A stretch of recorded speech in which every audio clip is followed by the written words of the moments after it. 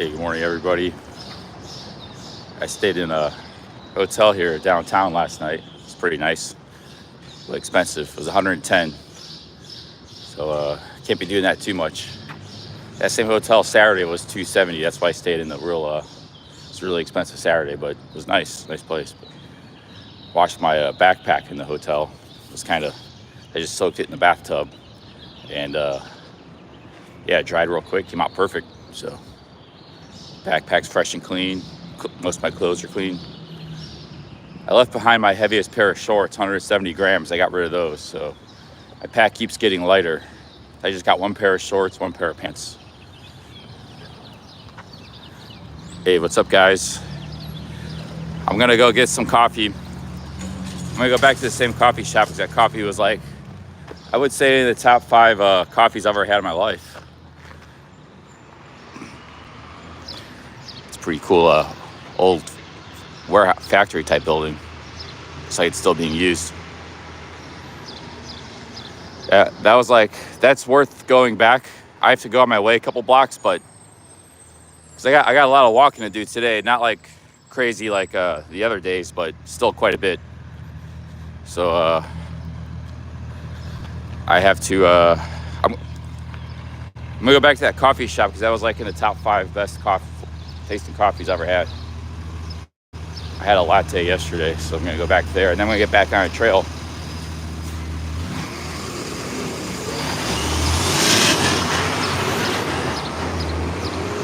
I just rested up all night last night, and I'm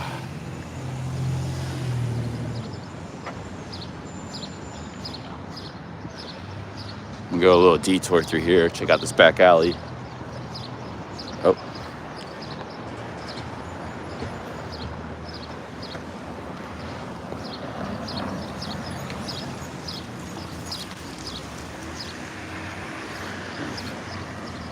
Jaywalking skills are rusty.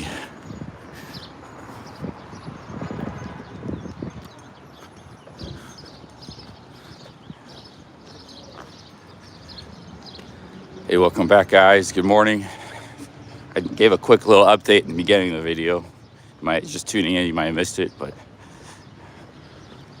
I'll be talking about that again later. Pretty cool little city here, Massillon. I was looking at some comments. I was walking by some of those old houses and apartment buildings yesterday. Somebody said, "Oh, the apartment's probably $1,800 a month." No, the average apartment rent's only $700 a month in the Canton area. I did a Google search, so probably get a nice apartment there in those places for $600 a month. That's California, bro. You're thinking about $1,800 a month. The average rent nationwide is like $1,050. Here in this area, it's like $700. That's the average. So that's like 2-bedroom apartments and stuff. You know, mostly what you get in America is 2-bedroom apartments. They're big, you know, over 1,000 square feet. Apartments are a lot bigger than like in Thailand. So here is 700, and LA might be 1,800. You know, but so yeah, it's a very, very cheap place to live. Some cool buildings here. That bar is called the Hideaway. What other place was called the Highway? There's a movie, wasn't it, called the Highway or something? It's not really well hidden. I guess it is a little bit in these alleyways.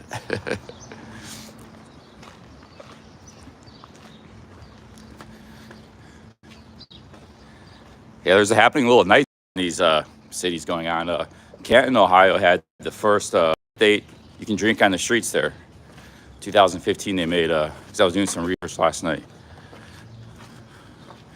Yeah, that's the average. So you can probably get a 1-bedroom for $600, a nice one, you know, $500-600. That's the Canton, Massillon area, this county. I don't know what it is in other counties, but like Akron and Cleveland, but it's probably not too much different, you know. You got like bars here. There's a nightlife. There's a nice bar here, like a club. The Hideaway Lounge. Must be 21 to enter. This might be like see, they're open until like 3 in the morning. Closed on Sunday. So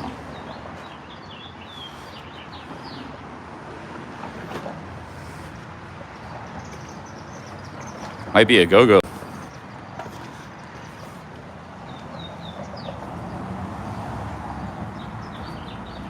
I gotta get back on the trail. I'm gonna go back to that coffee shop I had yesterday because that was like one of the top 5 coffees I ever had. The reason it's not number 1, I mean, it's right up there with them, but it's because this is what I ate yesterday. Smiley's Italian Ristorante Pizzeria. It's pretty good. I had fried zucchini sticks, a giant salad, and raviolis. Or fried zucchini. Not zucchini sticks, just zucchini. Well, there's the dresses they gotta wear when they get married, so it can't be that big.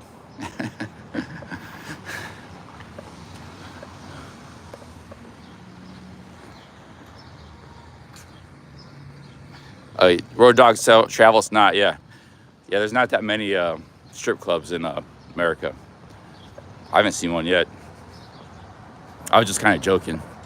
It's probably just a normal bar. It might be kind of like a nightclub / bar, more on the nightclub side.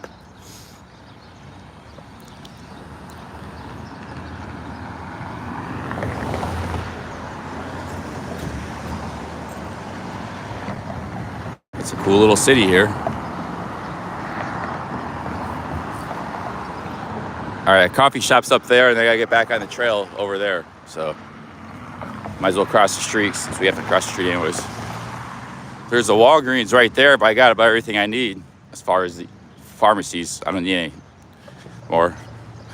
My feet was feeling pretty good. I thought it was like feeling pretty good, but once I put these shoes on, shoes might be part of the problem. I don't know. I put some more Compeed. I think they'll be all right, but it's not 100% best situation.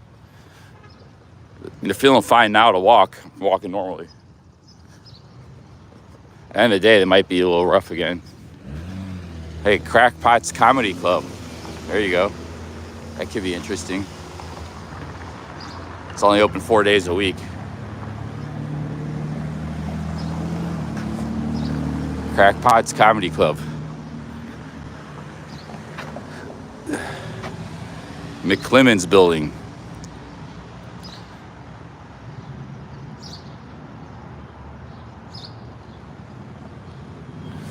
Built in 1909. Yeah, this coffee shop was one of the top 5 coffees I ever had, and that's saying a lot because once in a while I used to go to these places in Japan. It's like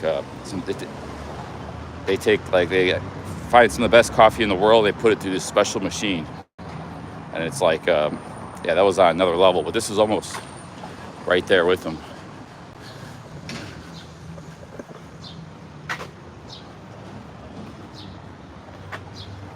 The Alibi must be another bar or something. That's the Alibi.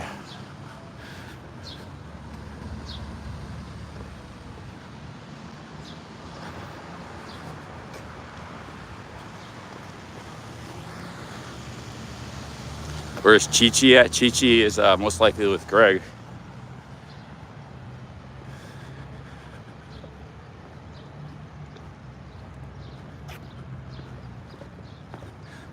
Yesterday was my first day in the red.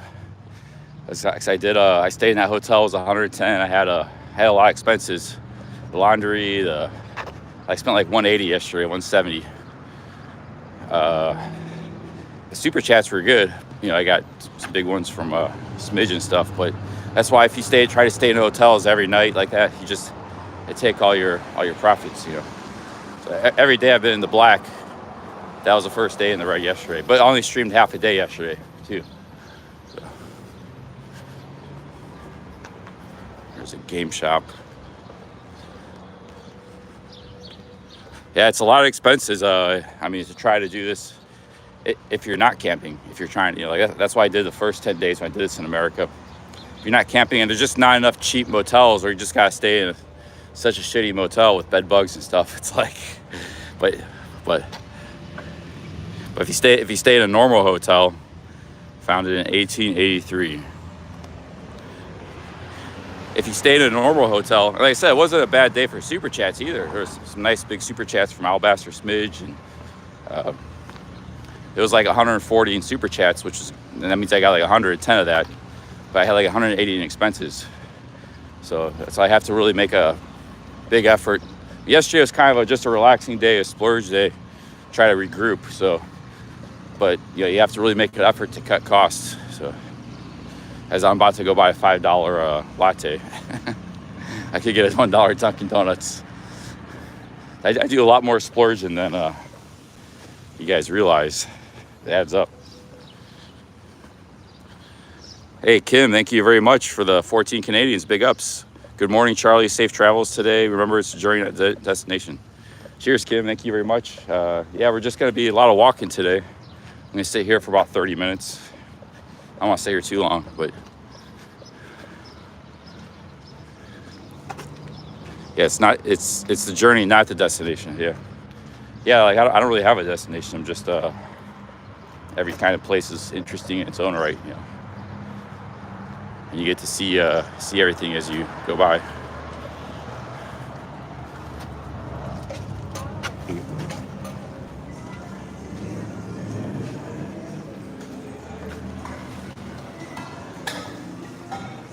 I got copyright. Might have to mute.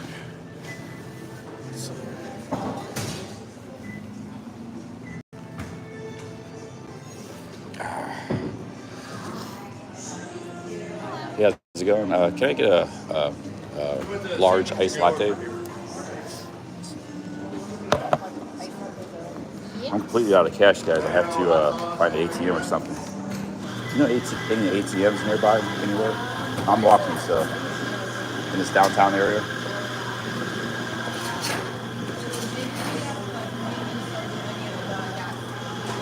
Maybe a gas station? Oh, yeah, there. I know they do. Okay, thanks. And the Walgreens does too. They have it. Okay. Oh yeah, I might stop by the Walgreens. Can I get some extra liquid sugar in it too? Yes, you can. Is that extra? Or? No, it's not. Oh. How do I do this here? Oh, just swipe it. Chip it in there. Chip facing you. So turn it around. Facing me. Okay.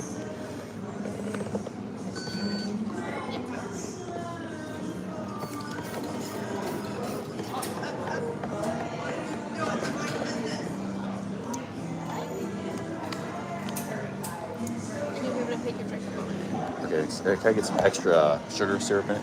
Yeah. Regular sugar, thanks.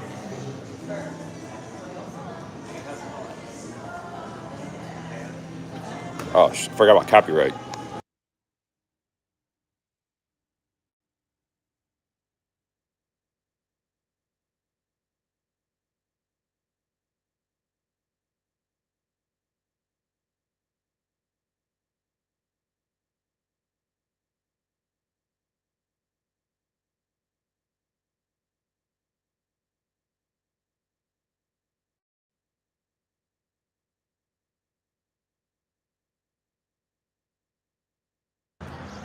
I'm going to stand outside because of the copyright music. I don't want to wait there muted. Thanks again, Kim, for the 14. I got a large iced latte coming. Did I order iced latte? I might have just got regular. I kind of want the iced latte. Where's Chi-Chi's beer? That was it. Yeah, I'm not even going to have much of a breakfast. I had a massive dinner yesterday at that Italian restaurant I walked by. Fried zucchini, giant chicken salad, and raviolis. Oh, I did get an iced latte. Okay, good. It's not too hot today. It's only like it's supposed to be 75. It's supposed to rain a little bit this afternoon. And but tomorrow's going to be a real hot day. The good news, it's only going to be lasting, in the nighttime, it's only going to be in the mid-60s, low 60s. I'll be able to camp.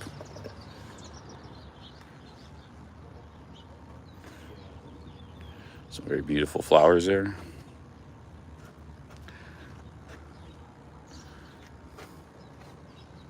This must have been a factory or some sort of factory, or actually looks like an old auto show house. They used to sell automobiles maybe here.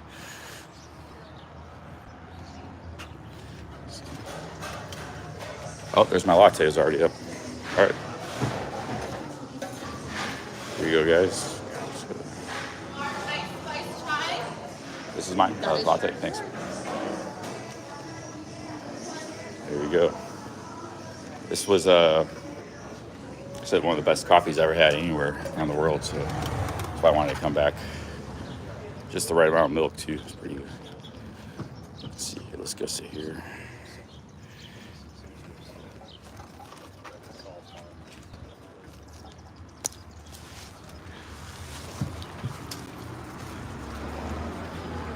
There's my pack. I got 2 liters of water. I got a liter there, a liter there. I'm thinking about getting rid of the big power bank. My big power bank was only able to charge halfway the whole night of charging. I don't use it that much anyways. So this is my breakfast.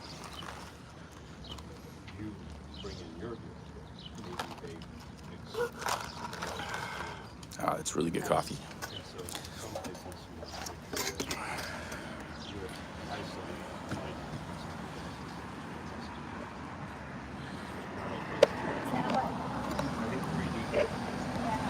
I wouldn't mind hanging out here a little more. I mean, there's a rec center. I could use the gym, shoot basketball, pool. It's just the hotel's too expensive. You know, if the hotel was $60, I'd probably spend another day here, $60 or $70. But it's like $120 tonight. Last night was $110.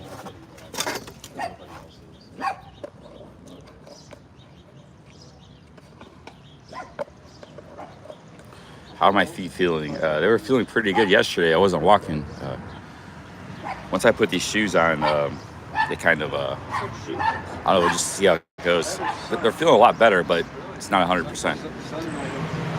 There's a chance it might be re-aggravated again. I have to walk quite a bit of miles today. Not like a crazy amount, like 18, but, you know, a lot, still a lot.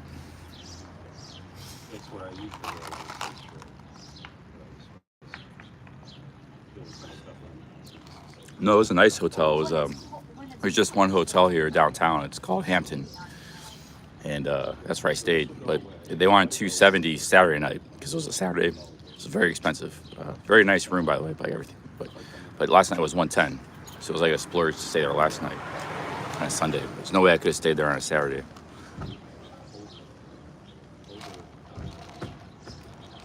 But yeah, that's these hotels can really break the bank here, take all my profits. But like the other day, I did only spent about 40 because I camped. And I just had some food expenses, and I think one Lyft ride was 20, so it's 20 for a Lyft, 20 for food. Today should be a cheap day. Most likely be camping tonight. Weather's gonna be really good for it, I think.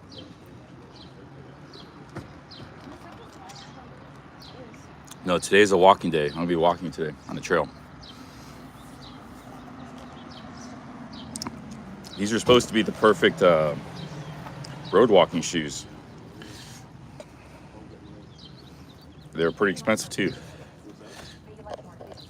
I got a little. That's kind of where the problem was happening right there. Maybe my feet are kind of shaped a little strange, but I got some Compete on there. I might put some moleskin on there later. I didn't put any moleskin on. That helps.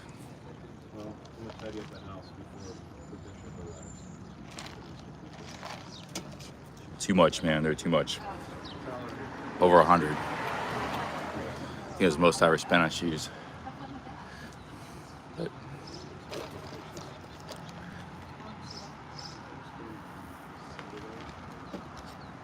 a lot of shoes give me problems, but I don't not really necessarily blaming the shoe. I think it was just the excessive amount of walking.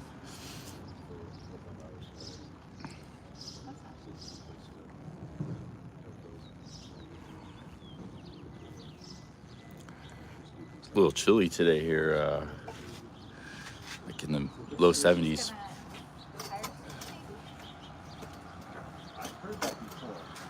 This week it's gonna be hot. It's gonna be like 80s, high 80s and stuff, but at night the key thing is the humidity and the temperature at night. If it gets down to like the low 60s at night, that's perfect for camping. It looks like all week it's going to be, even though it's going to be hot in the day, it's going to be down into the low 60s at night. So we might be able to camp a lot this week, which is good. Bobby says shoes are one thing to spend a little extra on if they were quality. I agree. That was my whole thought process. But sometimes you spend a little extra and they still don't work. I mean, they feel good. They feel good to put them on. If I bought these at a store, you know, would have been I would have still bought them. It's just the excessive amount of miles. You don't know how your feet are going to react to that. Seb removes the insoles of his and custom orders new insoles. Wow. That might be a bit good trick. Pineapple says it was hard coming back to the U.S. after living in Colombia for a while. $110 a night for a hotel is insane. Colombia, yeah, I know it's the same way. I've traveled in all those countries, same way.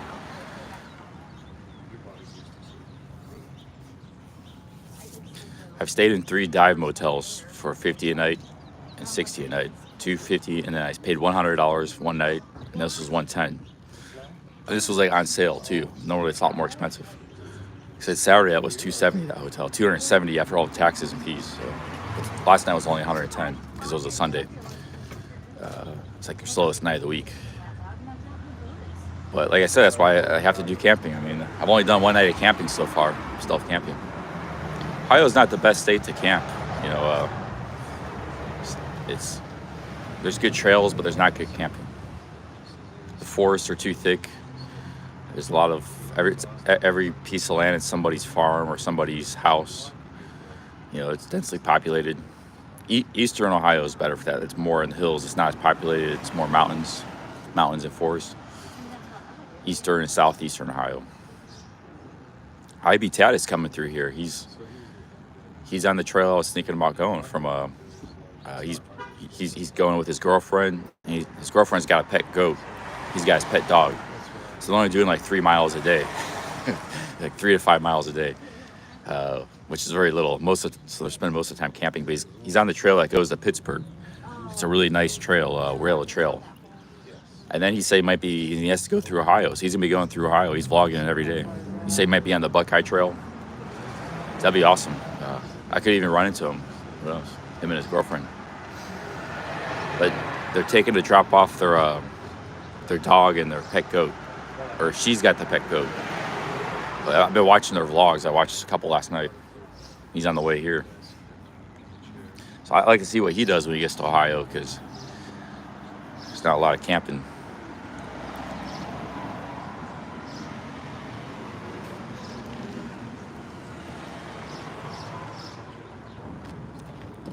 Bobby Kimball says lots of great camping in Michigan. Yeah, just think how the difference is southern Michigan, which is like Ohio. It's a lot of cities and farmland compared to northern Michigan. Northern Michigan, you're probably very easy to camp. You know.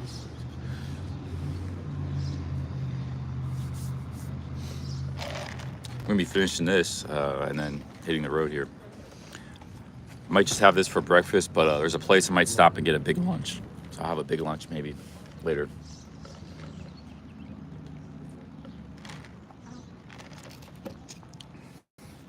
I'm out of cash. I need to find an ATM. I've just been using my plastic everywhere I go.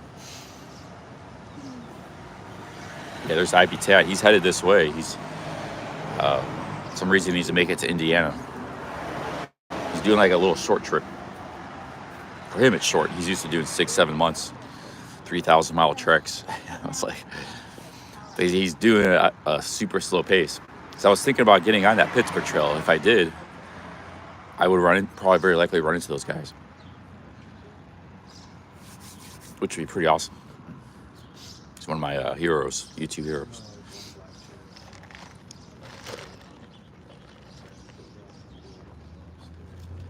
The Katy Trail's in Missouri. It goes across the state of Missouri from St. Louis to Kansas City. Seb Cam did that. I would like to do some of those trails out in the middle of the country. But it's very, very hot there. It's like they had an ultra heat wave there, and it's every day. Like here, it's just 1 or 2 days, and then it goes back to normal. You know?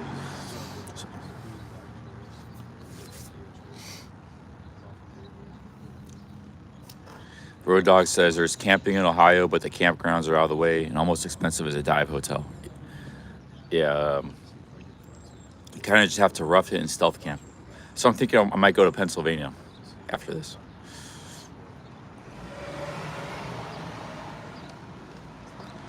DK57 said he grew up in St. Louis. It gets just as hot as Texas there, just not for as long. Yeah, in the peak summer, it's very hot in those plain states for about maybe 2 months out of the year. Oh yeah, forgot about there's Chase Pink. I have to go back that way. So there's Chase Pink and there's Walgreens.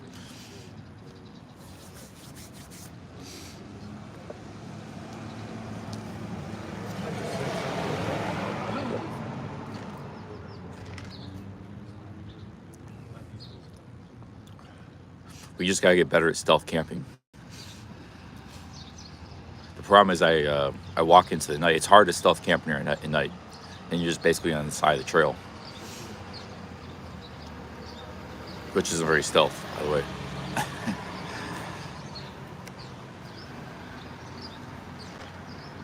Hey, how's it going, GM Volvo? Pretty good.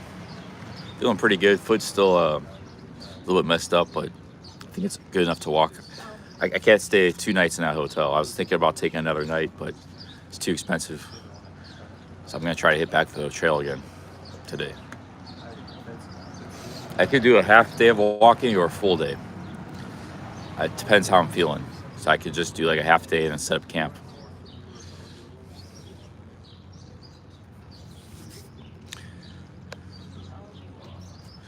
Hop Frog says Pennsylvania is murder on the feet, very rocky terrain. Well, Hop Frog, that's the Appalachian Trail. They call it Rocksylvania.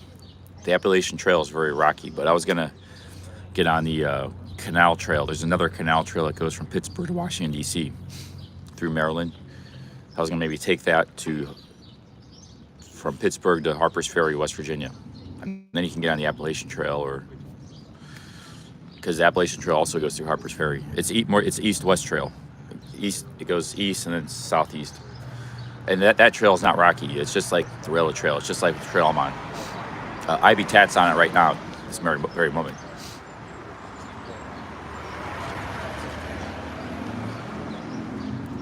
But I think it'd be better for camping, even though it's not the Appalachian Trail.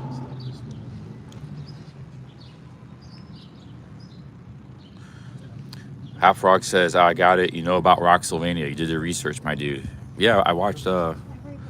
I've done some research. Now, people keep asking me too if I was trained for this, and I said kind of no, because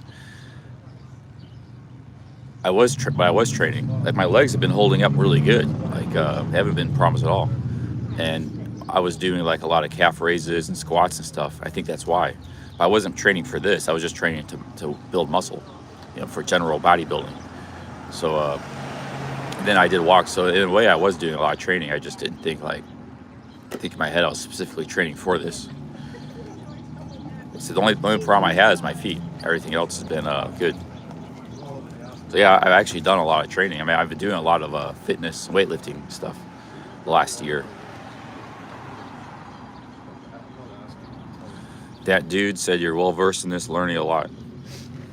For me, it's been a lot of entertainment, watching these guys on YouTube and stuff do the Appalachian Trail. And Todd Taylor says, big ups, Charlie. Have you considered some trails on the bike? Yeah, we've talked about that. A lot of people suggested, the bike's not for me. Like, I like walking.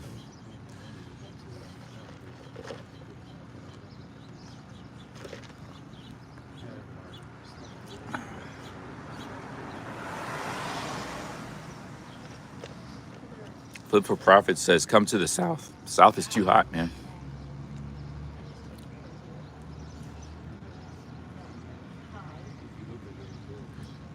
How many miles do I average per day? I did first day I did 19. Day 2 I did 0. Day 3 I did 18.5. Day 4 I did 17.5. Day 5 I did 8. That was, my feet were really messed up. I still did 8 miles that day. Yesterday it was like just 2 or 3, just general walking around. And today it's gonna be maybe 12 to 15. 8 to 15, depending on how far I go today.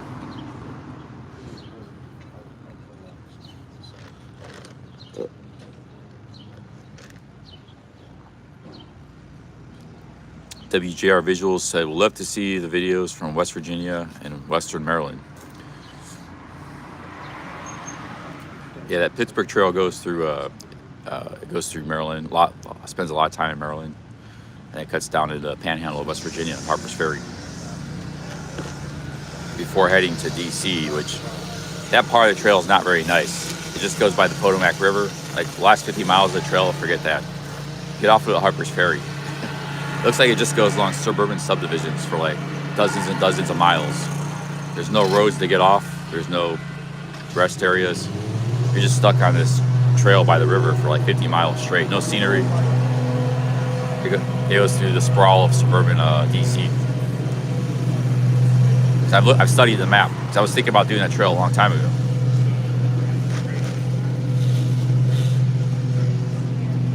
Pittsburgh to Harper's Ferry is good.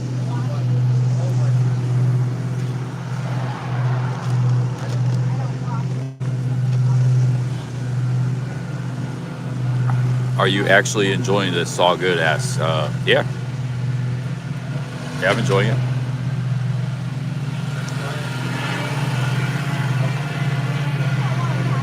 Like I said, I could go to Mexico or go to Las Vegas or Miami or New York, have cheaper expenses, go anytime. Because they have hostels in those places, in those American cities. San Francisco, there's no hostels here. And I go to Mexico, hotels are $20 a night, $15 a night, so I wouldn't be doing this if I wasn't enjoying it. It says I'm using these streams as a we got lawnmowers here, so I think I'm out of the coffee anyways. Let's head out. We got real loud coffee.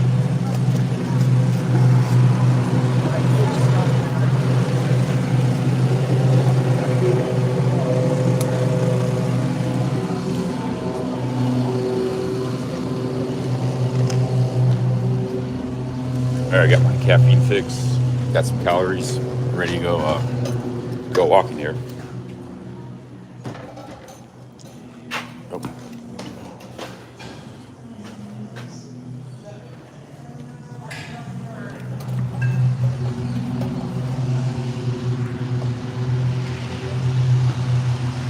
All right, first thing is we need to find an ATM. I need to have some cash on hand. I do have some emergency cash, just a little bit, but it's stashed. It's not easy to get to. It's hidden, stashed. That's supposed to be for emergency, anyways.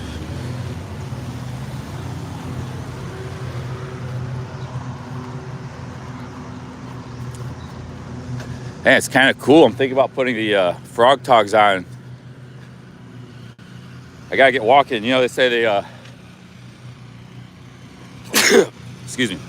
They say in canoeing the heat is in the paddle. It means you're getting cool, and the same thing, the heat's in the walking. So if you're getting cool, just pick up your pace. I was just sitting down for a while. Pick up your pace and start walking faster. That'll generate body heat. Usually don't get cool when you're hiking.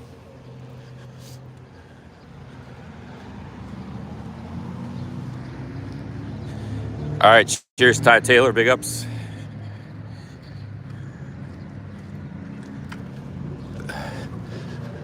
Yeah, I'm enjoying this, but I'm also using it as kind of a training template for better fitness and also good at camping, like good at stealth camping.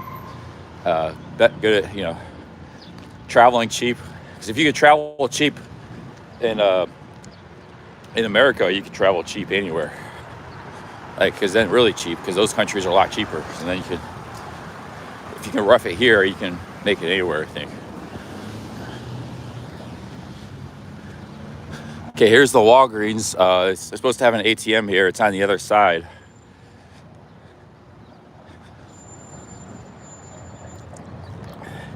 Yeah, there's a hobby shop. They were closed yesterday. I would have stopped inside, but I don't do much with that stuff anymore. But they have a lot of. That might not be their specialty. It looked like they had a lot of stuff they sell. Okay, the Walgreens might have a pharmacy. Also, there's a Chase Bank here. Let's go to the Chase Bank. Chase, Manhattan.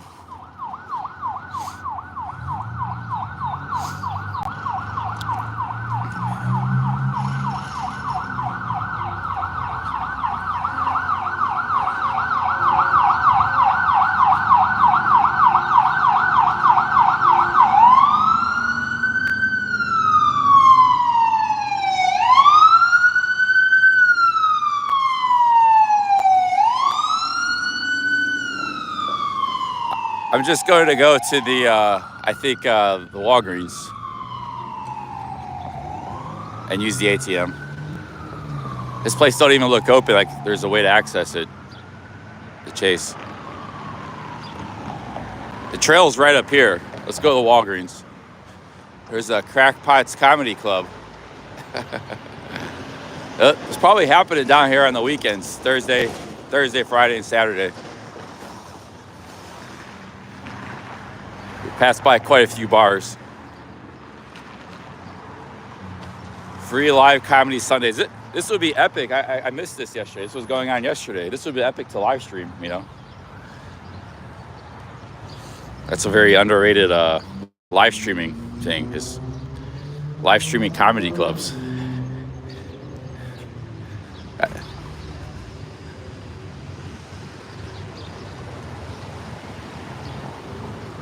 Okay, here's the Walgreens. I gotta use an ATM, get some cash.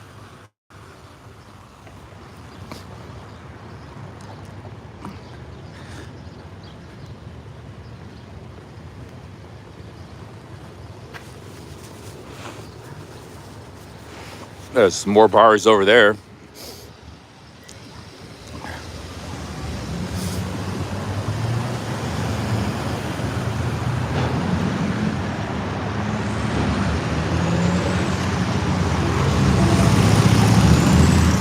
There's the ATM jackpot.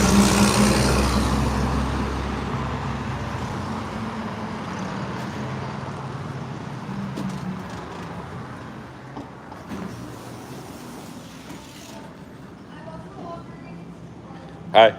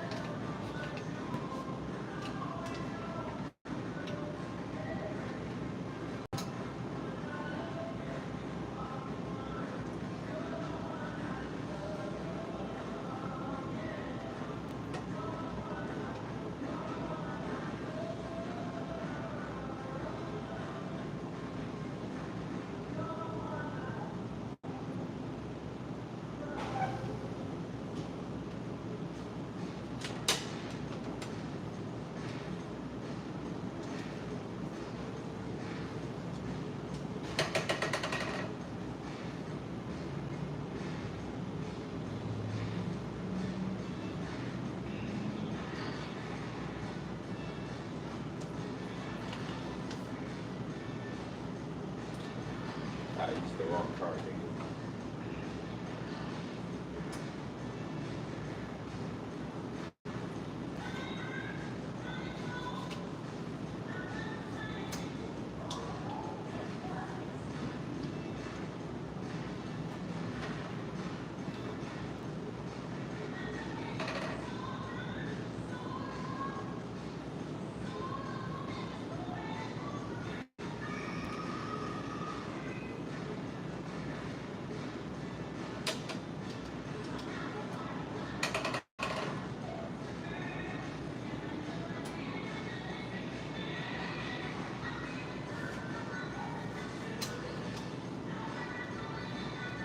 We were getting copyrighted. Not gonna be able to not get copyrighted every stream. This is a weird ATM. What's going on here?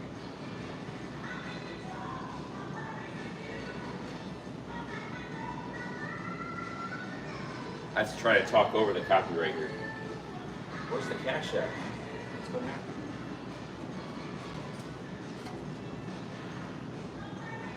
There's no cash coming out.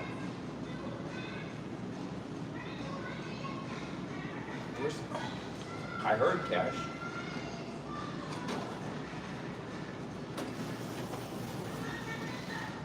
man, the ATM didn't dispense any cash. It said take the cash. Do you know anything about?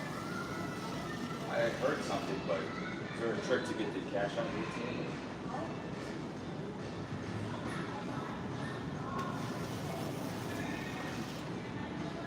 I don't know if you guys see anything.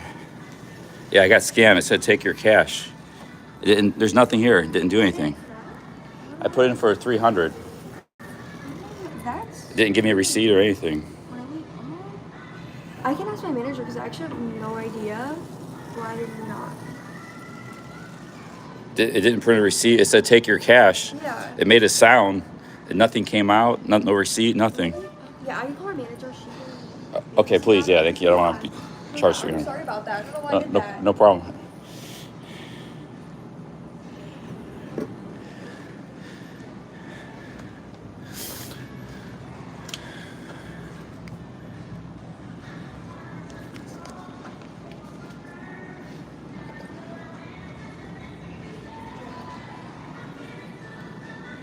I have to go to my phone and check the balance.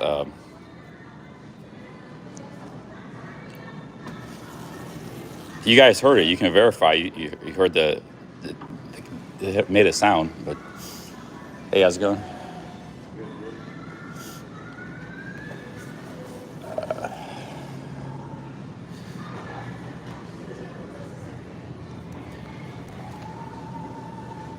I got my card. Yeah, it gave me my card back, but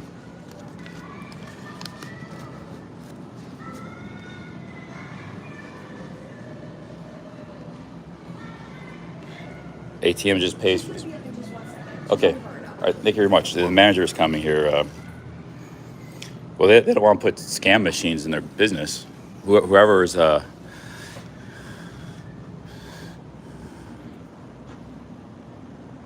right. Let me check my balance, guys. I'm going to check my balance here real quick. Tyler and Heron says this happened to me once. Lost 250 pounds. And they charged a fee too. I was going to take just 200 out. They charged a $4 fee. So that's why I upped it. So the fee was as high as a percentage. I tried to withdraw 300. I'm going to check in the account right now, right? On the phone. Or we'll wait till the manager comes. Yeah, no receipt came out.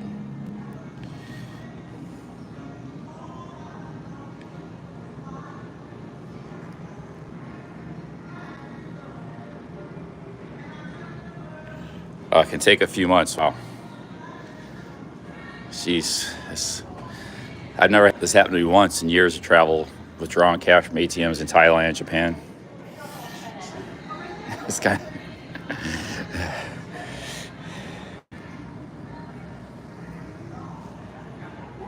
No Clue says, oh, apparently it's happened to lots of people. It happened to him 2 weeks ago.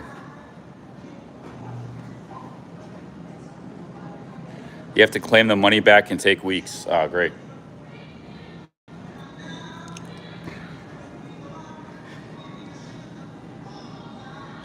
All right, I'm going to check my balance here. Well, I'm going to talk to the manager first, see if she can do anything. Okay, I'll do it now. Okay, I'll do it now. Check. Yeah, I just checked my. Guys, I just checked my bank balance. It said 300. ATM was just withdrawn. No cash came out or nothing. Kenny Gray, thank you very much for the 450 pounds. Cheers. Yeah, it said I took 300 out and nothing came out. No receipt. No nothing. It says right my bank balance.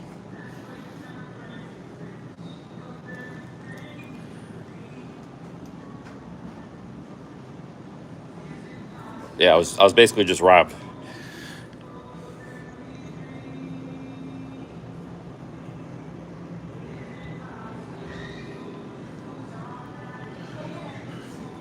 Kenny, thank you very much for the 450.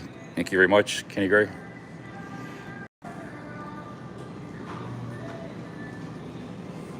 Yeah, I did. I did. There's nothing to lift up, no flap. You know, it's just cash is supposed to come out there. Pull on the green thing hard. It's not a skimmer.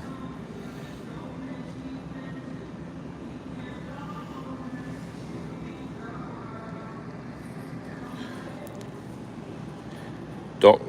Well, I thought it's inside of a store, so it should be safe. They don't want these people can't set up a scam inside of a store. They usually it's a street ATM. They would do that.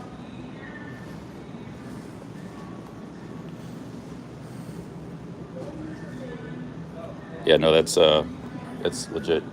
Let's see if the manager is gonna come here. She must be busy.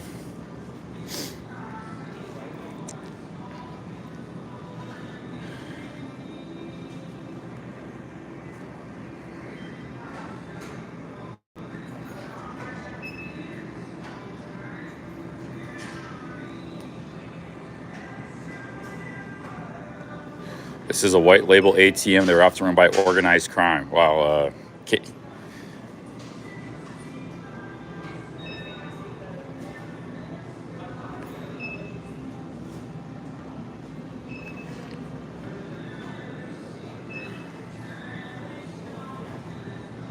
Yeah, well, if there's no cash in the machine, why are they taking people's money?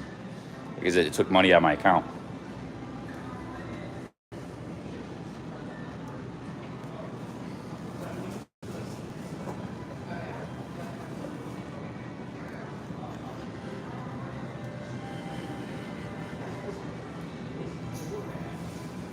Yeah, I don't mind if the cash was out and I just go another, it says we're out of cash.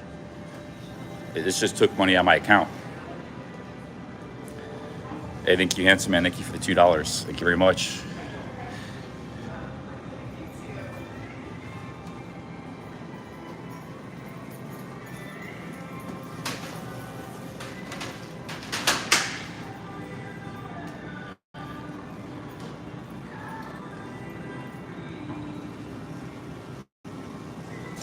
No, no cash came out. No receipt, no cash.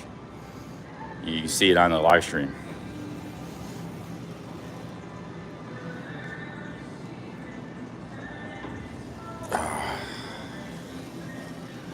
Yeah, but I don't have a lot of cash on hand. I'm getting a lot of super chats, but I don't get those till July 20th. I got a lot of a lot of months. A lot of days of traveling. A lot of expenses coming up. To get to the next paycheck. That 300 would be a big hit.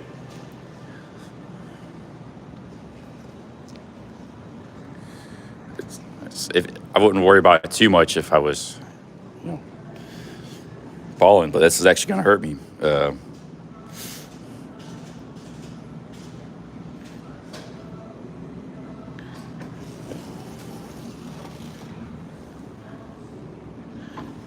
It's kind of scam machine.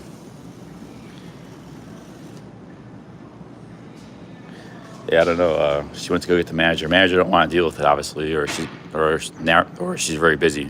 There's nobody in the store. There's only been like 2 customers since I've been here. My bank takes 3 months to sort this ATM stuff out.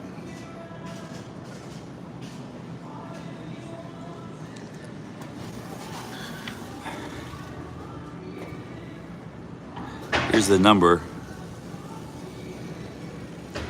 See, this is just to report vandalism, cardtronics.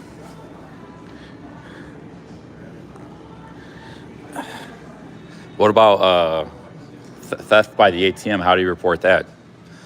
I guess I have to get it back from the bank.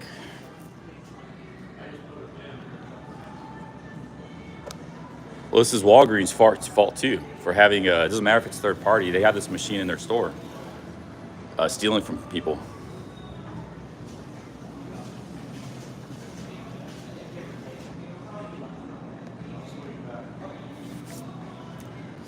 Walgreens is a big, huge chain.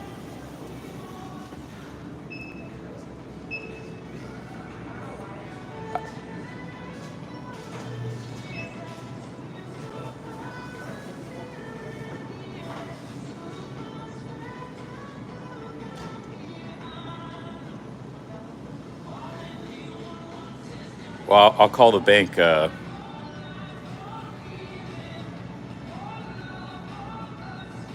getting copyrighted too. I think I'm going to call the bank, restart the stream back over. Because I'm getting copyrighted anyways here. This is a disaster coming to Walgreens. They got copyrighted, $300 stolen. I should have gone to Chase. There's Chase Bank right there.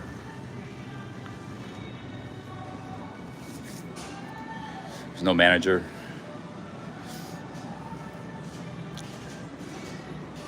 I'm going to talk to the lady here. There's another lady. I think there was a lady here. She went to go get the manager like 10 minutes ago.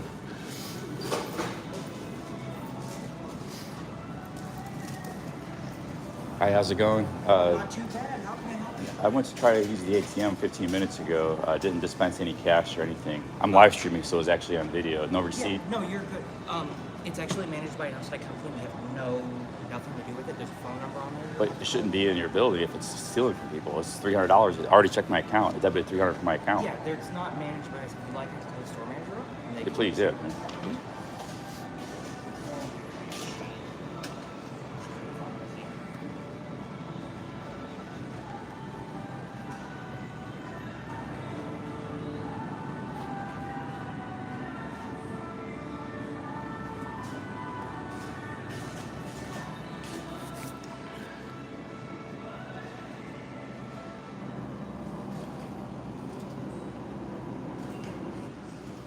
All banks are closed due to federal holiday.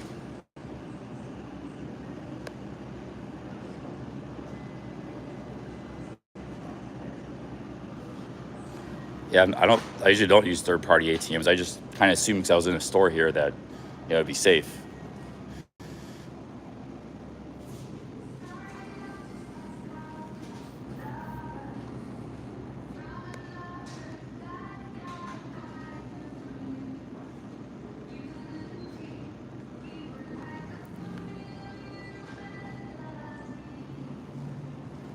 I'm not going to delete the stream. I usually don't delete the streams anyways right now.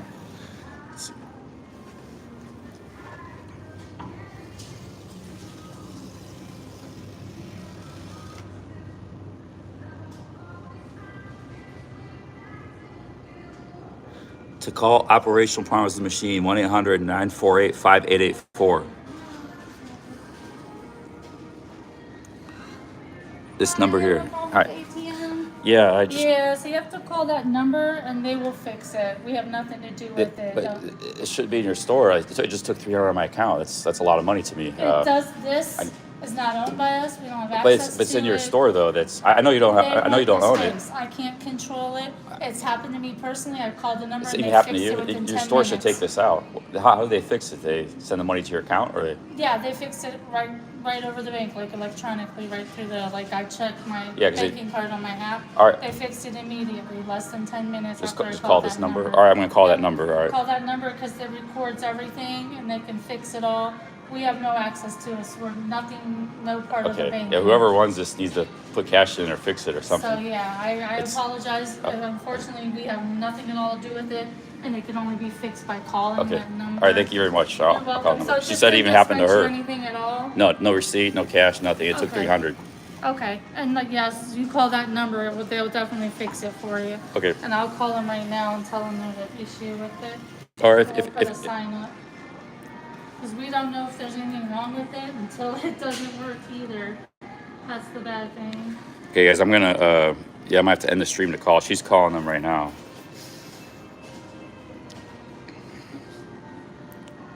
Yeah, I need an order sign, but whoever runs this could be like another city. They just don't come here often. They need to send a technician out or something. Yeah, but it shouldn't charge you for 300 if it's out of cash. It charged it on my bank account.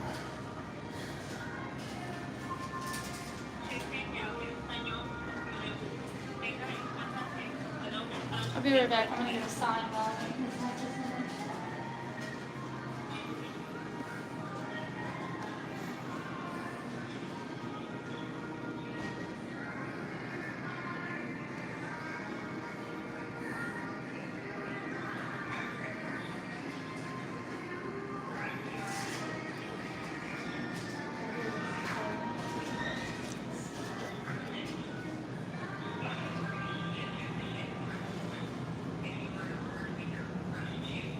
She said it happened to her. She called the number there and they returned it money in 10 minutes. I could call and keep the stream going. The stream is gonna pause.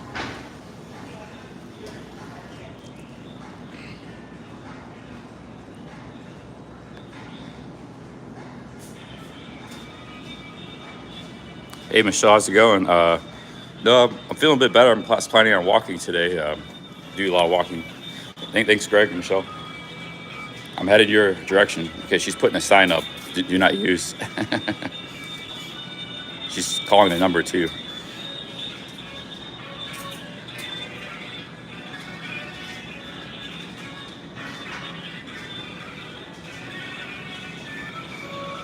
Out of order.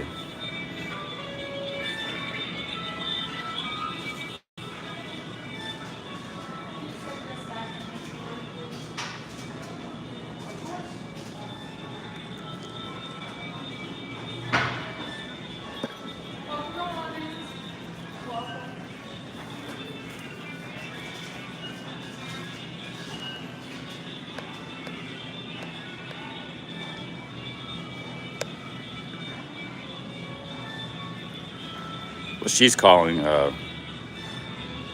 Okay, I'll call. Guys, I'm going to end the stream. Or I'm just going to keep the stream going. I'll be back maybe in 10 minutes. And then I'll be back. All right, thanks for your help. Wow, totally not helpful.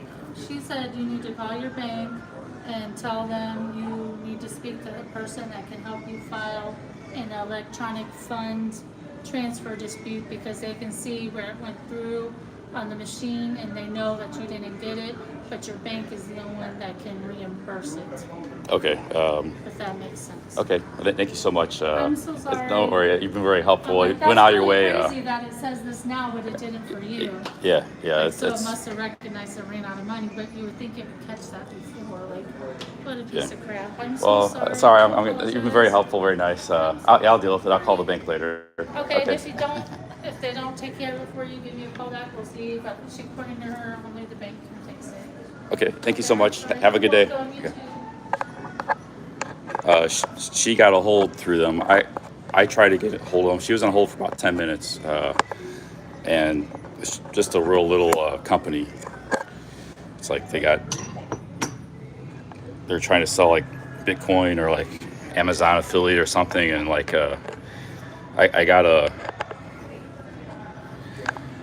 I have to go through the bank. So, all right, guys. Well, I have to get back on my day. I'm just going to call the bank later.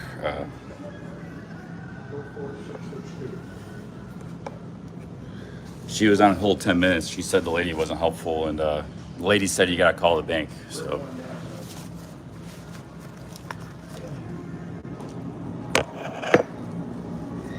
I called too. I called and I couldn't get through them. I already did call them. She got through. The lady just told her. We both called them. The lady said call the bank. So. All right, I'm gonna call my bank. I guess I'll go outside here. Get out of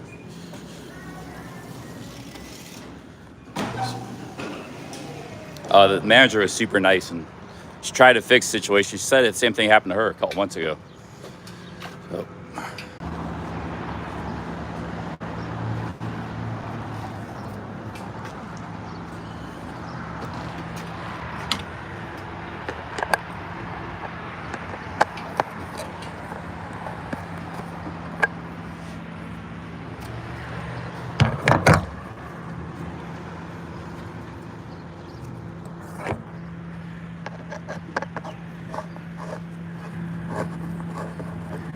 Hey guys, I'll be with you in a minute.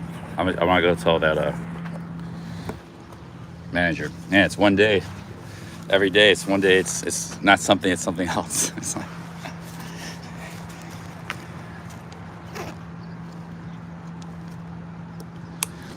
I'm gonna tell the manager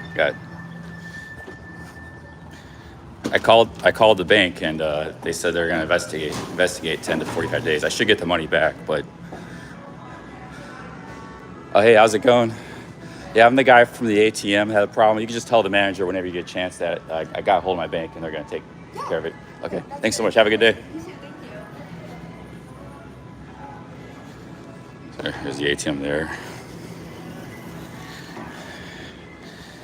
All right, guys, let's get hiking. It's not much I can do now. It's out of my hands. I called the company, called the bank. My bank is, they're going to investigate it. It's going to take 10 to 45 days. So I told them I have video footage too, but so what they're going to do, they're just going to call the company and verify if I have. But I still need money. I still need some cash, but I guess I'll just, what's this? There's a grocery store here. Yeah, I already got a hold of my bank. I got a hold of the fraud division and stuff. They're on it, so they're gonna take care of it. Yeah, 10 to 45 days. So. What is this store here? Is this a grocery store? I still need to use an ATM. I still need cash. I could just wait. Here's a bank here. This looks like I never heard of this bank. See if they got an ATM. All the banks are closed. It's there's a Dollar Tree. All the banks are closed because it's a federal holiday, a new federal holiday, I guess, called Juneteenth. I've never heard that before. I guess it's a new holiday.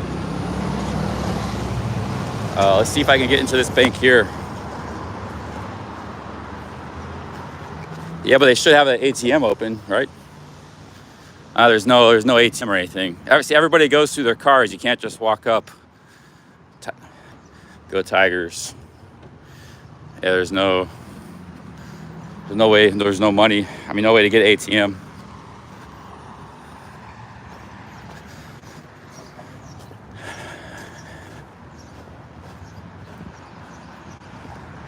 See, there's an ATM right there. You could try this ATM.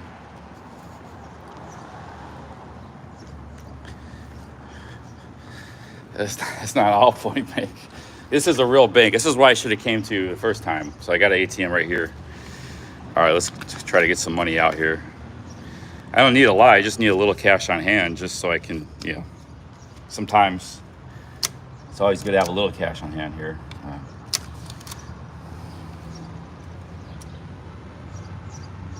Yeah, even the banks are drive through. You don't have to park and walk. You don't have to get out of your car ever.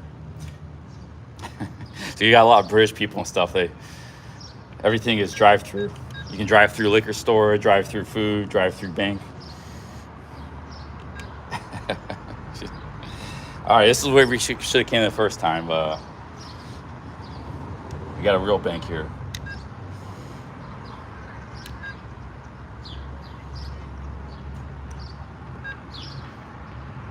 Hopefully they don't charge me an ATM fee. $4 ATM fee. Oh, man.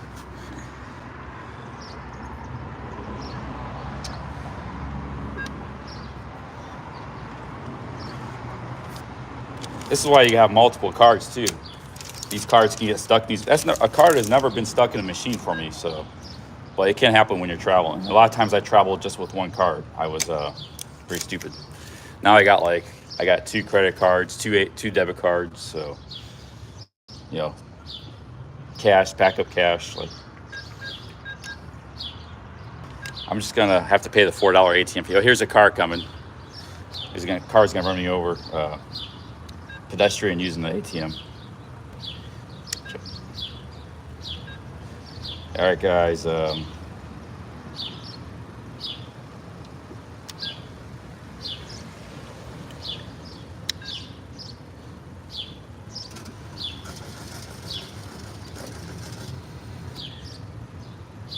Everybody, it sounds like everybody's got ATM stories. I've been pretty fortunate. This is the first time I think I've ever had an issue with ATMs. All my travels and years.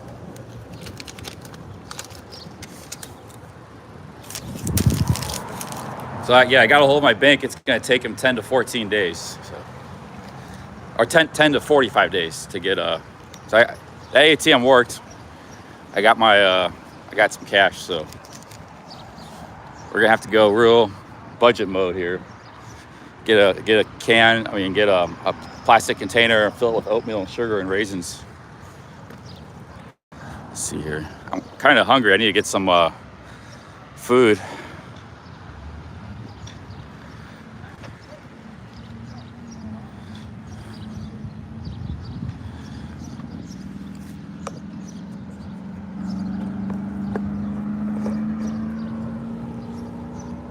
Maybe go get a couple sausage biscuits at McDonald's, my dudes.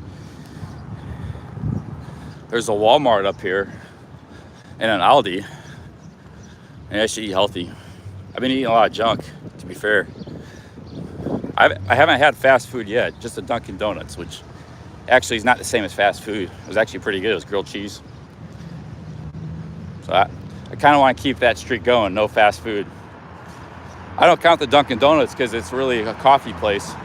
And then the food they do serve is not really like, it's just a normal like grilled cheese sandwich, like avocado toast. It's not your typical junk food.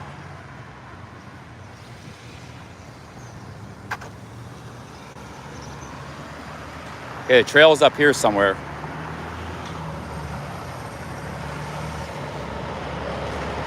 No, it's not like McDonald's, KFC, Burger King. It's a little bit different. So I'm not counting that as junk food. It's more like Panera Bread. Yeah, the donuts are kind of junk, but I'm just saying I haven't eaten a big junk food chain, fast food chain. So there's Dunkin' Donuts, so. I want to do this whole trip without ever eating McDonald's or Burger King or Taco Bell. No, Dunkin' Donuts isn't on that list. Because I need coffee and donuts sometimes. It's not the same.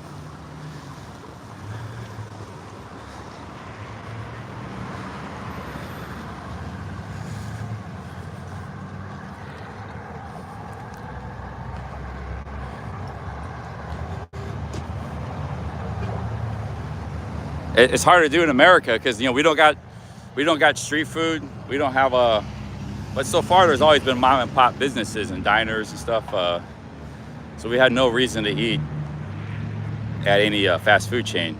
But that could, America is all about the fast food. It's very big, especially if you're on the go, So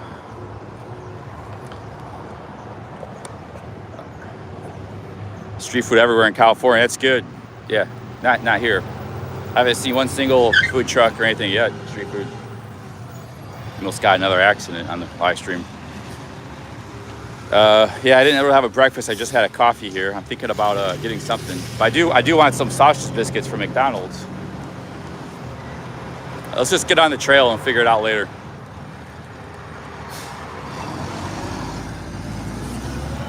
I got to check the map, guys. Sorry to leave you hanging again. I got to check the map just for 30 seconds.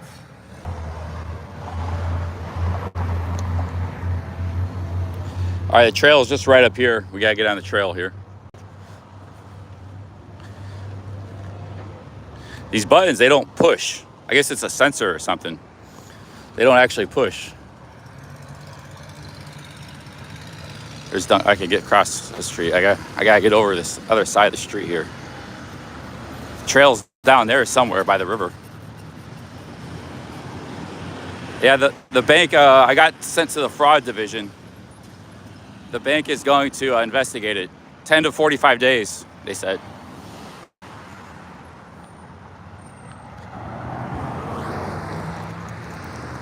Oh, hey, what's up, Greg? Yeah, no big deal. I just tried to get an ATM at Walmart, and it took my money. It didn't give me any money. It was on live stream, so $300, I'm out. But the bank's investigating it, and 10 to 45 days. So we're getting back on the trail now. Big ups, Greg. Yeah, at the Walgreens right there. All right, we got another green light here.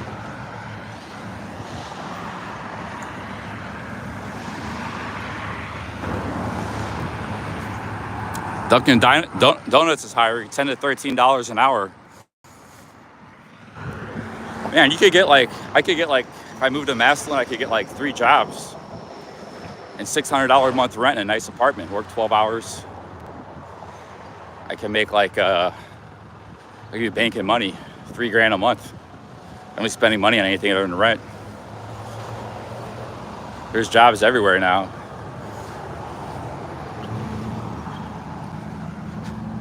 Okay, where's the trail at, my dudes? Should be up here somewhere.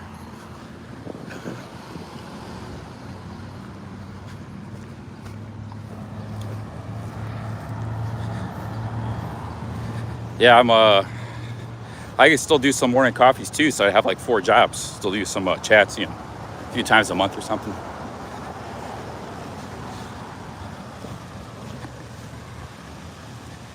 Yeah, we're walking today. Foot's still hurting a little bit, but it's a lot better. I think I can. I got the medication I put on it. I'm gonna put some moleskin back on it later. It's doing pretty good.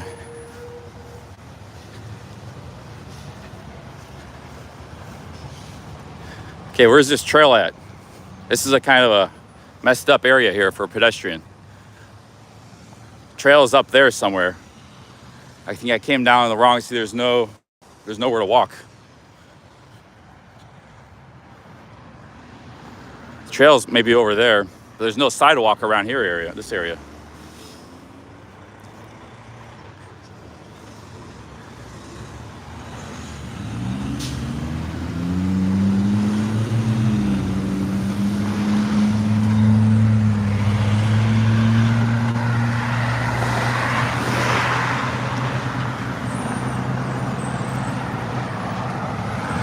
There's like traffic on this road.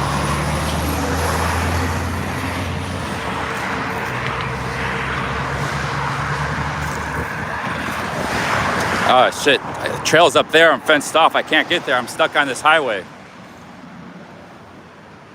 I got in the wrong part of town here. Pedestrian nightmare area. I think I gotta cross that bridge. I gotta go back through there, up there, and try to get on that bridge. That's why you have to use these trails. There's no way about it. Otherwise, you get stuck in this stuff endlessly. These kind of situations. You can't walk through here, and it's dangerous. And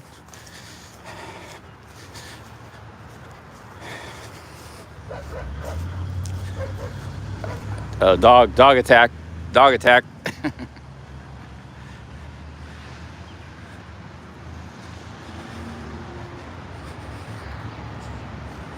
See, this is why I told Sebcam, like, it's so much easier to travel in other countries. It's cheap. It's pedestrian friendly. There's all kinds of transit, buses and trains, and there's taxis everywhere. They're cheap. Like, America's hard mode doing this kind of thing. You got a car or van, you're fine. But if you're trying to travel without a car, like normally, like that's how most people don't fly to other countries with their car. They just show up, and then America's super hard mode for this kind of stuff. So Seb is ready to run around the world. I told him you already did the hardest part. Everything else is a breeze. It's cheap and walk in the park. So I don't know. I gotta find this trail. I think I have to get on this bridge. Let me check the map. Yeah, I have to. Yeah, but he's been living in LA the last year, but his run across America was completed. And he's been selling in LA. He's got a job there or something. So that's why he has a vehicle. But when he ran, he didn't have anything. He's gonna be doing it across the world. So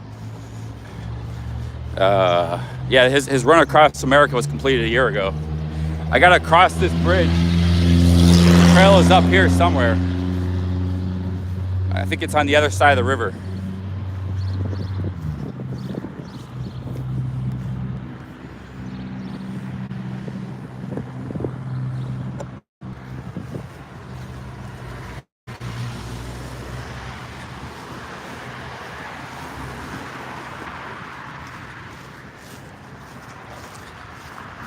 Yeah, I called the bank, and they said they're going to investigate it, fraud division.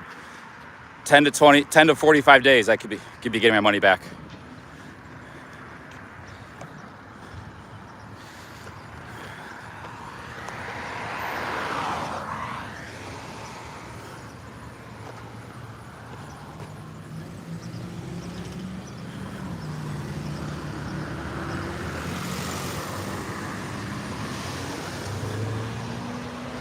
All right, the trail is over there. We gotta get across the river here, get back on the trail.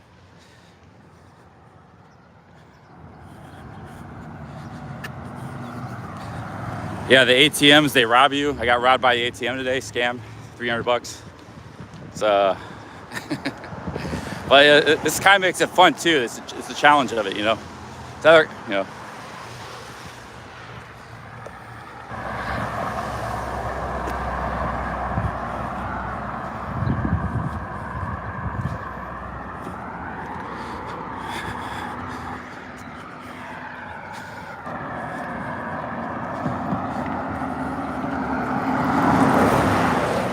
Yeah, there's a sidewalk here to get across the bridge, and the trail, that must be the trail right there.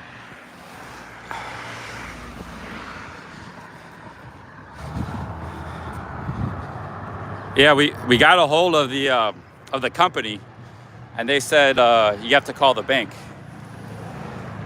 And the manager at Walgreens wasn't very pleased. Seemed like she wasn't being helpful. Or the manager at Walgreens is really nice, awesome, really really helpful. She said the same thing even happened to her a couple months ago. But the company gave her back the money right away. With me, they said I have to call a bank. That's what I did. The bank can credit the money.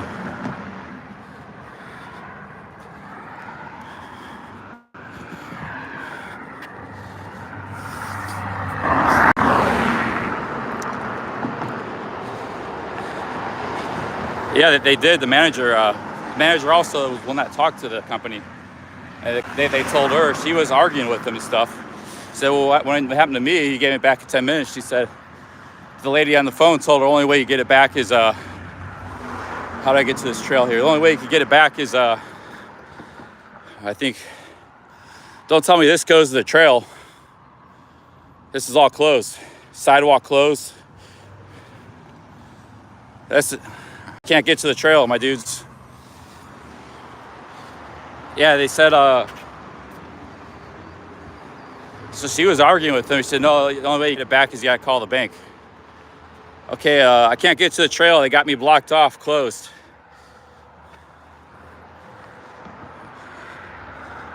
Oh man, what the hell? This is a train over there. That's no good.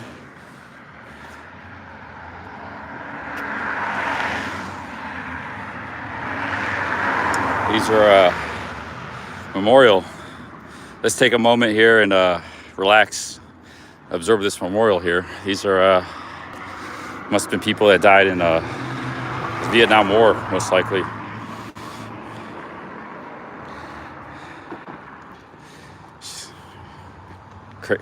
Crazy wars, man. 25 years old. Sergeant Maddox was in the first month of his Vietnam tour when he was killed by a sniper's bullet. That time he had been with the 4th Battalion.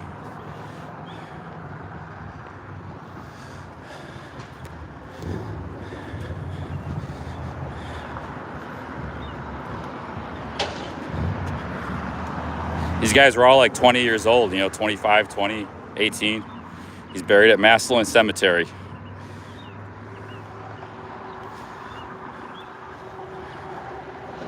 Then you look at these politicians, they want you to send a, they're just itching to fight a war at any moment. They're, the media, news are like, oh, let's send troops here, send troops there.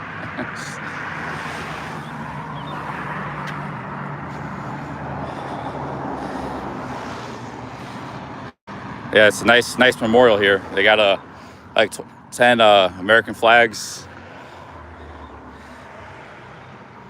Vernon Ray Riley, also at the cemetery, Massillon Cemetery, 22 years old.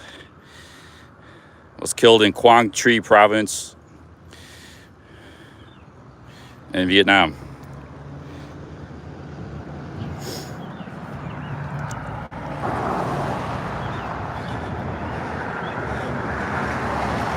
Okay, there's the railroad. I don't see the trail anywhere. I think that was the trail. That's just the railroad.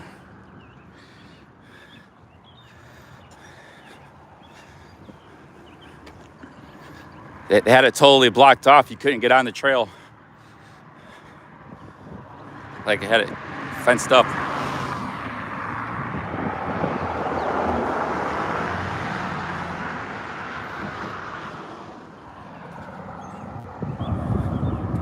Yeah, I thought that was the trail. Let me check my Google Maps.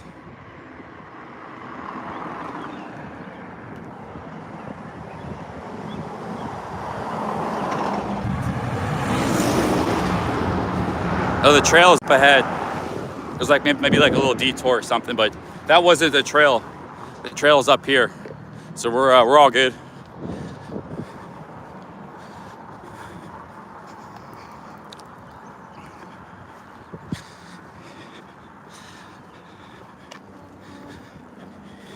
Yeah, and then these politicians were saying like you're anti-American or something if you're questioning war, like, you know, it's like, or if you're against war, you're like you're a traitor or something. Like some sick politicians in America right now, man. Not all of them, just some of them, but.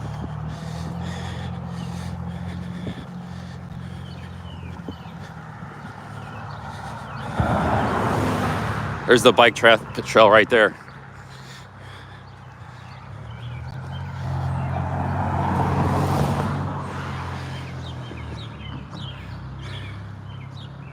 Yeah, there's a lot of good ones too, but all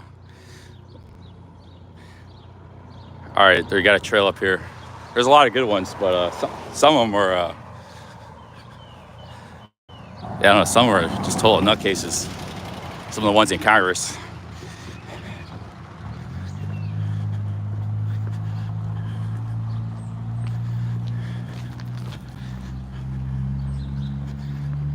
Both parties too. Like one party doesn't have a monopoly on it, although one kind of does. But this is kind of a cool little area.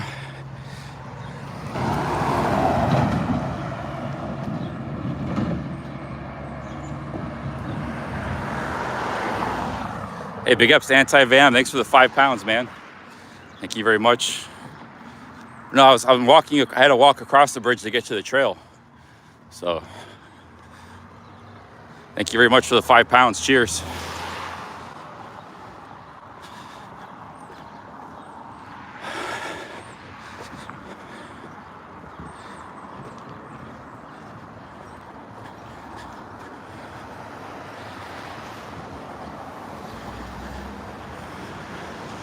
It's a cool store. Check this out. Lamps.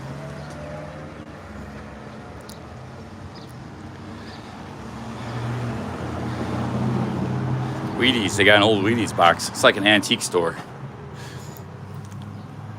Oh, a guy from Massillon was on the Wheaties. That's a big major collector's item around here. That's just a high school team. This guy was a high school player. He made the box of Wheaties. It was probably in the 70s or something, or 80s. That was like same box Michael Jordan stuff would be on. Yeah, it was like famous to get on the box of Wheaties. Same with Sports Illustrated cover. If you're a big athlete, you hit it big time. If you're on the Wheaties box or the Sports Illustrated. See here. I saw a sign for the trail up there. They used to have a lot of antique stores in this part of America. All these, but it's all gone now. It's all on eBay. Before eBay, there'd be like 20 antique stores in a row, just all old stuff from the 20s, you know, 100 years ago. You rarely ever see an antique store anymore. There's no money to be made it, no profit. And in the high dollar, the only reason maybe to have it is just to buy, you know, be able to buy stuff and then sell it online. But there used to be a lot of walk-in antique stores, you know. Okay, the trail is, we're trying to find the trail.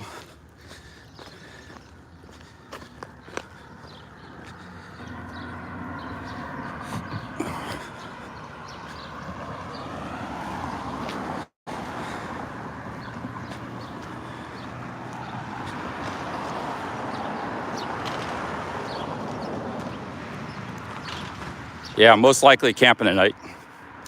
So the trail's down here somewhere. I don't know. Maybe it's down here. Maybe these guys would know. I think it's down here, yeah.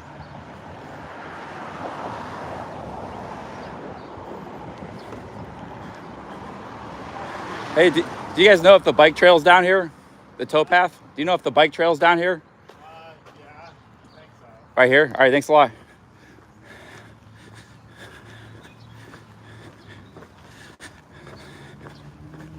Let's see here.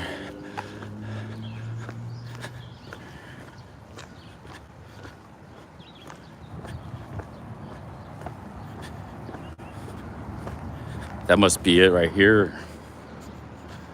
Must be a good place to camp. You always find the good places when you don't need it. I got a whole day of walking ahead of me. Sipo Valley Trail, that's not the one we need. We need the, yeah, and it's the other direction. Where the hell's the rail to trail?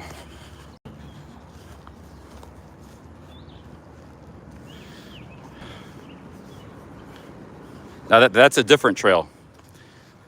The trail I'm on is called the Towpath Trail. This is some other trail, Sipo Valley. It's some other trail. And it's going in the wrong direction. I'm going south, that's north, so.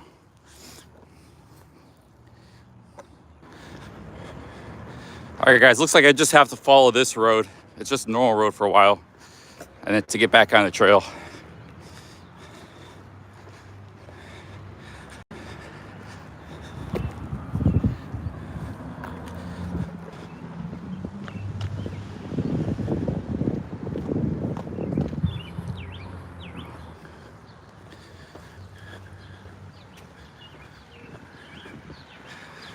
Yeah, we have to follow this road, I think.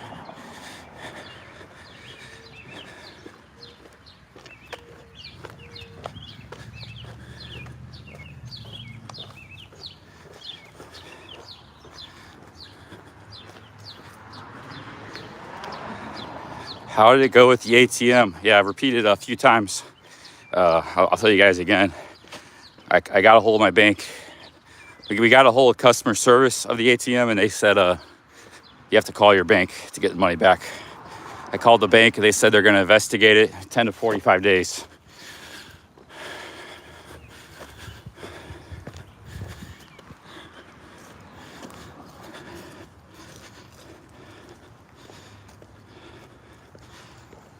We're moving on from the bank story. If anybody asks again, just tell them to come at the 86-minute mark. They repeated like 4 times already, 5 times. I don't think about it anymore. Just move on with my day. That's the heads up. That's the update. It's not a major deal, catastrophe. It doesn't help me, but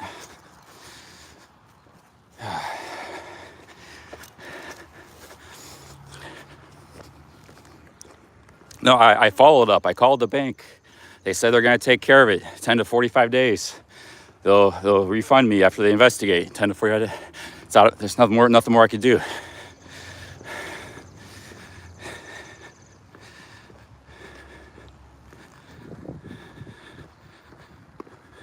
No clue. Mo said maybe he had the same bank. He said 45 days for his bank too.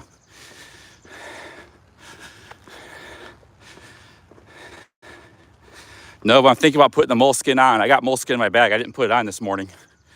These are pretty cool houses.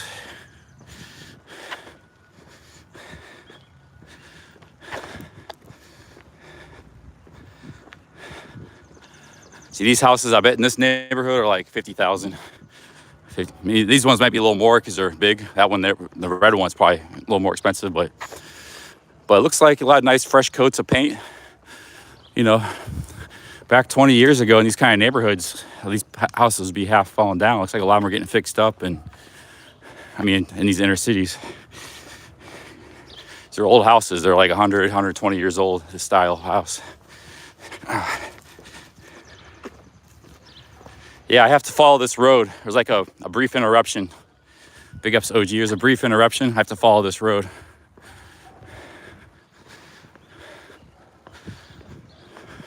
And I'll be back on the trail. These houses are probably like 50,000 each or something in that range. So this guy's doing some work on his roof here.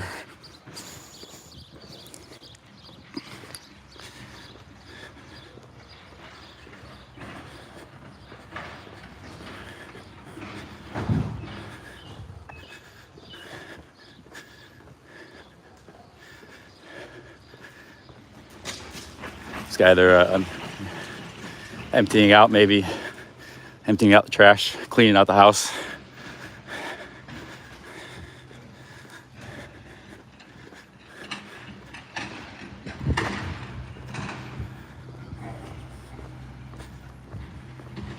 Yeah, trail's gonna be up here somewhere.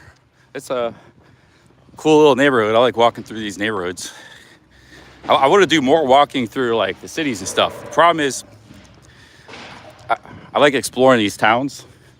I would like to do more exploring. The problem is I got to walk a lot of miles every day to get to the next place where I can potentially sleep, whether it's a campsite or a hotel. So that's why I got to do a lot of miles, because I have to get to where I can get a rest. I can't just rest anywhere. I can't just rest here. It's like, I have to plan my rest stop, my sleeping spots, you know.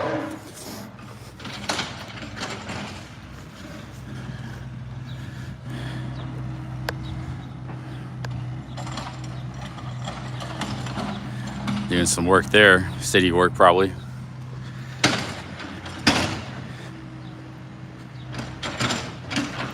Alan K, he says, you're from Romania. Yeah, this is what inner city America looks like.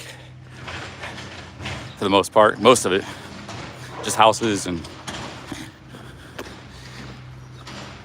he's from Romania.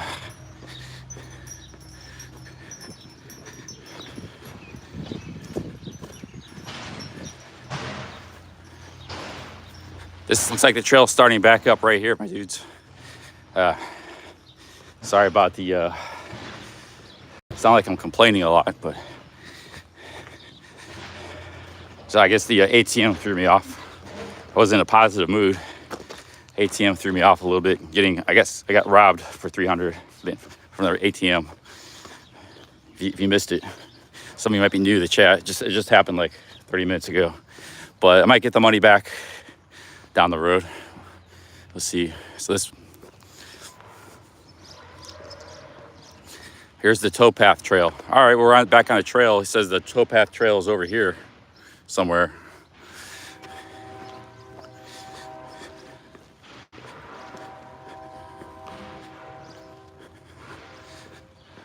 No, Kim, we're fine. We're fine.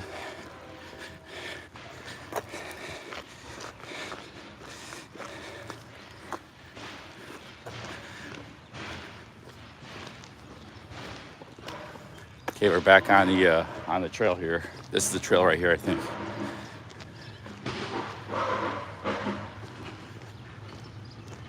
It's getting kind of hot. I'm gonna take my shirt off. Get some moleskin on my feet, I think. Check this tree out.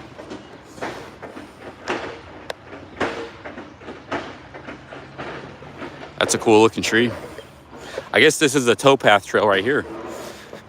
Found it. And we're back on the trail. There was just a little interruption there. And actually, we're gonna have a few more interruptions up ahead. So it's where the trail kind of like stops for a mile or so. You gotta. No, this is the towpath trail. That's where I'm on it right now.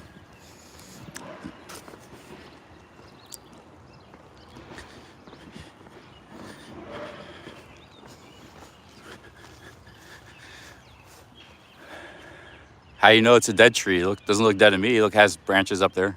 It's just a lot of the branches got cut. They probably cut a lot of the branches.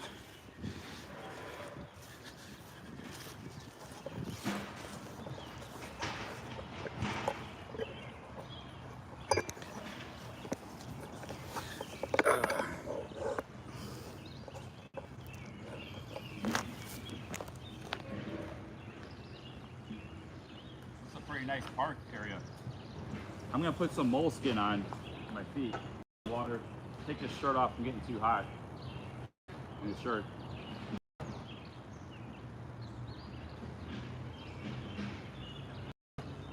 I need to regroup after that ATM situation. Threw me for a loop.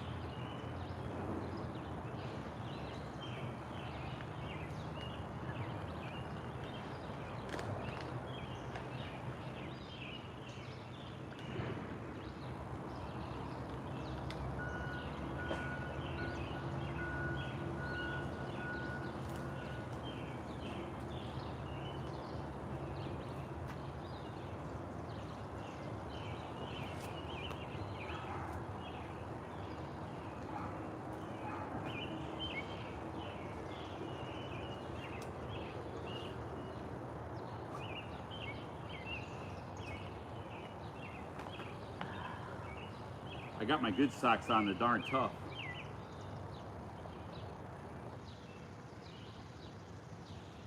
Actually, it's just a good time to air my feet out too.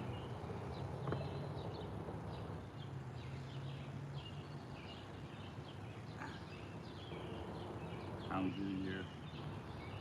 It's like this is healing up pretty good.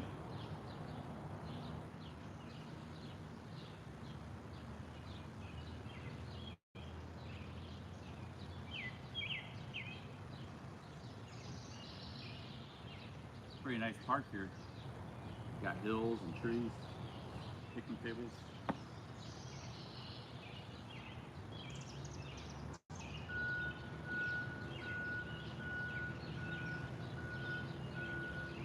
This wouldn't be a bad place to camp, really. You have a lot of houses around here, but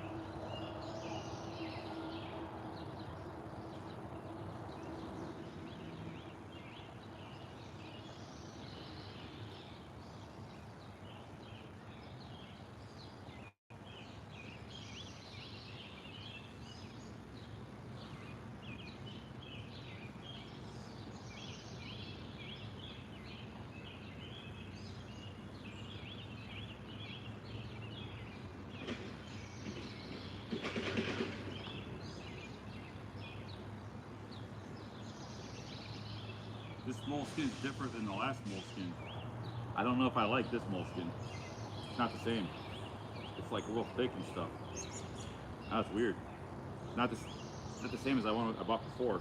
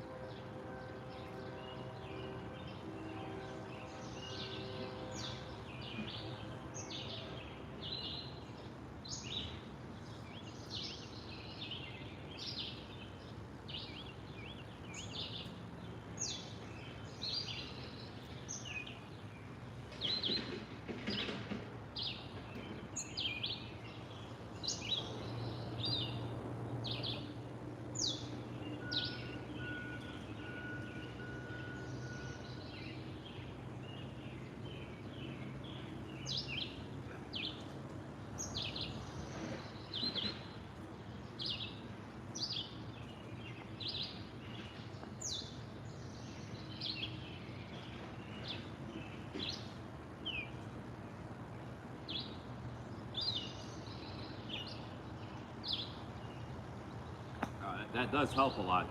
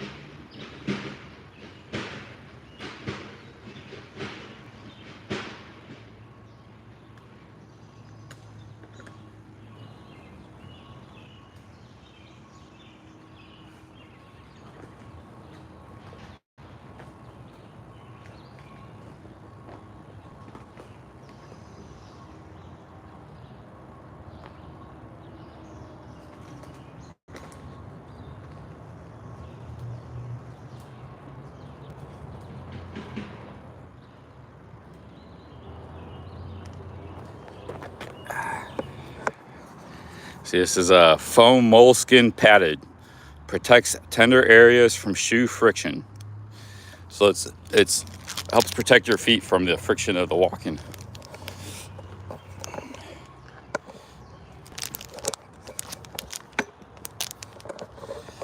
All right, big ups, guys. We're gonna be back moving here. I probably should have put moleskin on first thing this morning, but I just wanted to see how I did without it. And it was all right. My feet are doing pretty good. I think I should be all right today. I could log some miles, get down the trail here, and we're good to go. Just had a little problem with the ATM, that's all. Everything's going good. We'll get a big lunch later.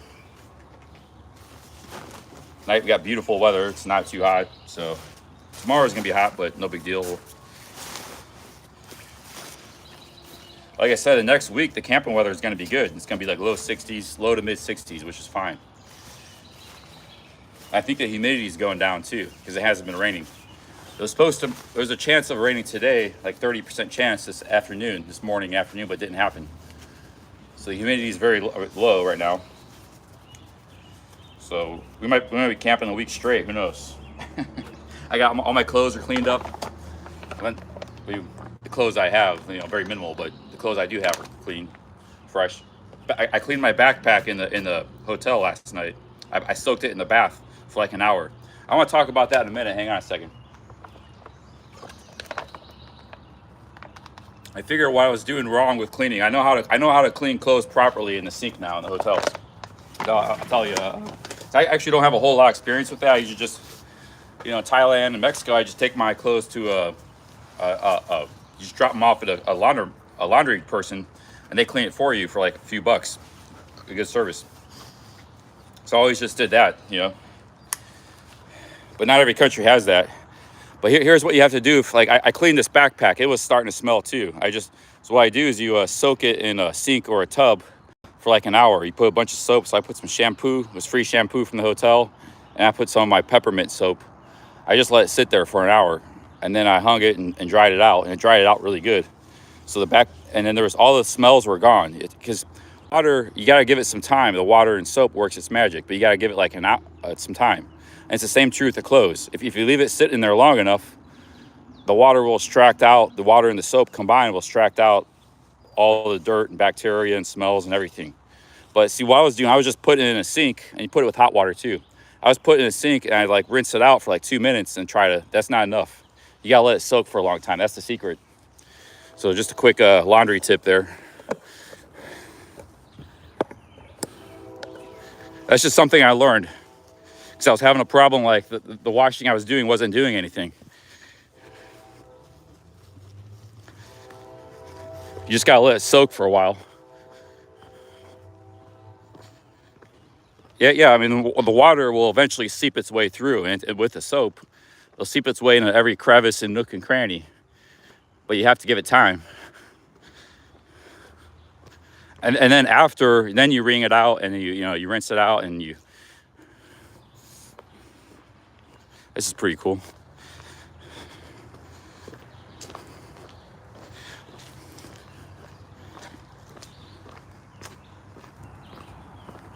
But you do have to have a hotel or a water source to do it, a sink basin.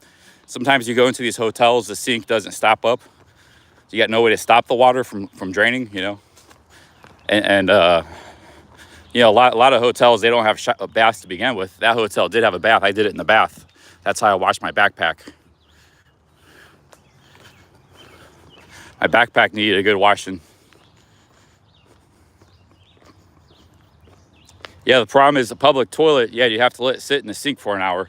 You got people coming and going. That might not be a good option either.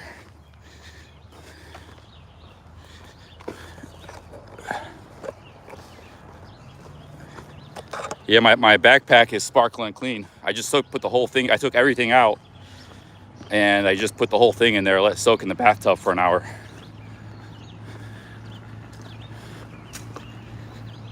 And it dried out pretty good. I just hung it upside down. And it's perfectly dry this morning.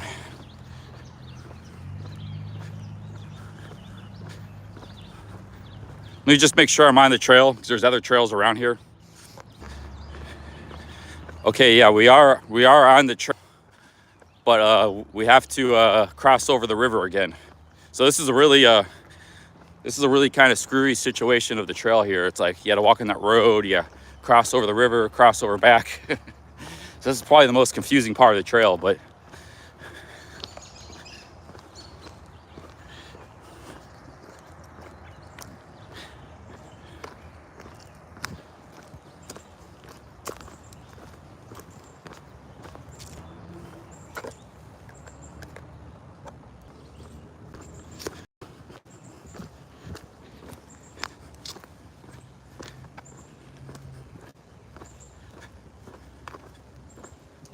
I just tried resetting it. The second time it happened today. It seems like it's getting more frequent.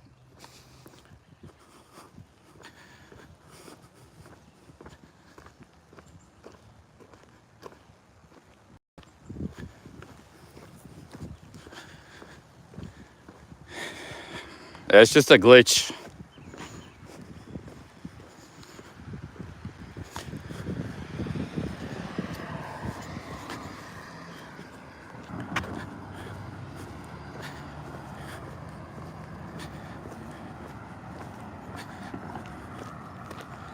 This is the same railroad I was camping next to a couple nights ago. Woke me up a couple times. I was actually live streaming. Came real close to where I was walking. Everybody was in the middle of the night, and a train came by. I'm pretty sure it's the same railroad.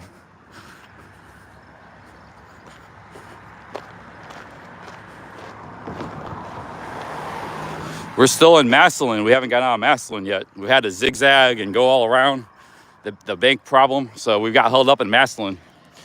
We got vortexed. You get in a vortex urban area. So this live stream is going on 2 hours. You still haven't got out of Massillon yet. It's not a very big city. Now we're zigzagging back across the river to get on the trail.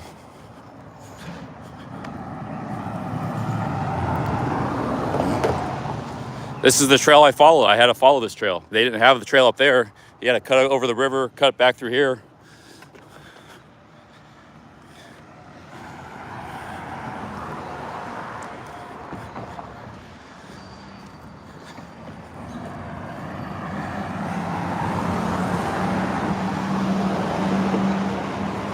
There's some old factories there.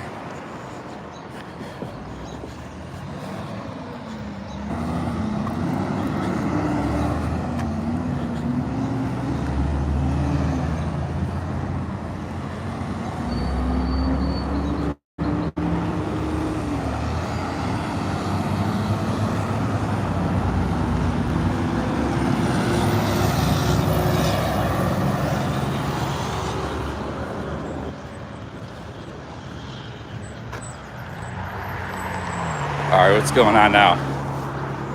Is this the trail?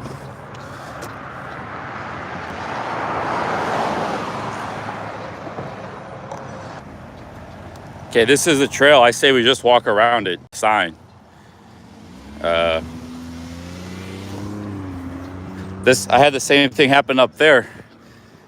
I say this is the trail.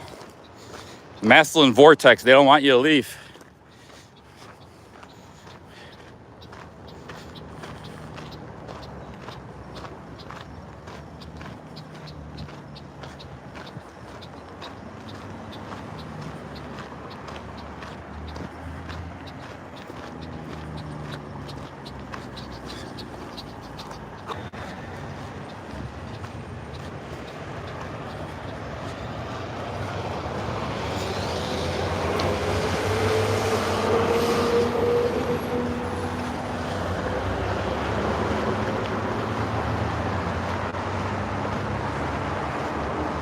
Every man has a free right to walk right away.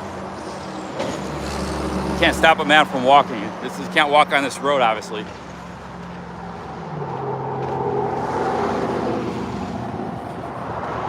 It's a highway. Cars are going 60 miles an hour.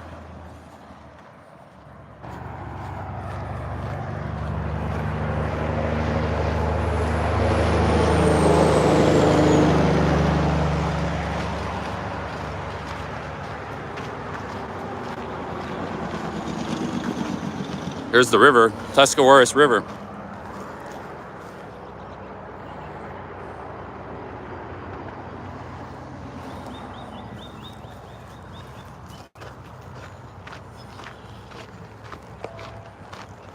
Yeah, this is perfect hiking weather. So everything's going good. We just had a little problem. I'll get the money back in 10 to 45 days, my bank said, and let's move on from that. Massillon's a cool town. I wouldn't mind hanging out there for another day. I'm back on the trail now. We got great weather, 70s, no cloud, no sun, so this is perfect. My feet are feeling, a lot better. So yeah, we're doing good, guys. Everything's looking up.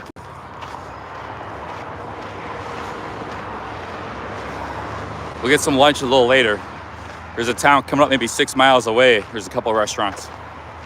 So that's a good Good halfway point.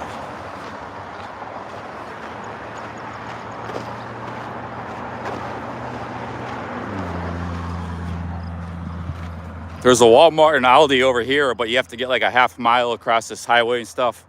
I don't want to do that, so I'll just eat. I eat a big lunch at the restaurant down the street, down the trail. Excuse me.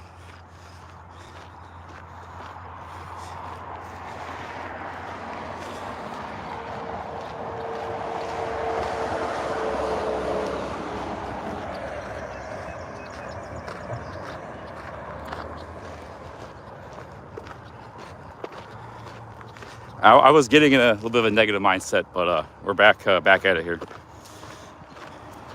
Once you get those legs moving, you start to feel pretty good, your body and your mind. And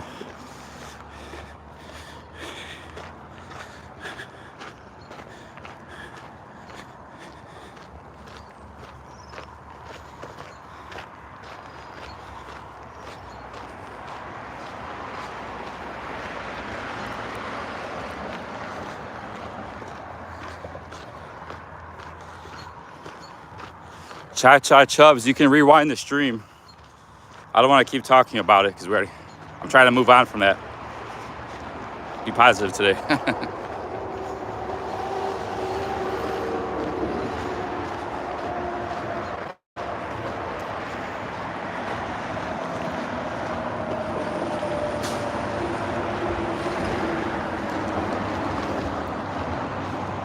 Yeah, I don't mind a little bit of rain.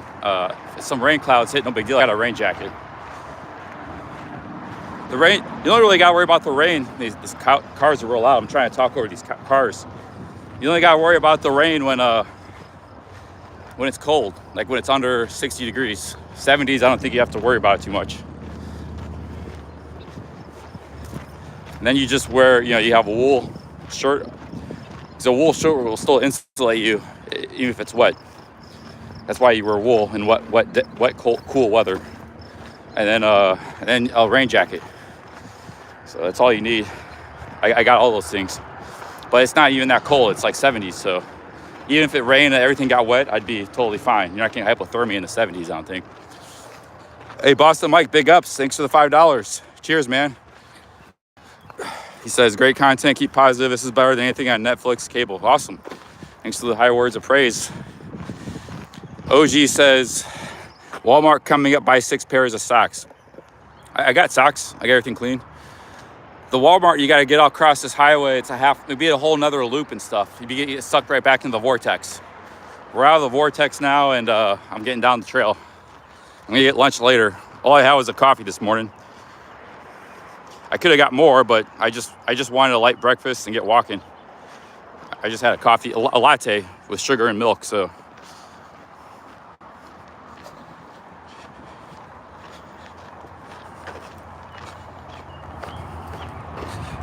Bjorn's mustache, the whole point is to walk. Whole point is to walk. If you're riding a bike, you're not walking. We're out here to walk. This is what I'm doing like 80% of the time, my streams.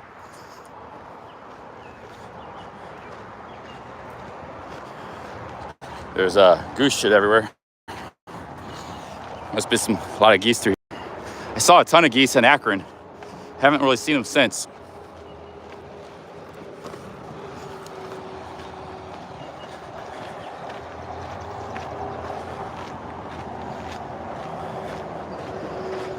Big ups, Boston Mike. Thank you very much.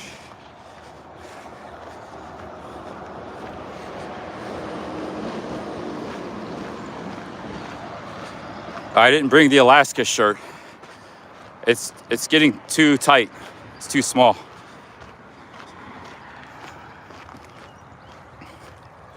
See, they have this trail blocked off for some reason in this part here. I don't know why. I didn't see anything wrong with it. Maybe these things they gotta fix, something.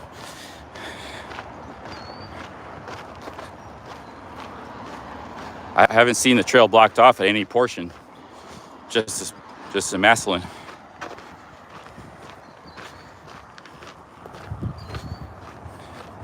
I got a new shirt. It's the Cuyahoga Valley Trail shirt.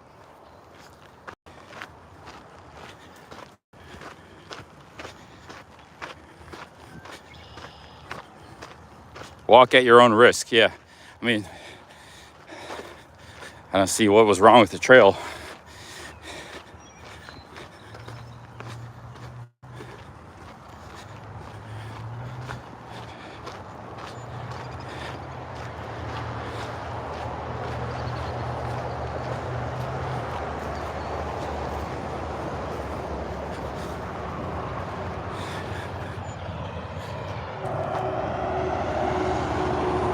Yeah, I had one in there and I had one here.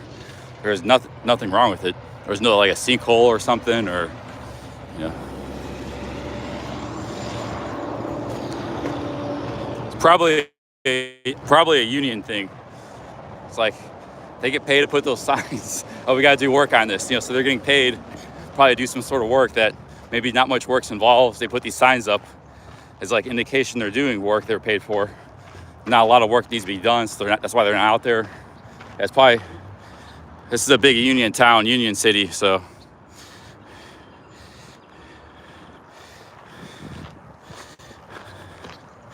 Yeah, we're headed south. They do that on the roads all the time, like all over America. They like road work, you know, they're always doing road work because that's how they're always making money. Some of these construction unions and stuff.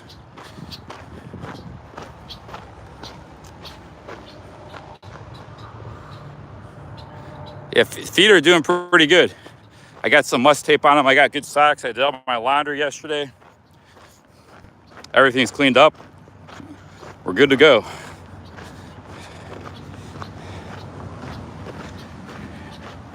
I mean, I got a little bit of foot pain, but nothing big.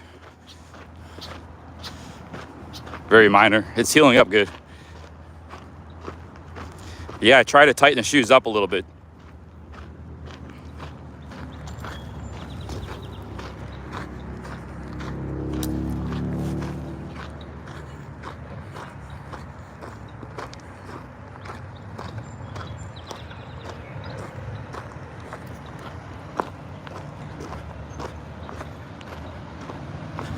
Warning, turn back. Why?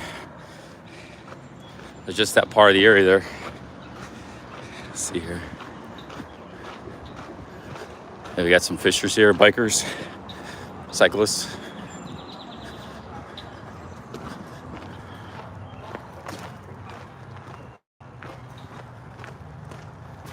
Hey, how's it going, guys? Doing some fishing? What? Doing some fishing? Yeah. Cool.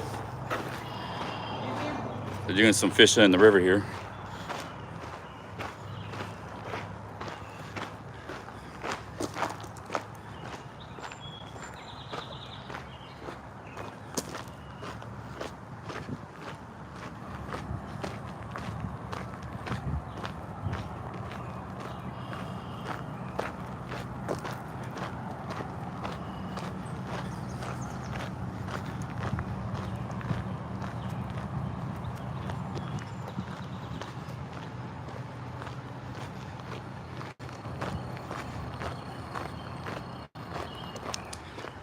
Yeah, the big news in Thailand is they legalized weed. Like, you can buy it on the street. I saw Josh La La Land. He was live talking about it. Sometimes I wake up in the middle of the night and I check, see what's going on, anything's going on YouTube.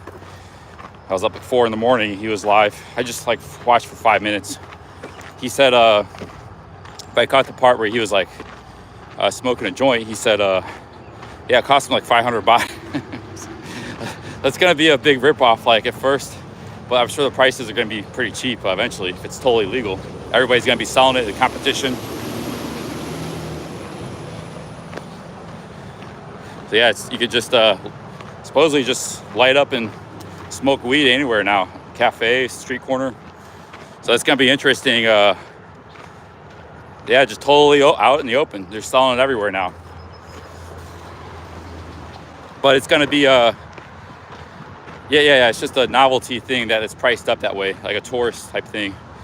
But it's going to be like the new Amsterdam. But in Amsterdam, you have to go like in cafes, right? They can't just smoke on, there's people smoking on streets now in cafes everywhere. So, I mean, it's not something I ever got into, but I was always just into alcohol. But it'll be interesting, interesting thing.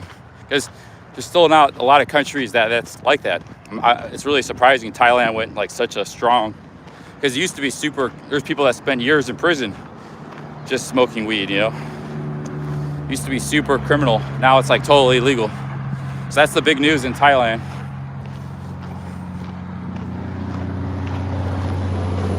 I had a lot of bug bites everywhere. It's kind of itching a lot. I'm doing pretty good now.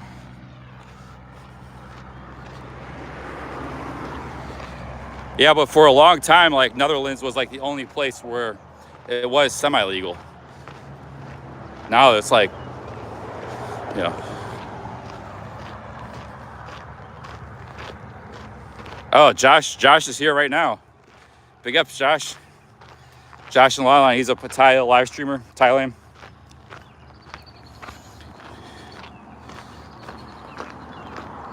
Yeah, but they'll be growing that stuff like crazy. Thailand has a great agricultural, you know. They're very good farmers. They have a lot of good land. They used to grow it up in Isan back in like the Vietnam War days.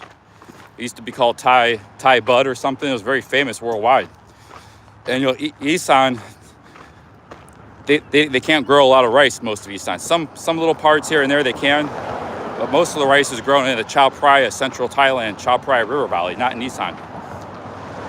So they're going to be growing that all over Isan, man. That was where the Thai bud came from before. That was where they used to grow before it got super decriminalized.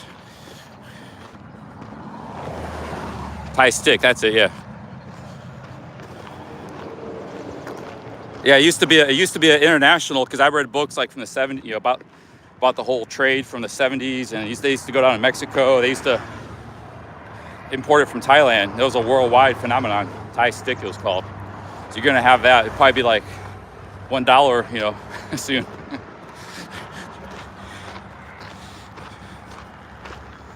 That was like back in the 60s, you know, 60s, early 70s.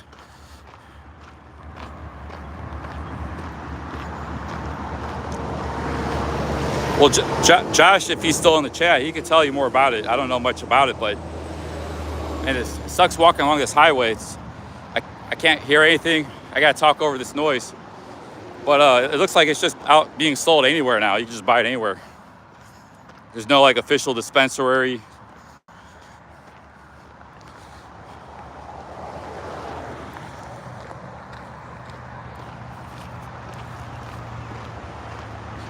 Yeah, see, it was a worldwide commodity. We got people here saying they back in the late 70s, UK, United States.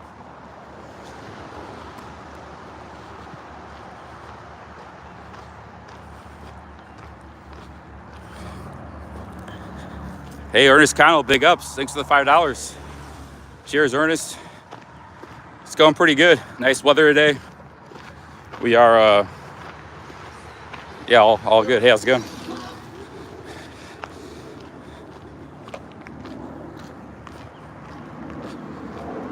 Yeah, the price is gonna go down though. It's just, it's all, the competition is gonna hit big time. If it's open, wide open like that, the market, it's not restricted. Like you have to go to this one shop in the one city where they got a monopoly. If it's just like wide open market, free market, it's gonna be very cheap.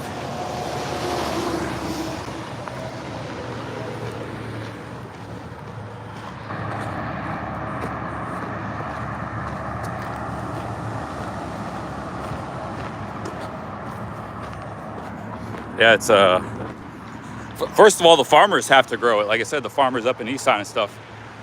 Once they start flooding the market with it, and then the shops are all competing with each other, yeah, it's gonna be it's gonna be wild. But they haven't even probably started hardly growing it at all.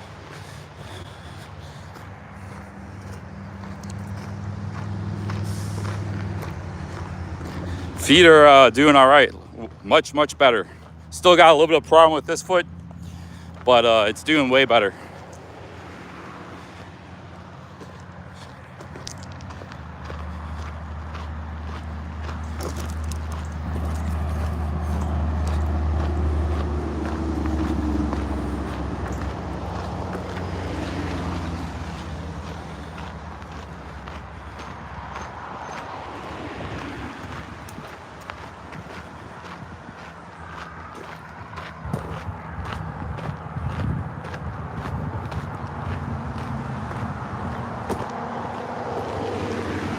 Yeah, I'm not really a weed smoker. I've never tried, but said always been alcohol. But I know a lot of people are, so.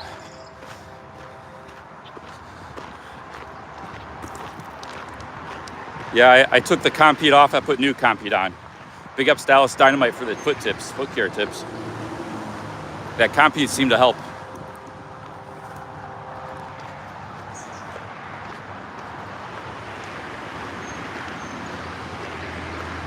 Hey, how's it going, Jay East?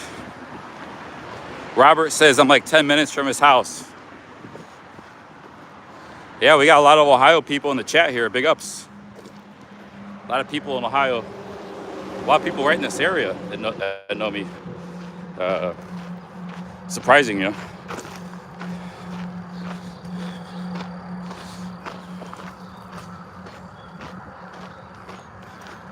It's called Compede. Compede. It's for foot care.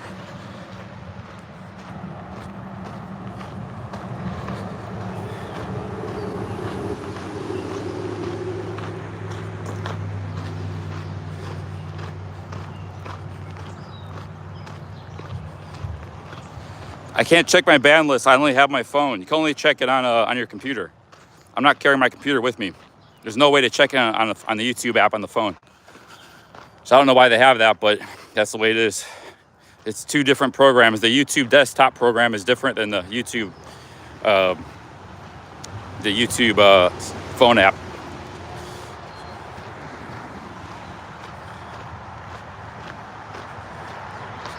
Mods are banning donators. Well, I have a lot of mods.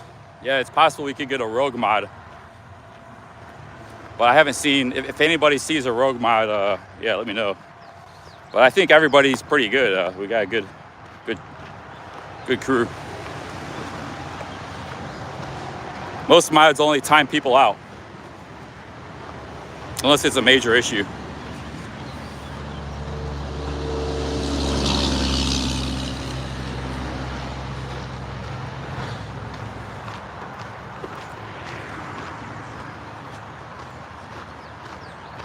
Yeah, feet are feeling pretty good.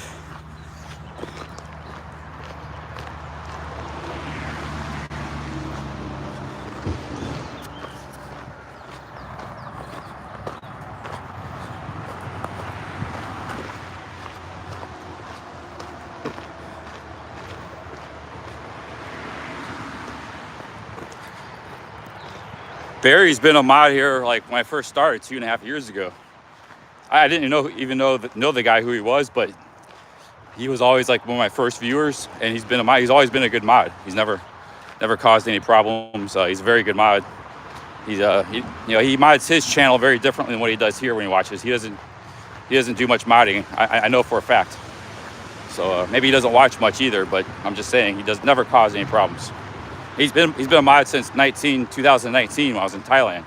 I didn't even know who he was. Like, when he started his channel, and that's the guy I remember from Walking Street. So he was a mod before I even knew who he was. He was just this guy that I modded because he was always in the chat, very nice, and he was also he was chatting up. I don't know how he became a mod, but maybe he chatted me up and it's like, hey, can I become a mod? Maybe I needed some more mods at the time. I made him a mod. I didn't know who he was at that time. He didn't have a YouTube channel. Then, like a year later, he started a YouTube channel. And, this guy's my mod. I recognize him. I remember him from Walking Street. So, yeah, he's always been a good mod. So, But on his channel, he's a lot more strict. Here, he doesn't do much modding at all. So you guys are just I think you guys are just trying to create problems. Because I know for a fact he's always been a very good mod here.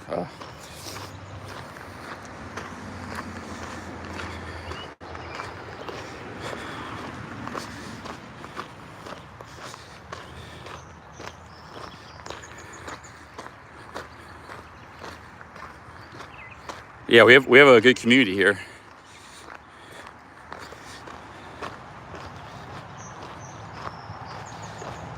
Hey, what's up, Rockstar?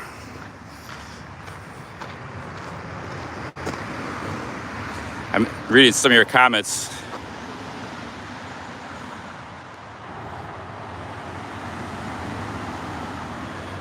But a lot of times I don't monitor the chat. I don't know what's going on because I'm just doing my own thing. I'm not even reading the chat, half the time. And even when I am reading, I don't catch every comment and everything that's going on. So, sometimes people get banned or something. I don't know what's going on, but sometimes I do go on my ban list, and if I don't know why the guy's on there, I don't recognize the name, I'll delete it. But I can't do that now.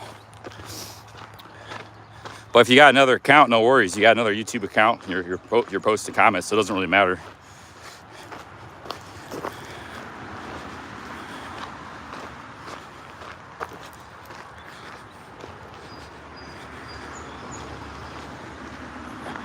Are you talking about Tequila Joe? What's up, Pataya? Yeah, he's out here. So is John 55. I made those guys mods because you get a lot of people fake pretending they're them in the chat. Like Humongous Chris, no, you're not banned. I see you. I see your comment. Oh, Scuff DXer, yeah. I remember you, Scuff DXer. Yeah, you're a freaking commentator this last week here. So I don't know how you got banned. Sorry about that. Yeah, you never said anything out of line that I recall. So if any troll member banning, or not troll, if any mod member banning Scuff DXer, yeah, you made a mistake. But sometimes people make mistakes sometimes too. I've done it. I've just clicked on it and accidentally banned someone. They might not realize they made a mistake. So there's a lot of possibilities of how you could have got banned. It might have just been a mistake by one of the mods. So yeah, apologies for that. I remember you've been in the chat a lot on this adventure.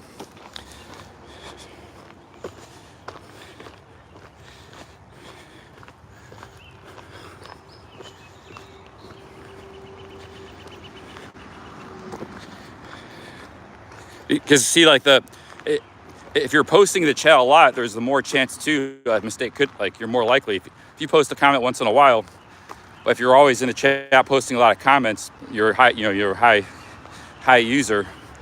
of the live stream in the chat. Yeah, that's more likely than that could happen to you. So I'll have to go next time on my laptop, which I'll have to go and unban you.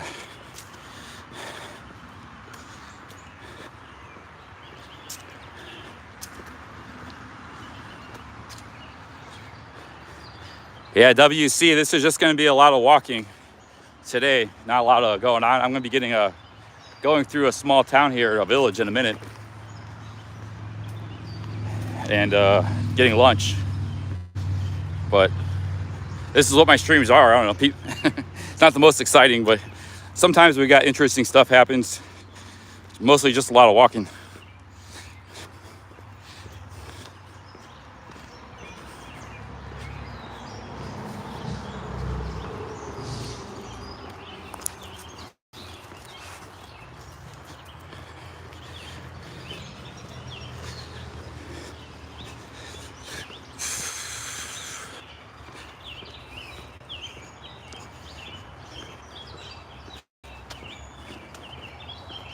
Yeah, I do like 12-hour marathon streams. Yesterday was a half day. It was only 6 because I was supposed to take it easy yesterday. Needed to heal up my feet. But on a normal day, I do about 12 hours of streaming.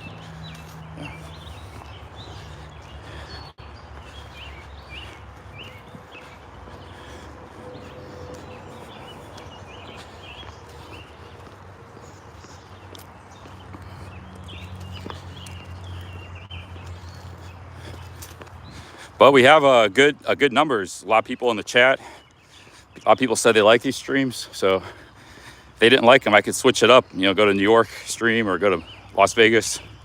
But people like these streams. Second time I've done this kind of thing. 10 days a couple years ago, then 7 days today. So far this trip.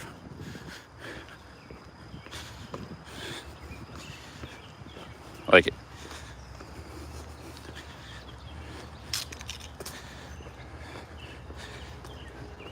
Thanks very much, Josh and Lala. Appreciate it.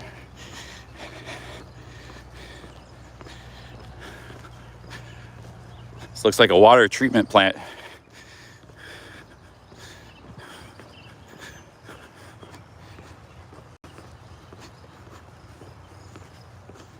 Well, the good thing about New York and Vegas, you can stay in a hostel cheap. There's a lot of good cheap food too.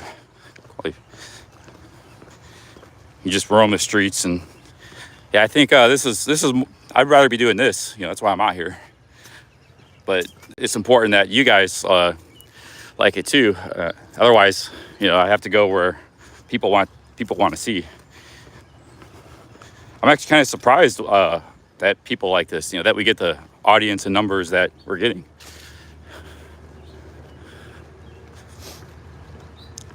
That's the Tuscarawas River.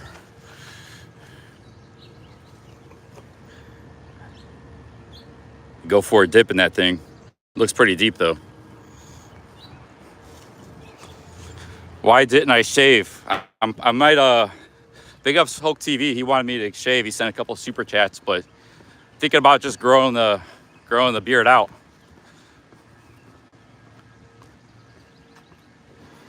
Hey, cheers, copy paste. Yeah, there's always people that say there's a guy left a comment earlier on my last live stream. He said, good job not streaming while you're drinking, Charlie. Like I'm secretly drinking outside my live streams or something. But I just told him I'm sober for 16 months. There's always gonna be people that doubt you. A lot of times I start the stream first thing in the morning. I haven't had a coffee. I haven't had much sleep, so I look rough.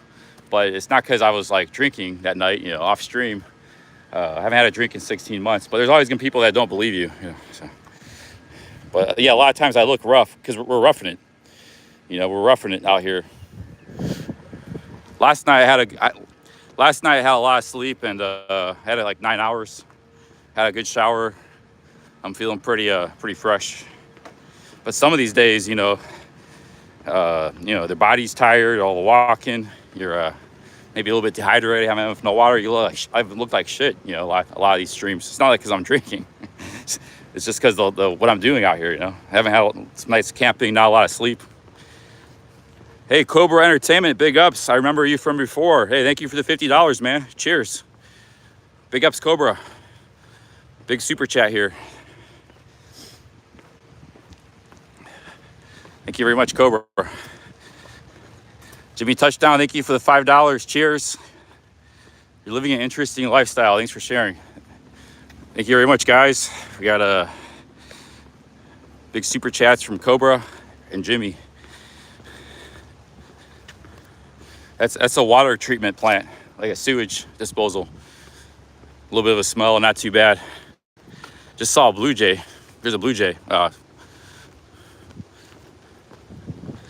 Big ups, guys.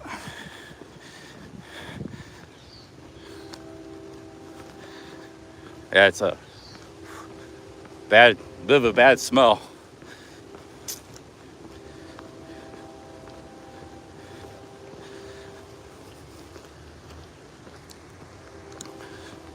Yeah, we're going on day 7, Cobra Entertainment. I don't know how long this is going to be going. I haven't made any, promises. I'm just doing as long as I feel like doing it, basically. Kind of vagabonding across America. I mean, not across, just vagabonding around America, but I don't know how long it's going to be going. Maybe 2 weeks, maybe 2 months, who knows? Maybe 4 months. I'm not trying to cross America, walk. For one, I have no desire to walk across the deserts of Nevada and California. I'm just like exploring America wherever I happen to be. So I'm not going in a straight line. I'm, going around. We might go on different trails. This trail is almost over. We don't have much longer to go on this trail, so we'll have to get on another trail then after that. You don't want to swim in that water. That's coming right from the sewage plant. No, I have no end goal. This is the end goal, just exploring. There's no goal, there's no destination. We're just wandering around America, wherever we happen to be. You don't want to swim there.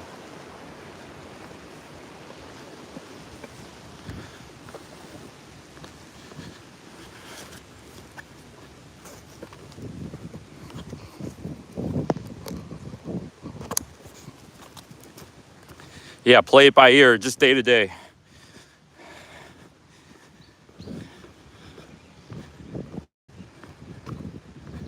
The Smoky Hotel, there was 2 of them. The first one was $50 a night. The last one was 60.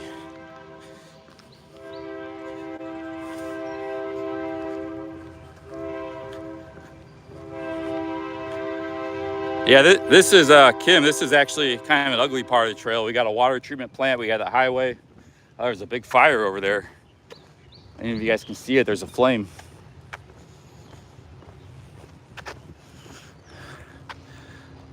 Hey, Cabo Lewis, thank you for the $1. That's not the real Cabo, but cheers, man. Thank you very much.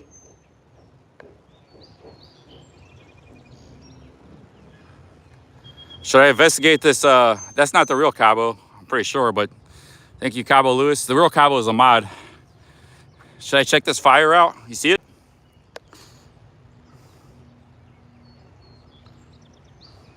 Why would there be fire at a water treatment plant?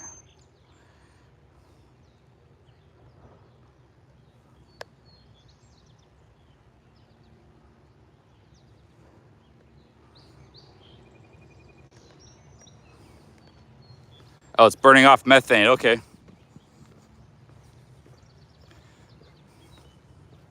Man, you guys know your stuff. That's why I was asking. I make sure it wasn't an emergency or something and call 911, you know? Yeah, this is a waste treatment plant.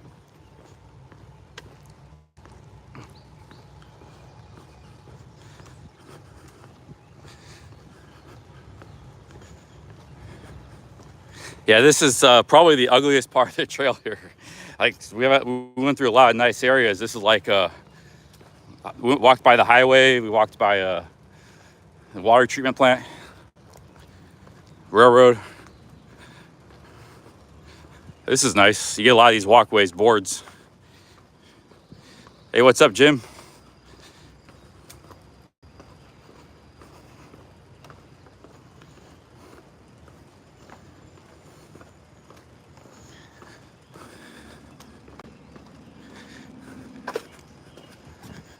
Let's take another look here.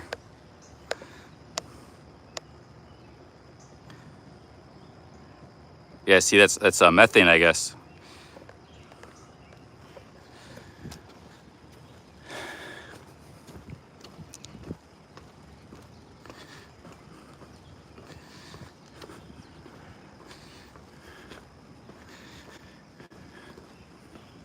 We got about 4 miles to the next town. I'll be getting some lunch there. We'll check out the, it's more like a village, but there's a couple of restaurants there. I haven't really had anything to eat today. I just had an iced latte back in Massillon. It's very delicious, but I do need some solid food. That might have been a mistake, just having coffee and no food. You kind of need some solid food in yourself in the morning, you know?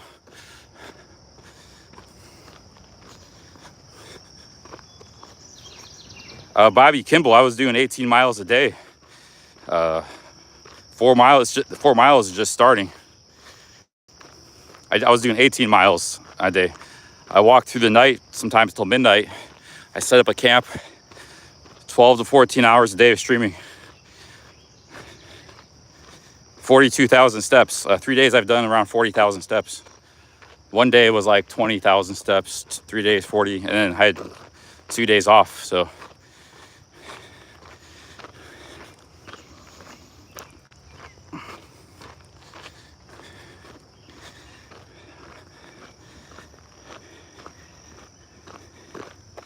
Yeah, that's what people do. They do these trails like the Appalachian Trail. They do about 15 to 25 miles a day on average.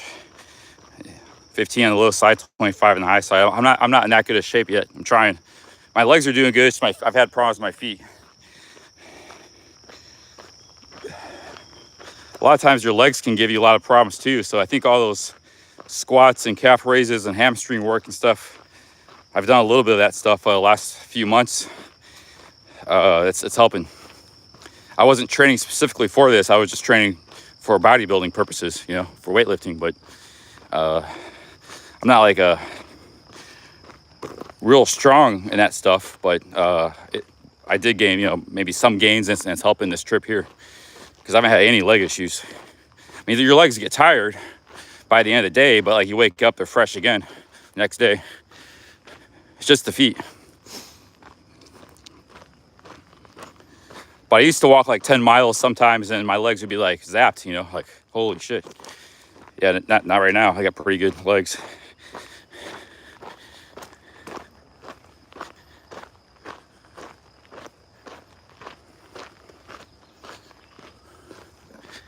Yeah, I might need to drink some more water.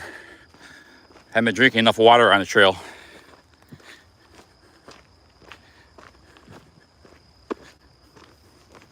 I don't have a 6-pack yet. It could take a few weeks, a month of doing this before. I am losing a little bit of weight, but I haven't done enough to, you know. I got a lot of fat in the midsection. Skinny fat. I'm a skinny fat guy.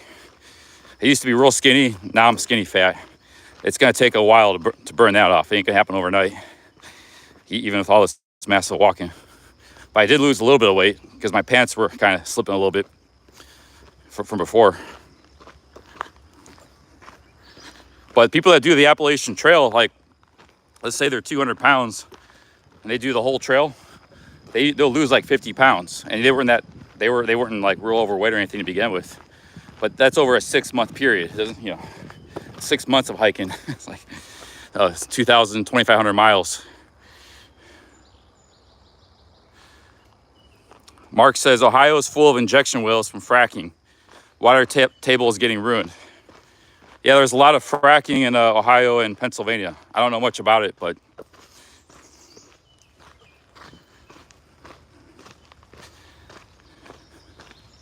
okay, this is getting pretty nice.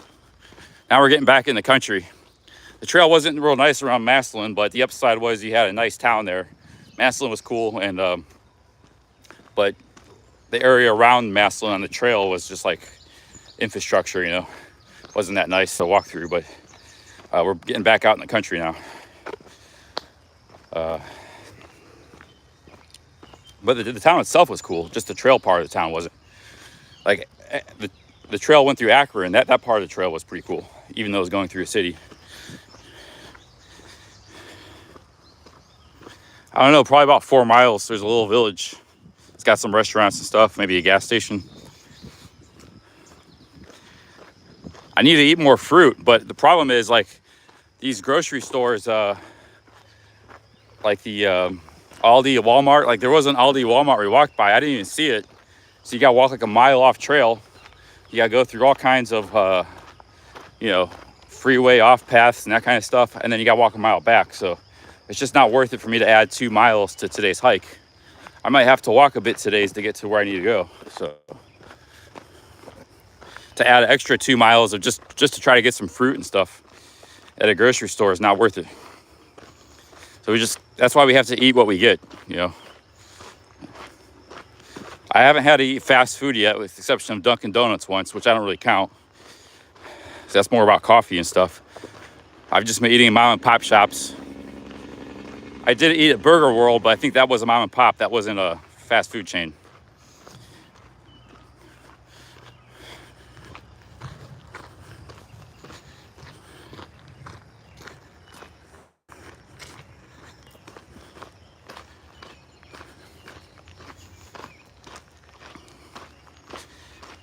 But if you guys end up getting bored of this stuff, you know, I could fly down to Florida, hang out with Mosh, do some nightlife stuff. I could go to New York, go to Vegas, go to Mexico, come back. Now you can fly overseas and come right back. I could just go for a week or 2 in Mexico. So I don't have to be doing this. I could take a break for a week, go somewhere else, and then come back and get back on the trail or something. So our plans are very open-ended, you know.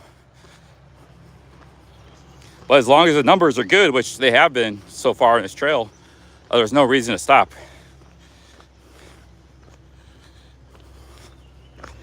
No, I'm not leaving North America right now. Not for the moment. It's Canada, United States, Mexico, Central America, Caribbean. That's my where I'm live streaming and gonna be for a while. I'm not leaving that area. For one, we got a world depression going on. We got a lot of crazy stuff happening in the world. So I don't want to go to the other side of the world, way out in Asia or India, and you're stuck there because we got a Great Depression. So I want to see how everything kind of pans out this summer too. you know, and you got, just look at what happened the last couple of years. But I just want to be out live streaming and walking. But North America is a big place. We got a lot to work with in North America.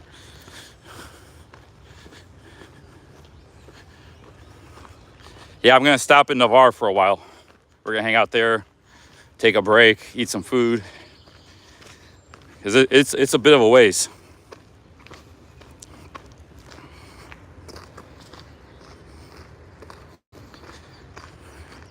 Yeah, there's plenty to see in America. There's a lot to see. The problem with America is it's not very pedestrian friendly. That's part of the challenge. You gotta walk a lot. You gotta think on your toes, and it's expensive.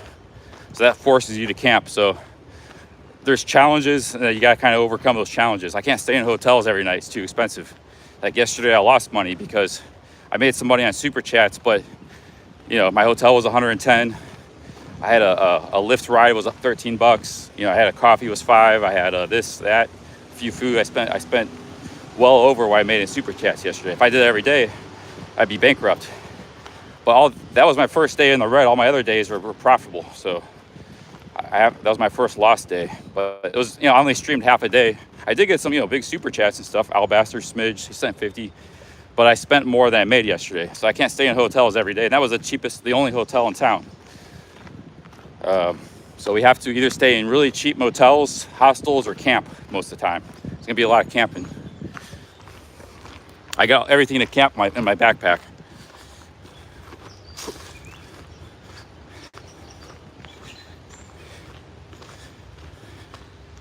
Yeah, I'm not trying to give all my earnings and profits to these hotels. Now, if I was in Mexico, it'd only be $20 a night for a hotel.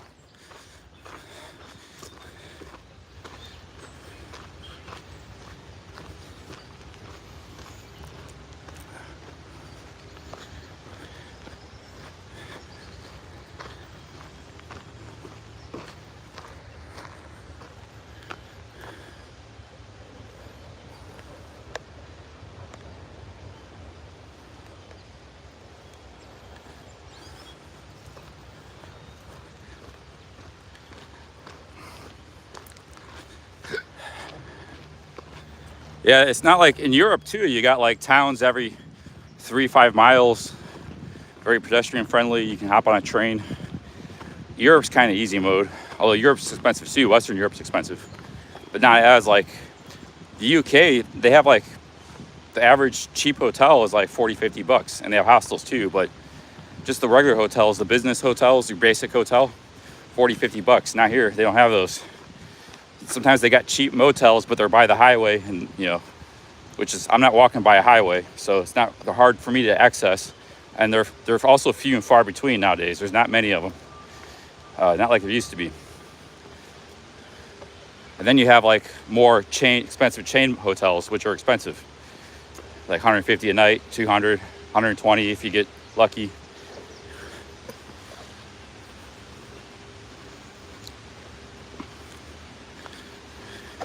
Like all those, that walk I did in northern Ohio two years ago, you know, most of the hotels weren't that bad. I wouldn't be able to do that again. They're all a lot more expensive now. What was 60, now they're like 80, 90. It's a big jump from 60 to 80 or 90. 60 is like, because 60 is already expensive for me, but I can live with it. 90 is like, you know, there goes, and that's for like cheap motels.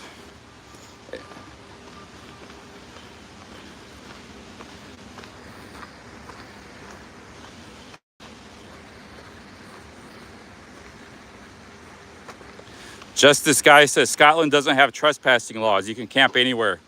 Yeah, Scandinavia is like that too. Pretty much got the same thing. I mean, you can camp here and nobody's gonna bother you. I've already done it twice in the last 10 days. But you know, a lot of this stuff you can't camp in. It's forest. It's really overgrown, or it's somebody's backyard or field. There's not. You know, if you camp right in the trail, it's not very stealth. So it's hard to find good campsites in Ohio. When I do see a good campsite, it's always like, you know, I'm not ready to camp yet. Yeah, tons of mosquitoes, Mosquitoville, yeah. IB Tat, he's actually headed this way, but later in the year he's gonna be going to Scotland. He's gonna be hiking around Scotland, so that should be interesting. I don't think he's ever been overseas.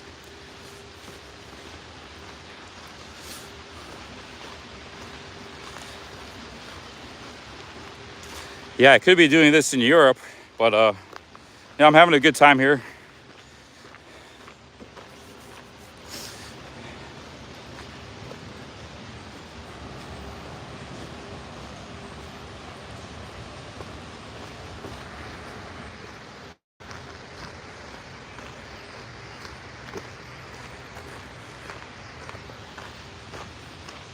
Yeah, the people are super nice. I've met so many nice, helpful people, great people along the way here in Ohio.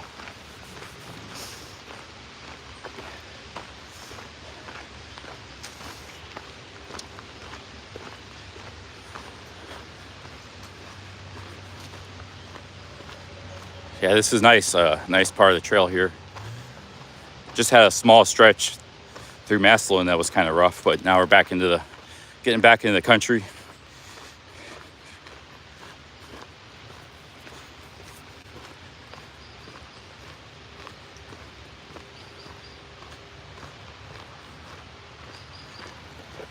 Yeah, I was born and raised in Cleveland, Ohio, but then I moved around the country a lot too later on when I was a teenager and stuff. And then my adult life's always been moving around different places, living in different places, overseas a lot, living overseas. I've been a real digital nomad for the last most of my adult life. I've always been able to earn money online. That's what I'm doing now. I'm earning money online. But back when I was started being a digital nomad, there wasn't many of them around. Now there's like millions and millions and millions. So if you're a digital nomad, I mean, you're able to earn Western dollars, British pounds, or US dollars. And yeah, the world's your oyster. You can just go overseas anywhere you want. You can travel as long as you can still do your work. You got internet or whatever tools you need. But there's more and more digital nomads every year. It's a big opportunity for any country that wants to cater, make it easy for them with the visas. But the thing is, these countries that want to make it easy for digital nomads, they're doing it all wrong, because the digital nomads kind of live by the seat of their pants. They're doing one thing, the next thing, they're earning money on this thing for 6 months, then they're switched up to something else. They're making these, it's like they're thinking in a bureaucratic mind, like, okay, you need a company, you have to show you can get like Thailand, you can get like a digital nomad visa. And it sounds like a great visa, like 10 years or something, but you have to show like a bachelor's degree or master's. You have to show a master's degree. You have to like show like company, like these guys are all working for themselves. They're all freelancers. And they want you to show a degree and a company, you have to actually be working for a company. That's the opposite of definition of a digital nomad. If you're working for a company, you wouldn't be a freelancer. So they don't know what they're doing. They said like, and you gotta be earning like $7,000 a month. They had a threshold or something. So most countries, it's ridiculous. Doesn't even,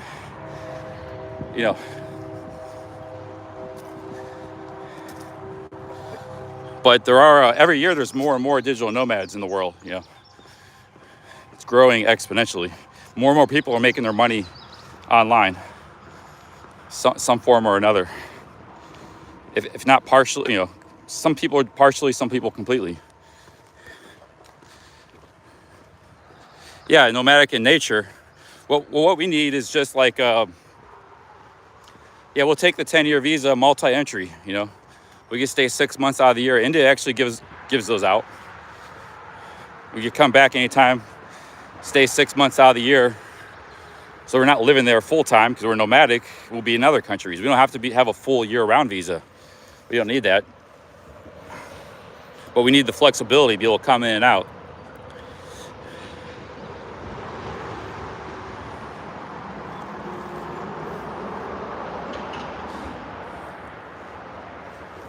And we'll pay for it. Like if the country offered that, we'll pay $1,000 for that. I mean, if Thailand offered like $1,000, not like this elite visa that costs a ton of money. that's, what does that cost? Like 5,000 for 5 years. Just sell us like a 10-year visa, multi-entry. So you get a passport. You never have to worry about getting a visa again. You get to stay in the country for up to 6 months a year, and multi-entry. I bet you there'd be a line out the door. People pay $1,000 for that. So we'd pay for it too. I mean, we're not gonna pay 5,000, 10,000. That's just doesn't make sense to pay that much. But we'll pay 1,000. I'd pay 1,000 for that.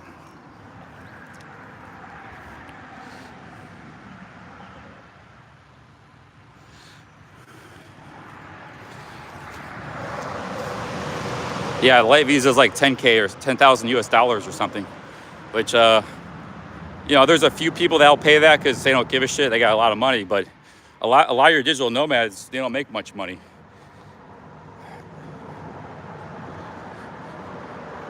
You're only gonna have a tiny, small market that's gonna pay a massive amount of money like that. That's pretty cool.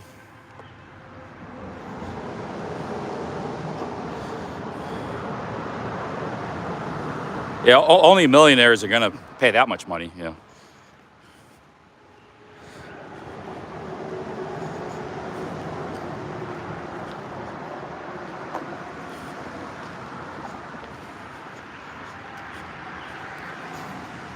And a lot of millionaires don't even want, like, they don't even plan on being in Thailand that long. They'll just get the 1 month normal visa. They got very busy lives. They don't have the time to. The guys that really need it, the digital nomads that spend 6 months at a time in a place, 3 months at a time, the wealthy guys, they're probably not digital nomads that can afford $10,000. I mean, there are some wealthy internet people, but the wealthy internet entrepreneurs are in Silicon Valley and stuff, and they have to be there, so they're not really nomadic. They actually have to be in their office or in Manhattan or something. The real ballers in the digital world, like Mark, what's the guy who owns Facebook? You think he ever leaves Silicon Valley much? He doesn't have to, but he needs to be there. So he's not really a digital nomad. But I'm using it as an example. I know it's an extreme example, but now just imagine the lesser version of that guy. They have to be by the offices and. Not Mark Wiens, Mark Zuckerberg. I'm just using this as an example. Mark Zuckerberg's not a freelancer. Like, a YouTuber is a freelancer. A guy that designs websites is a freelancer. A guy that day trades on the stock market's a freelancer. There's a guy that answers phone calls and customer service freelancing for a company. That's a freelancer. A guy that teaches English online, that's a freelancer. There's a million different possibilities. But these guys are just kind of living by the seats of their pants.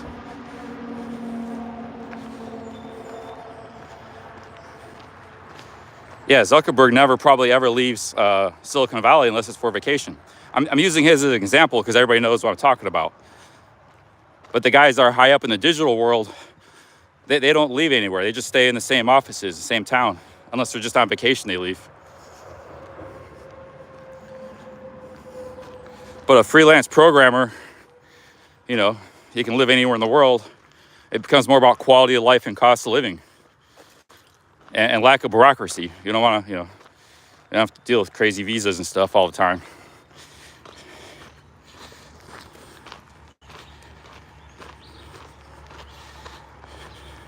Also, the retirement group is another group, because anybody could be a digital nomad. It could be 70. There's no age limit. You could be 18. You could be 75. And there's plenty of older guys. They're retired and they're doing digital stuff, making some money, or even if they're just messing around or as a hobby. But another group is the retiree group. They have pensions. They have a secured income. Even if it's just Social Security, because Social Security right now is like $1,500 to $2,000 a month. That's you can live pretty good in a lot of countries with that, my money, just with Social Security.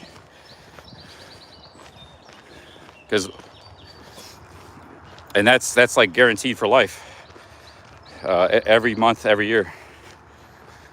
But a lot of people have pensions. They got military pensions. They work for a company. They got additional pension in addition to Social Security too. So those guys, that's another group, the retiree group.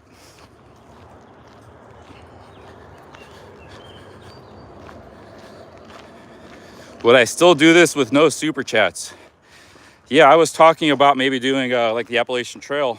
I still might do it for a month or so. I want to do this, but I might not be able to live stream the whole time. Maybe a little bit when I get into town.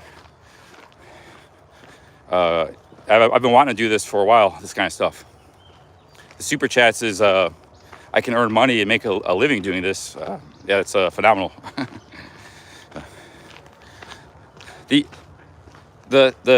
The problems that happen, that's all part of the experience, and sometimes I complain a little bit, but I think it's part of the entertainment too.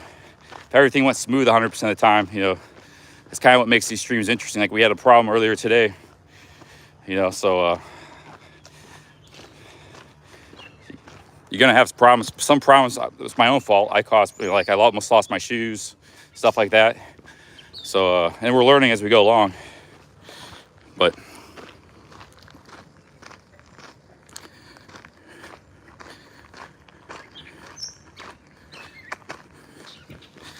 But yeah, I've been wanting to do this. Like I said, if I didn't want to do this, I'd just go to Las Vegas or Mexico, live stream, and go back to Asia.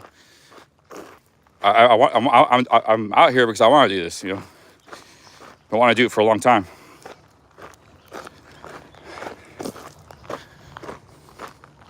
The fact that I can make money on it is just amazing. You're making money at something you want to do in life. That's you can't beat that. If you're making a living at something you like.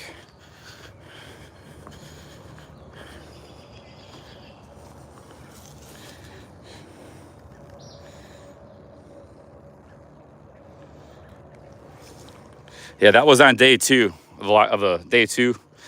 I lost my shoes in the woods. I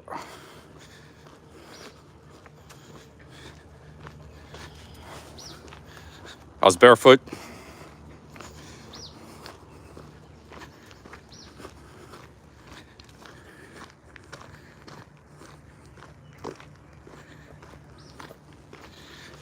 Yeah, a lot of retirees get bored.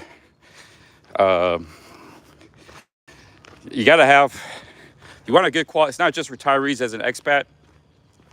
You got to have a social life. So you have to, in real life, I mean, the digital stuff's fine too, but if you got to have at least 1 or 2 friends, people you can talk with, have a coffee with. Hell, you might even be in a jam situation, somebody you call when you get in a bad situation, it's good to have some social life. You should be able to, date, meet with the opposite sex. You don't want to be living somewhere where it's impossible. You're just single 100% of the time. Because many of us, that's in our normal life, we're single 100% of the time. So you want to go to a place where you can have some companionship of the opposite sex, some female companionship. It doesn't have to be like you have to be a big player or anything or a big baller, but some is a huge difference over none.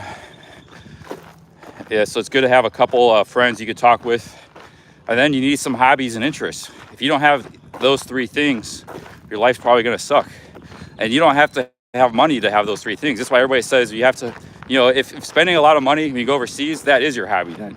If you're spending $10,000, $5,000 a month, because you got a lot of money to spend, that is one of your hobbies. But you don't to have friends when you're living expat overseas, to have some female companionship. I'm saying not a lot, keep just a little bit, bare minimum, and to have hobbies or interests, a side job, a gig, digital nomad, whatever. None of those 3 things cost money. If anything, they earn money. Your hobbies can earn you, make you money and stuff. So, but those are 3 things you need to have a good life. And anything else, it could be sports too, activities. If you show up somewhere, you move to a country because it's got a cheap cost of living, and you have a pension, but you don't have any friends. You have like say you move to Paris for some reason, or you move to Portugal, right? A lot of people moving to Portugal now, a lot of Americans. Those are like couples. Like that's wife and husband, older couples moving. A single guy moving to Portugal is probably, unless you're really good looking, probably not going to be able, you're probably not going to be able to meet the local ladies. You just be a single guy over there, and then you're not going to have friends. Yeah, it might be nice, might be cheap cost of living, might be a very pretty place, but you're going to get bored real quick. So that's my 3 tips that's 3 things you need to have a successful expat life. You need in a hobby, like I said, it's very open-ended. I mean, it could be business. You could have start a business. You could have sports you like to do. And you need like multiple hobbies. You need multiple things that keep you interested and keep you,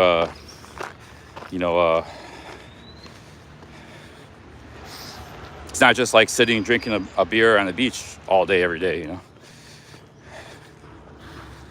That's, if you want a successful expat, that's the 3 things you need. I'm not saying you need a girlfriend necessarily, although many do have girlfriends, but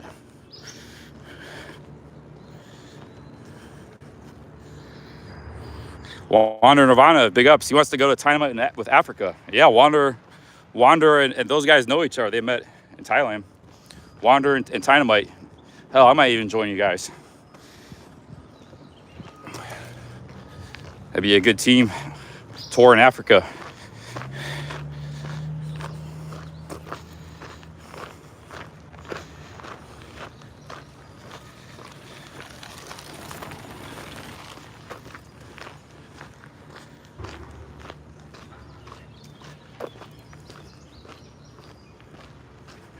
I'm getting pretty hungry. I gotta get some lunch at some point.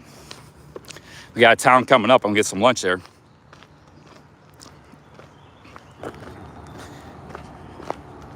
But the digital media, I've made a lot of friends through YouTube.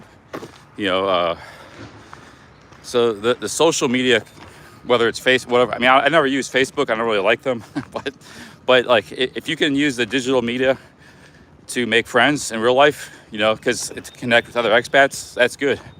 I've connected with a lot of people just from YouTube, but you might not have a following or something, but you can still use that to try to get into groups and meet people and get expat groups and people with similar hobbies or whatever you can find, So whatever social media you may have to use to do that, you don't have to have a big social media following to use social media to make real life acquaintances and friends and stuff. Trey Espy, thanks for the $2. Thank you very much. This is kind of a weird thing, but another 4th thing you might kind of want wherever you're living. Some of you guys are gonna laugh. Thank you, Trey, for the 2. I'll tell you when I get across this road, see if anybody can think of it.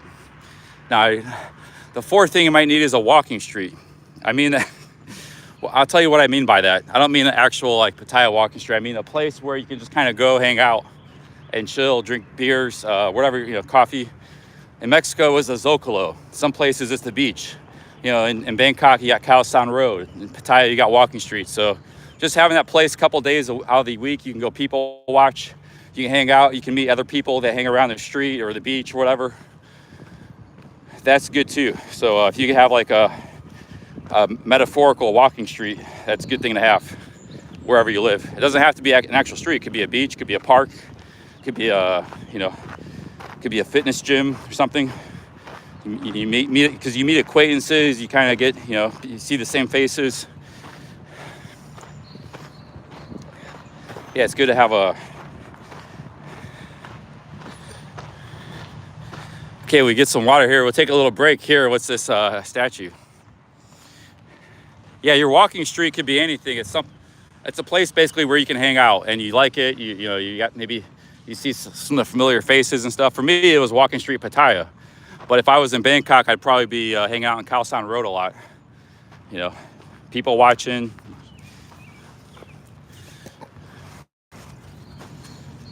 So those are the 4 things you need. Yeah, in Mexico, it's the Zocalo in Oaxaca. Remember, we're getting a coffee every morning in the Zocalo. And then we have mezcal at night. Great little place. Zocalo is like a town square.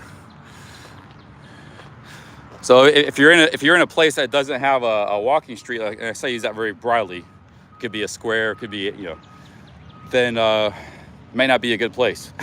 If you don't have a place where you can go hang out, because you're gonna have a lot of spare time, a lot of free time. And also it can solve the problem of meeting friends and meeting people, meeting women potentially. If there's women on the beach. Remember we were talking like Miami Beach. That's kind of like Greg's or the Iceman, George the Iceman. That's like his walking street. He likes to go there. He chills. He people watches. He looks at the women.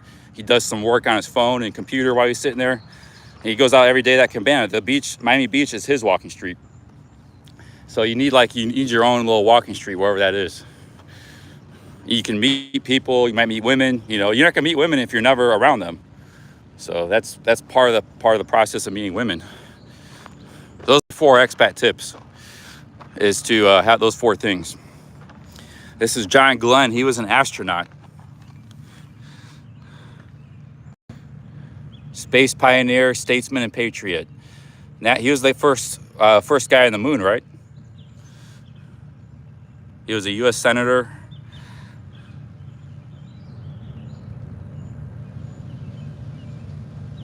Oh, this was created in Loveland, Colorado. I used to live right by there, Fort Collins. The town's just south of Fort Collins. So this was pretty cool. Created. It's a statue of John Glenn. Very cool. That's a nice statue, man. Bronze. Let me feel this.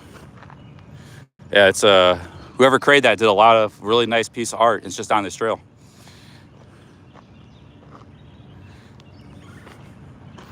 Let's see here. Let's take a break. Somebody pulling up here, check me out. Let's get some water.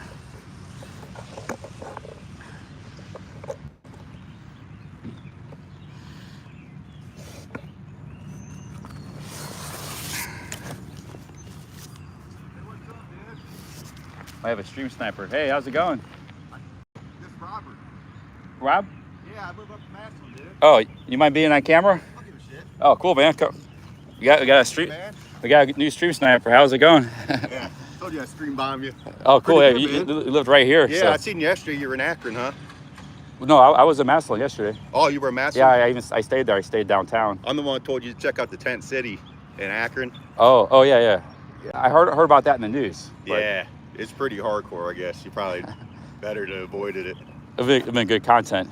Yeah, that's why I came here, man. He's from Massillon. He was in the chat. He said I was just Yeah. I saw somebody stop and I thought it might have been like just somebody like, what's this guy doing, you know? Yeah. But you actually knew of me. So What's funny is you were live streaming, right? And you must be like on like a 2-minute delay around here. Oh yeah. Yeah. 'Cause you were still, I think you were still walking there. So Yeah, I've heard people say it can be hard to find a guy. Like even people who know it, it's like you don't see him. I'm out trying to triangulate your position. That's cool, man. You got a Tigers hat? It's Massillon Tigers? Well, now this is a work hat. Oh, it looks like the same colors orange. though. Yeah. Yeah, that's like a religion around here. Yeah, I know. It's where football started. You know, it's Yeah, Paul Brown. Yeah. I mean, it's the same in Cleveland. It's not much difference. They're football Yeah. fanatic. Everybody's huge Browns. But this is also Browns. Everybody's Browns Oh yeah. fanatics yeah. down here. Yeah, Yeah, Catlin. this is Browns area. This is all Browns. This Cleveland Browns is the professional team, but the Massillon Tigers, they used high to be. school. They're high school, but they used to be professional when football started. Yeah, It was yeah, called the back in Ohio the League 40s. before the NFL existed back Yep. in the 1910s. Yep. Canton, Canton Massillon, Bulldogs. and it was the famous Ohio League. That was the pro. It was just Yep. some reason. Yeah. Yeah, it's like I think they're their first team actually. Massillon Tigers. Or no, Canton Bulldogs. Yeah, I think Canton were. and Massillon were there. And Jim Thorpe used to be on Canton. Yeah, He was the yeah. best football player in the world. Yeah. He's still, Put it this way: in Massillon, when the babies are born, they get a football in the hospital. Oh yeah, that's awesome. I'm sure the same thing. They get a soccer ball. It's just other parts of the world. But Yeah, man, it's cool because like I seen you broadcast like in I think Thailand the first time. oh, you've been following me since Thailand too. Cool. Yeah, I mean I just random, Yeah, random. I used to watch like that Steph's channel. Steph Traveler, yeah, he's in the chat. Actually, somebody just super chat. Bill West, he said Steph. Yeah, he just super chatted £2. Thank you for the 2 British pounds. Yeah, Steph Traveler's right here in the chat. If you want to say hi to him, he's right here. Hey, what's up, Steph? Big fan. You can't make this shit up. Yeah, he's a big fan right here from Massillon, I Ohio. didn't mean to harass you. Actually, I'm like really antisocial. But I'm like, dude, I figured you're right by me. No, so I'll track you I, down, man. it's awesome. I love when people come out. Yeah, Yeah, it's cool. hang dude. out. I was like, that's why I love the internet because it's just like, the possibilities. It changes everything yeah. around. I used to be kind of a loner. Like I travel and I didn't have a lot of friends, and I made like tons of friends just doing YouTube, especially Yeah. live streaming. Yeah, yeah. So it's maybe be more of a social person too. Have you still talked to that Tom from Thailand? Tom, yeah, I know of Are him. you cool We with don't him? really communicate, but we're cool. Yeah. Yeah. Tom, I saw he was live last night. He was. Yeah, I thought he quit drinking and stuff. I think he might have quit for a while, but he's back. Yeah, he's had some great streams, entertaining. Oh yeah. Hey, big ups Gold Ink. Thanks for the 5 pounds. Yeah, like a few people dared me to do this in the chat, so I'm like, screw it, man. Oh, I'm really glad you came out. It's hilarious. You can walk with me for a while if you want, for a few minutes. Yeah, man, maybe I will. I was just gonna stay here for a minute, get some water. All right, man. I'm gonna pull my car real quick.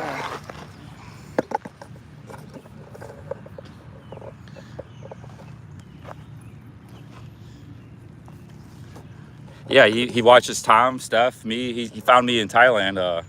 He live streams I was doing in Thailand.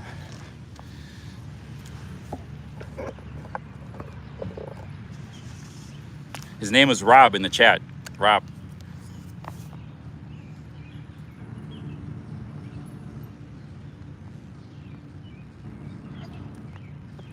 Hey, big ups for the super chats. Thank you, Something Wrong, for $2. Thanks, Gold Ink. Thanks, Bill West. It's hard to see your guys' super chats when I'm like talking to somebody, but if I see them.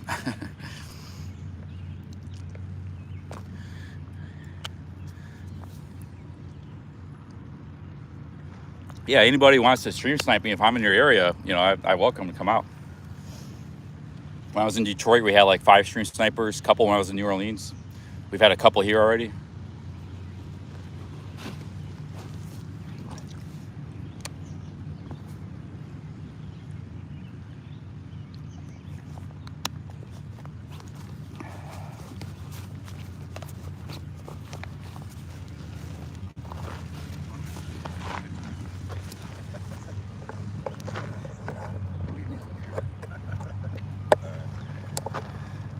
Yeah, my wife's gonna be like, where did you go? I'll be like, to alternate reality.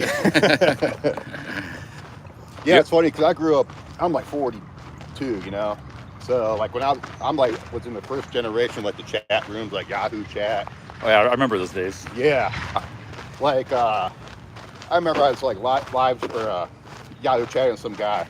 He's like, I'm in India. I'm like, no way, dude. He pulls up, like, there's a Taj Mahal right there. Oh. I'm like, this is blowing my mind. But now that's just like nothing now, Yeah, but surprisingly, there's not like a lot of people doing this live streaming, especially on YouTube. Yeah.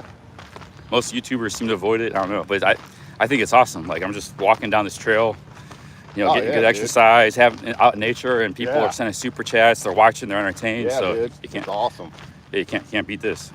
Yeah, I was watching, what's his name? The guy who was chatting from the trucker protest in Canada. Oh, Jeff Lepard? Yeah. Fun 69, yeah. And I'll tell you what, that guy, he made some serious cash, but he was putting his ass on the line because that was a dangerous situation. Oh yeah. He could have been arrested. So he earned it. Some of those people were arrested. Some of the leaders of that trucker convoy. Oh yeah. Tamara Lynch. I was following that too. Those guys, man, they were like one of my personal heroes. I mean, and he was out in the cold too. It was like 10 degrees Fahrenheit some of those days. He was out all day, 12 hours. Yeah, that's awesome. Yeah, man. Big ups to Jeff Lepard, Travel Fun 69. Yeah, I think he was also used to go with you guys to Thailand or. Yeah, he was going to Thailand. I didn't see him in Thailand. I met him in Mexico about a year ago. Okay. But we just hung out in Miami.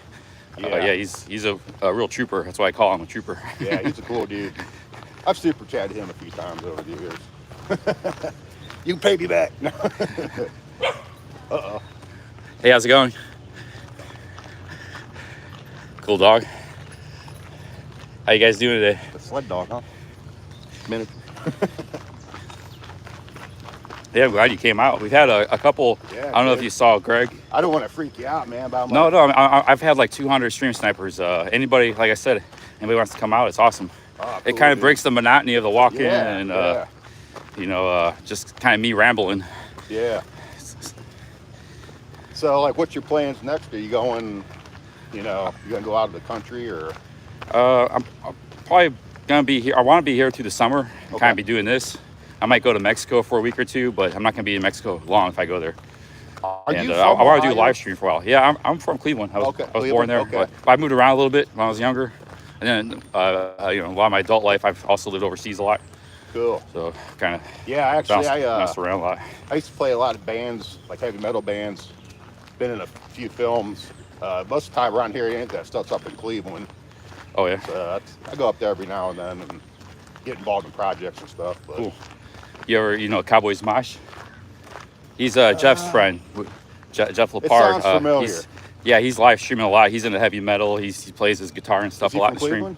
He's in Florida, but Okay. we were hanging out with him, and he's big into heavy metal live Yeah, streams. Florida's like a huge, like, for like death metal and real heavy Yeah, metal. that's man. Cowboys Mosh. He's Orlando. all into that stuff.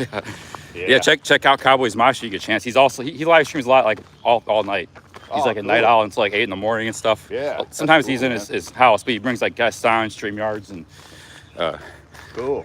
hey, thanks. More super chats coming. Jay Michael for the $5. Cheers. Thank you very much. Capio, thanks for the 2 pounds. He was making a joke about Steph. He said, "Careful, Charlie. You could be a Steph double agent." Me and Steph are cool. Yeah, I used to troll Steph every now and then. I go in a dream and be like, damn it, and leave. He's one of your trolls, Steph. It's Steph's funny, on man, Steph. like the little world you guys got going on, man. Yeah, there's this world that kind of sprung up from around Thailand, like people, expats, people that want to travel there. Yeah. And like yeah, we've known each other for years in some cases, you know. I've known Yeah. Steph since 2017. I haven't met him, but online I know of Yeah. him, you know. I'm sure you meet him His sometime. channel and comments. So I did meet him briefly in Pattaya once. But, How's this COVID situation affecting your travel situation? Is it like more limited now? Or? well, yeah, that's messed me up the last couple of years. I was able to get to Mexico a couple times, but yeah, I wasn't able to go to the places I wanted to go. Yeah. Now that stuff's going away, and Yeah. I'm kind of getting into just live streaming in America and stuff. So, Because even going to Canada is a bitch now. oh, you still can't go to Oh, Canada. you can? Okay. No, Mexico's been open the whole last 2 years. Yeah. And, it's not bad. Mexico's pretty awesome. I mean, it's cheap. It's good food. It's something different. You ever been to Mexico? No. It's- I've been to Canada several times. Sometimes, like I was able to get a cheap flight. I had a cheap flight for like $100 to Oaxaca. Now I can't seem to find those cheap flights. But if you get a cheap flight, yeah, it could be a great little trip, even just for a week or two. Yeah, you always hear like, the rumors like, stay on the tourist spots, don't go off, I felt like it was the opposite. The tourists that's like what I was gonna Cancun say. are more dangerous than the normal parts. Normal parts, people are really nice, and they're more interesting too. The normal parts of Mexico. Yeah, because you see the real culture then, Yeah. It's not like just a whitewashed version, I guess. But the towns aren't bad too. Like we got, I don't know, Vincent's in the chat. He's a guy from UK. He likes to hang out. Yeah. There's like Cancun, but you go towns south, they're like Playa del Carmen, Tulum. They're kind of cool. I mean, yeah, there's a Okay. lot of tourists, but you just Yeah. catch a bus and you be there like in an hour. You Yeah. know, and there's a lot of different stuff there. There's a mix of tourists and Mexicans and culture. Is the property cheaper down there, or is that just like a stereotype, I guess? Well, I mean, it's got to be. I don't know what the property is, but like they got hotels. I've stayed as cheap as 15 a night for Oh, wow. own bathroom and room, 20, Wow. 25, depends. But Yeah. so everything's it's got to be cheaper down there. Yeah. That's cool, man. I need to travel more. It's just with this COVID situation, it's like I don't know. I used to go to like Ontario and go fishing all the time. That was my main thing up in Canada, and Oh yeah, now it's just a bitch to even get in there. It's like, yeah. Canada's been one of the worst countries with all the COVID restrictions. oh yeah. So if you like going to Canada, yeah, it sucks. Canada, I'll tell you who's But- is suffered this is Canada, Australia. They're really locked down hard. I know that. Yeah, those two have had the worst issues. Those two countries. I don't know what the deal is, but I'll give you guys a lot. Government. A lot of Ohioans like to go to Canada and Toronto. If you guys know, a lot of Clevelanders used to like to go to Toronto. Oh yeah, I've They- been to Toronto. Yeah, like we because it's not far. You can get to Buffalo. Toronto in like 3, 4, 5 hours. Yeah. Or in different parts of Ontario. A lot of people from this area would like to go to. They can't do that now. Just kind of like a little weekend trip or something. You ever go to Pittsburgh? Yeah, I've been there quite a few times. I'll tell you what, that's about the cleanest city. As like a Browns fan, I thought it was like exploded into flames when I entered the city limits. But Pittsburgh's kind of awesome. Like, yeah, Cleveland and Pittsburgh hate each other in football. It's a big Yeah, rivalry. yeah, It's oh, just yeah. like Canton and Massillon, the high school teams. Cleveland Yes. and Pittsburgh, the pro team, Steelers and the Browns. like the Steelers are like communists around here. Put it that way. Oh, the Steelers fans. Yeah. Yeah. There's some Steelers fans here in this area, but I don't know why that happens. Oh yeah. Yeah, you meet 'em. Jax. My best friend actually is a Steelers fan, so Oh yeah. yeah. It- I forgive you. But the city is actually pretty cool. Yeah, if you go there, Oh, it's yeah. the hills and the architecture. It's I might be going there. There's a trail Oh, is it? that goes from Pittsburgh to Washington D.C. Oh, that'd be sweet, man. I won't do the whole trail, but maybe get off in West Yeah. Virginia or something. Yeah, I went to Pittsburgh. I worked on a film out there, and I'm like, man, I'm like, this. I was like, where's all the homeless people? And apparently in Pittsburgh, they round them up. Oh, really? They don't play, yeah. So, Oh, wow. I might not want to stealth camp there. yeah, I was like, where's all the, the people? I just, Hey, big ups. Thanks for the $2, handsome man. Thank you very much. $2 for Rob to go to Patty and live stream. They want to turn you into a live streamer. I don't think I have the personality to be a e-celebrity. Sorry.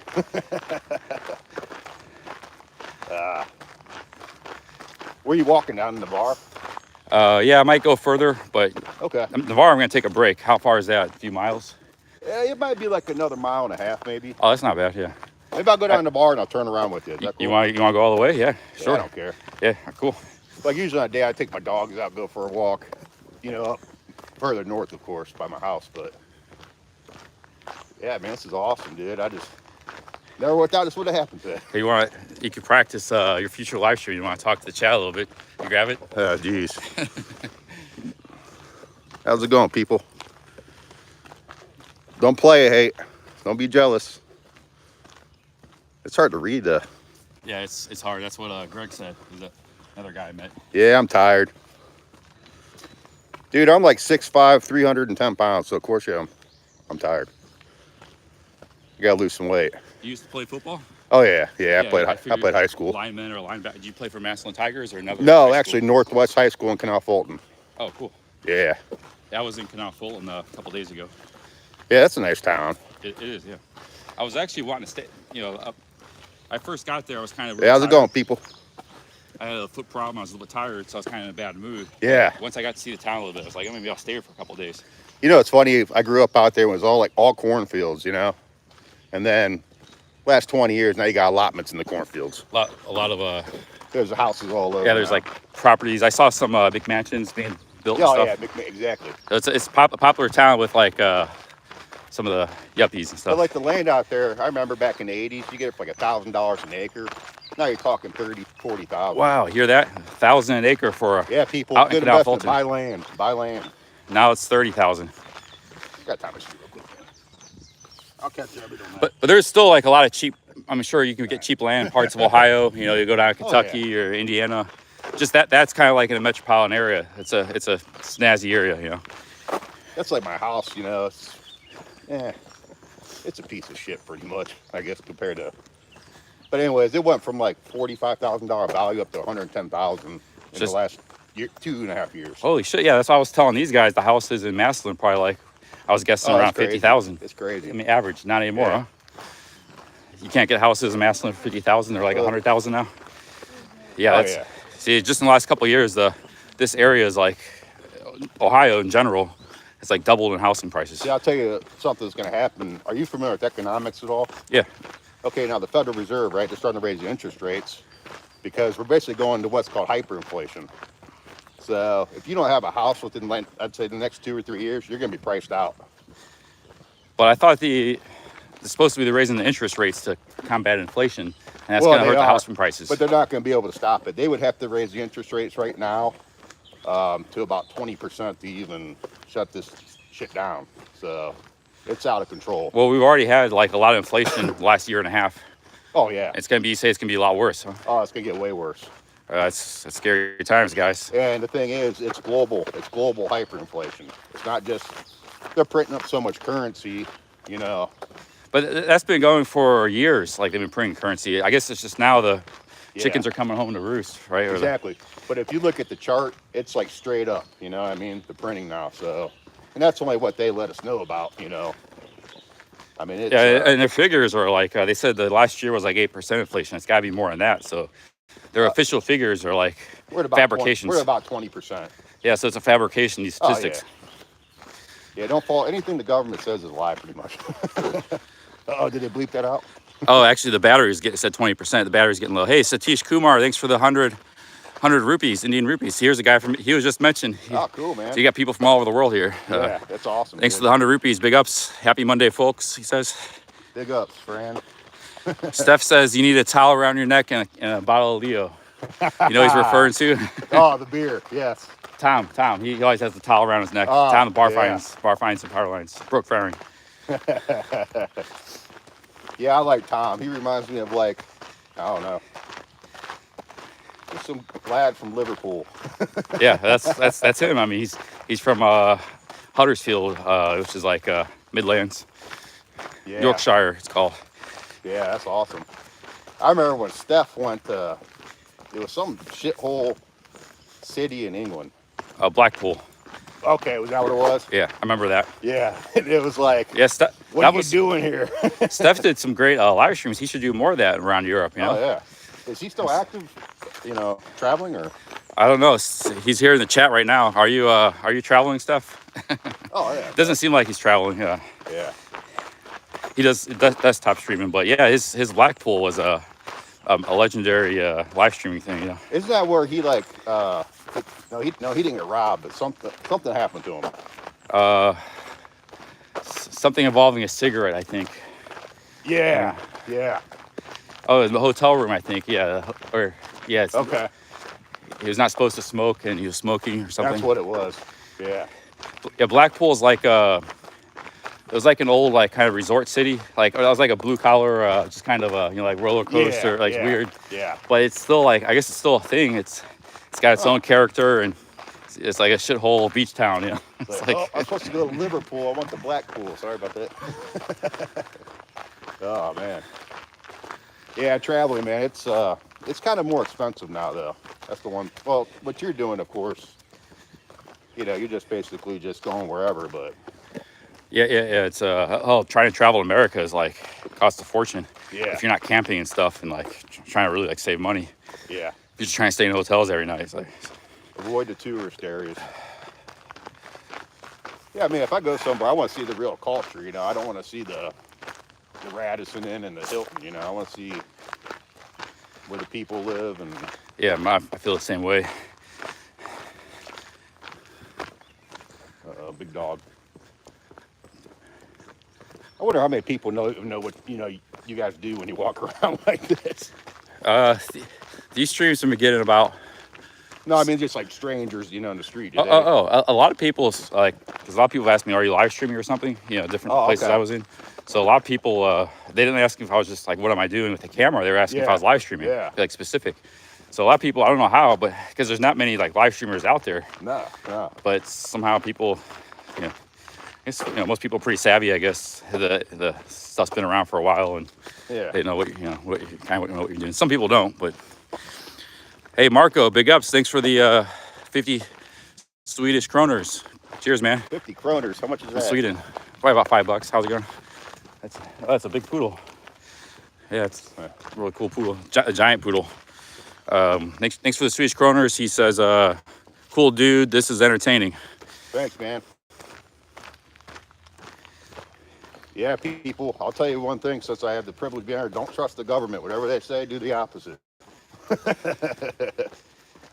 won't get you banned, dude. Well, maybe things will turn around a little bit. Just a little tough time before the I'm hoping, the upswing. Man. It's just scaring me what's going on in this world, and Yeah, like you're not alone. With the kids especially. I don't know. It's just insanity, but yeah, I won't get too political on it. No, I know what you're talking about. All the race theory and the transgender stuff. Yeah, we have to talk about all that stuff because it's But they're like the education system's crazy, and then they had to wear masks and stuff. Oh yeah. Yeah, it's out of control. Yeah. But I was telling my buddy the other day, it's like alternative lifestyle seems to just being a straight white guy. You know what I mean? There ain't gonna be too many just regular people left, But the flip side, there's a lot of parents do more homeschooling, kind of more proactive. Yeah. Kind of so. Yep. Yeah, man, it's a crazy world. The last 2 years has really accelerated in a bad direction. So turn it around, man. I'd say we'll got about another probably half mile up here. Oh, I thought we're closer. I thought we were a bit of a ways still from Navarre. Oh, I would. I mean, I could check my map real quick. Let me see. Yeah, man. Maybe I'll walk down there and turn around. He's got to get going. Hey, peace, people. It was awesome meeting you. You too, man. Robert. What's your first name again? Robert. Yeah, Yeah. see you in the chat. What's your handle on you? It's like Robert292. Robert292. Yeah, I don't have a channel or nothing though. All right, yeah. keep an eye out for you. Come back, join us. Awesome Yeah, meeting you, man. Take care. I had to do it, dude. Have a good one. You too, brother. Big ups, Robert 292, stopping by. Yeah, there's a lot of people in this area that seem to be watching. Greg, Robert, there's Road Dog. I think there's a couple more there in the chat. That's cool. Awesome, dude.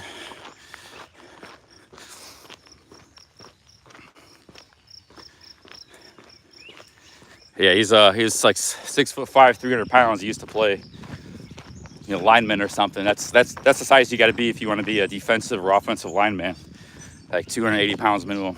But he wasn't like he was like just a lot of muscle, thick. He didn't look like real overweight. He was just a big dude, 6'5", and big ups, Robert. Yeah, stream sniping's it's awesome. I wish welcome any stream sniper to come out. Greg, we met him. He was a stream sniper. Dylan here in Cleveland.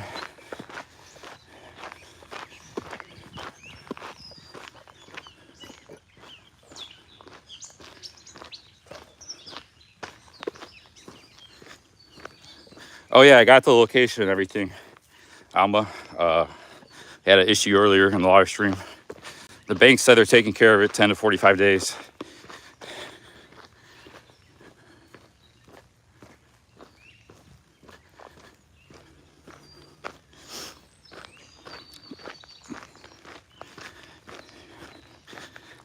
Yeah, the stream sniping is some live streamers they shy away from it, like they don't, or they're kind of, but it's always a good experience. It's good for the stream. Always meet cool people, meet friends. There's people that stream sniping. They're still friends to this day. I still, we hang out or meet other countries, traveling. Some of them are here in the chat, like Wander Nirvana, for example, or met him on a stream snipe. Jonathan North, met him on a stream snipe. JRD, he's in the chat. So it's a good thing. Hey, big ups, OG. Thank you for the $2. Oh, did you see what happened, OG? It wasn't an ATM fee. The ATM took $300 from me. No cash, no receipt in the Walgreens. So we got a hold of the company. They said you got to call the bank. I was trying to withdraw $300 at some off-brand, and inside the Walgreens, it was an ATM, and they took $300. So there was no ATM fee. It was just $300. That happened earlier in this stream this morning. I needed to get some cash. So the bank, I called my bank and they said they're gonna 10 to 45 days. They're gonna investigate it and maybe get a refund. That's happened this morning. Yeah, it's 100% ATM fee. You put your card in and you don't get anything back. You just take they take $300. Because I checked my bank account, it was $300 was deducted. I did go to the manager. I went to the manager. They said it's not their ATM, but she was very nice. And she called they called the company. The company puts their machine in the store. I said, you can't be letting, so the manager was spent 15 minutes of her time trying to resolve the situation. She was on hold for 10 minutes. She got a hold of the company and they said, you got to call your bank to get the money back. So yeah, it's just, that was a drama earlier. So I got $300 held up. Maybe I'll get it back 10 to 45 days. I stopped talking about it because it's getting me in a bad mood, but no big deal.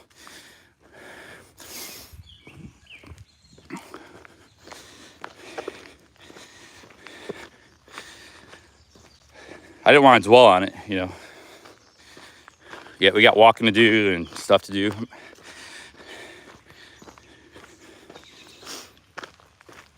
Yeah, we're getting pretty close to the next town. It's just one mile. Hey, we got John 55 in the chat. Big ups.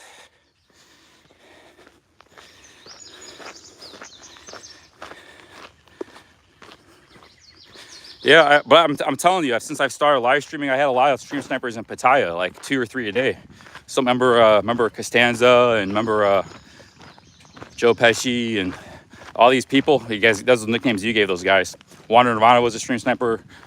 I've met maybe 200 people since I've been streaming. I met 5 in Detroit, a few in New Orleans, a few in Cleveland.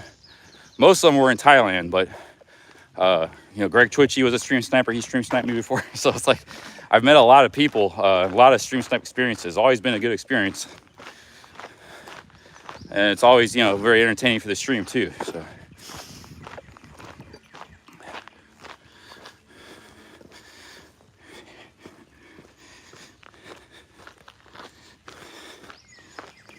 Twitchy actually stream sniped me twice. Or three times. 3 times he stream sniped me. One time in Rayong, 2 times in Pattaya. He was the only multi-stream sniper. Big ups. Big ups to Twitchy.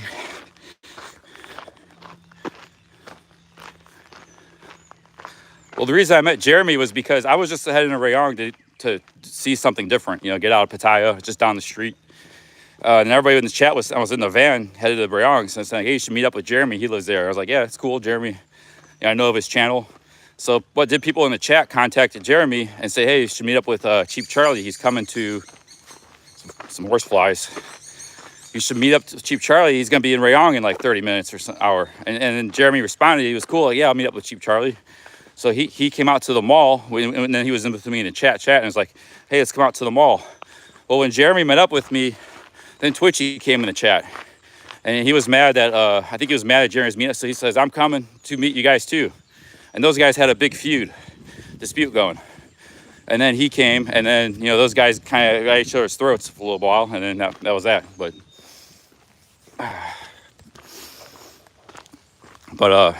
those guys seemed to make peace after that, so it moved on. They had a big feud going for a while. But that was that story. Then I stayed in Rayong for a day. I did streaming after that. I walked around the market and the towns. I was just there to just do this, you know, walk around, explore. And but there were 2 YouTubers with a big feud that happened to live there too, and it all kind of came together in a live stream. I was like,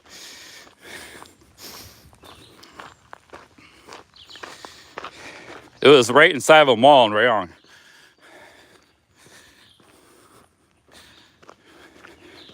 And me and Jeremy, we were chatting for like 30 minutes, you know, a good 20 minutes on live stream before Twitchy came at a chicken shack or chicken place, Texas Chicken, I think it was called.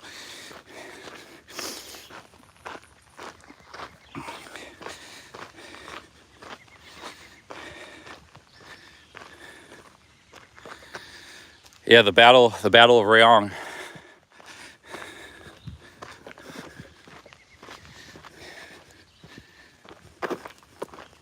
But those guys seemed to kind of move on, and the feud was over after that. They didn't really talk much about each other, so that was good.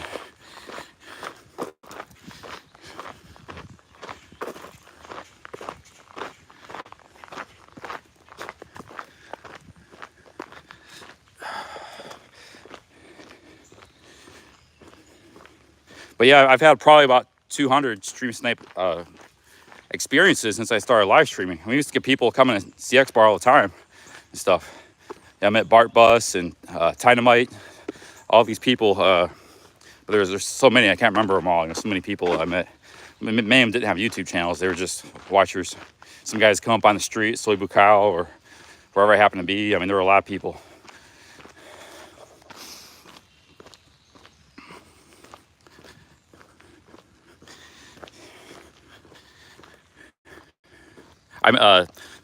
Tom Barfine stream sniped me once, you know, before he started live streaming. He was on my stream walking with me for like an hour. We were chatting. I mean, that was before he was a vlogger for a while, kind of behind the camera vlogger. It was before he started streaming. Chuck Wow was a stream sniper. Sawadi. I mean, the names are endless. Red Light Ron. It's all, you know, all been good experiences. Good people. Made friends and acquaintances and.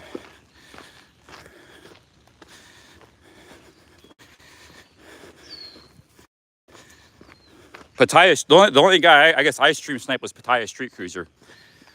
I stream sniped him, but I met him.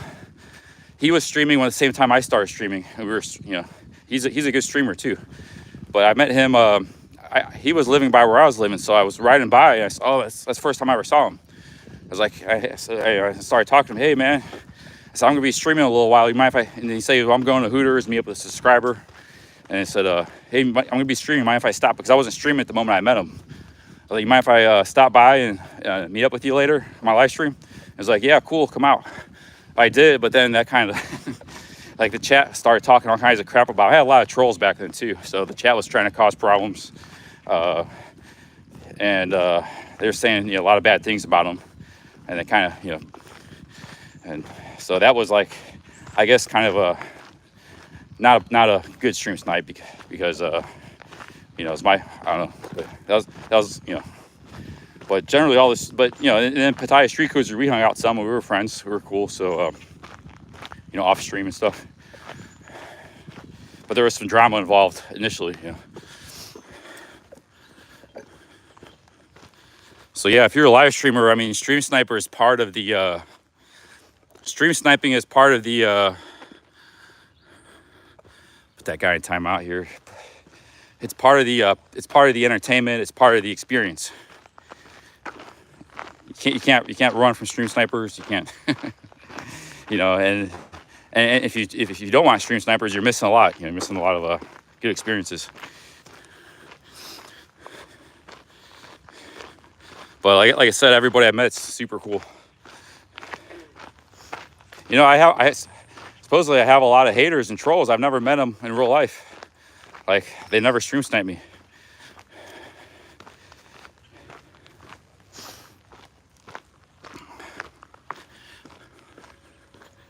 I think a lot of guys are so-called trolls. They're just in it for the comedy entertainment. They're just messing around.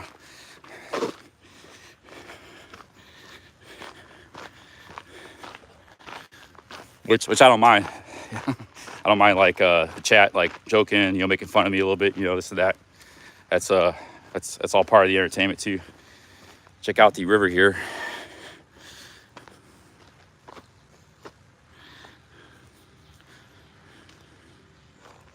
Yeah, I was just gonna take a break. That was awesome. I was just gonna take a break, have some water, and I was getting kind of bored. And then then I had a nice conversation. Guy popped up.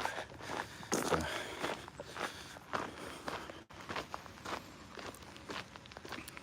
Dime33 says he's here for the comedy. Ohio's not that great.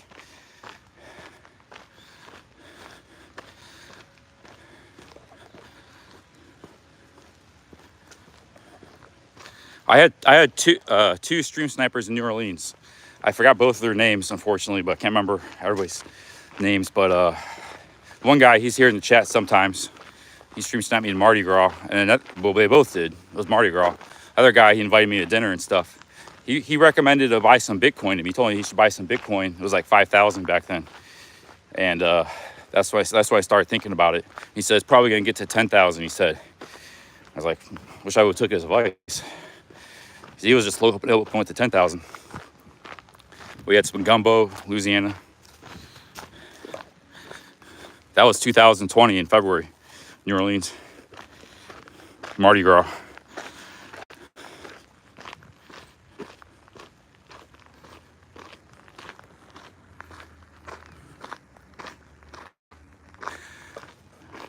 J. Rue says, is it legal to ride bikes? Yeah, that's what most people do, is they ride bikes. It's actually considered a bike trail.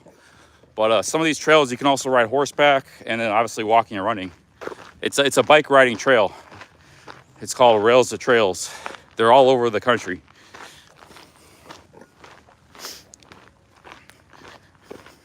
But it's just as good for hiking as it is for biking.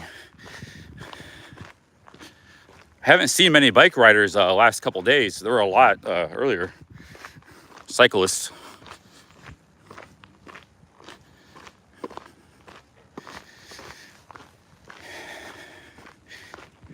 Yeah, PSC got a little pissed off because of the chat. Like, people were talking smack and stuff about him. He got real pissed. But, we hung out. We did some exercising together, running. Had a coffee and stuff. He was cool after that. Just a little bit of drama.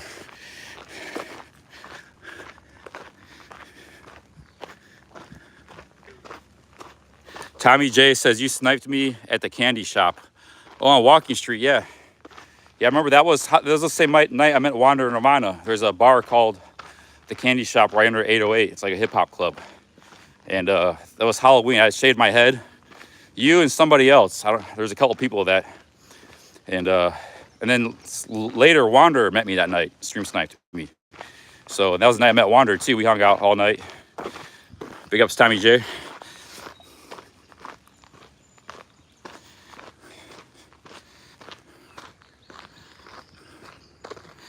Put this guy in timeout here, WC.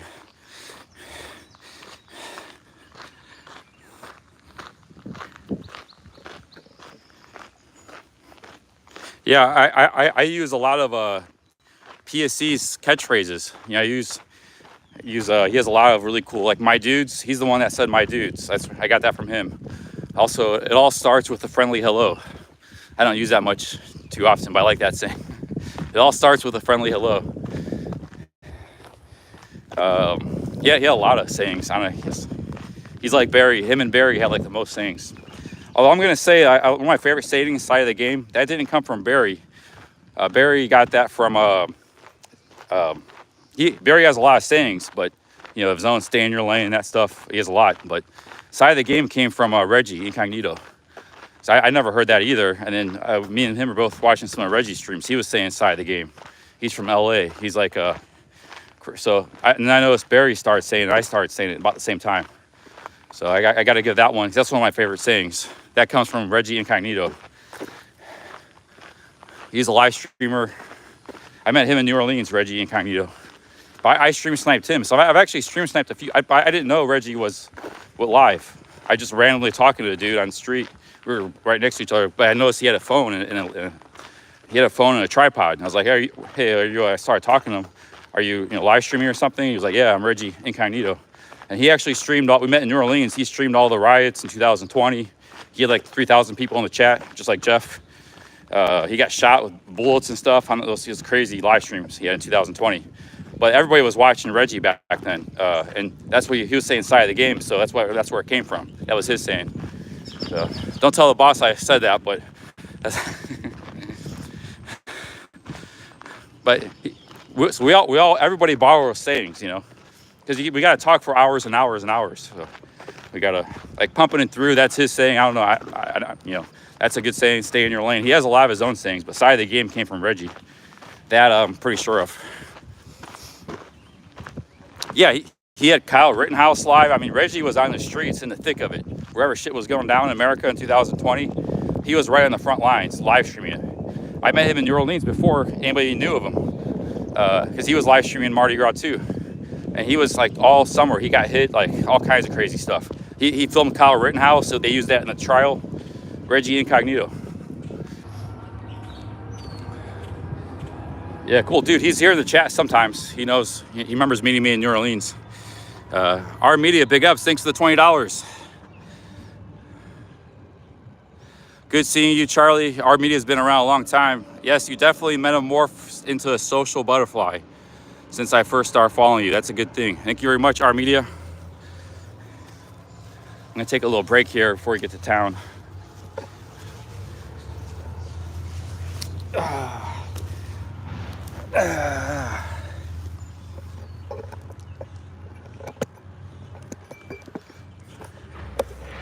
Yeah, all the news stations were using Reggie's footage, like Fox News, CNN. He had a lot of, because they're not out there filming, or they are sometimes, but it's in a very controlled situation. They got a crew and big camera, and they clip these live streamers and use it in their news when stuff. Hey, big ups Tequila Joe. Thanks for the $2. Thank you, our media. Thank you, Tequila Joe. Yeah, my legs are starting to get a little tired and feet. I'm gonna air my feet out for a minute. It's probably like the next 3 hours, we're gonna be taking it slow. I got to plug in my power bank too. I almost forgot about that. We're gonna be eating, just kind of taking it easy in this town. I'm not trying to overdo it. And then take it from there. Take my shoes off here, air my feet out a little bit.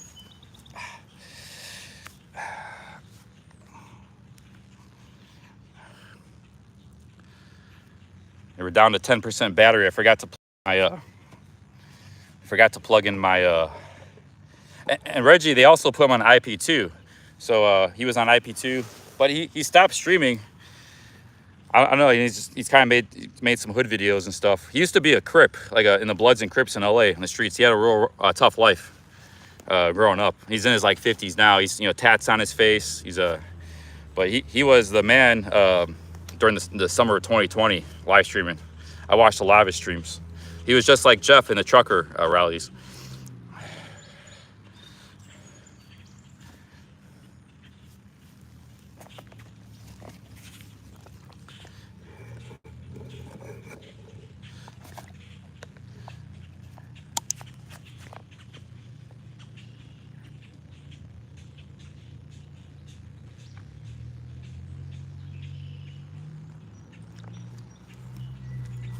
Thank you very much, Tequila Joe and Our Media.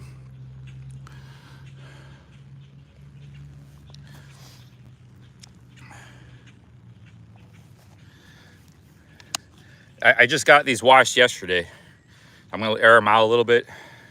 I got all my stuff washed. I washed my backpack in the bathtub. I went to the laundromat.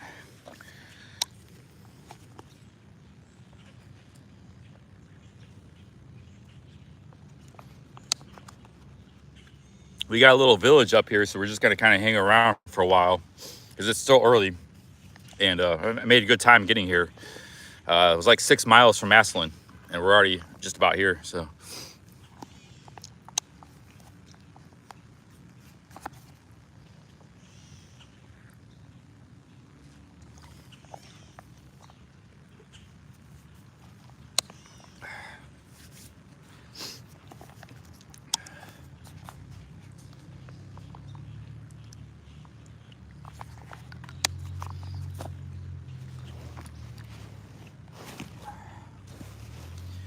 I'll lay back here for a minute.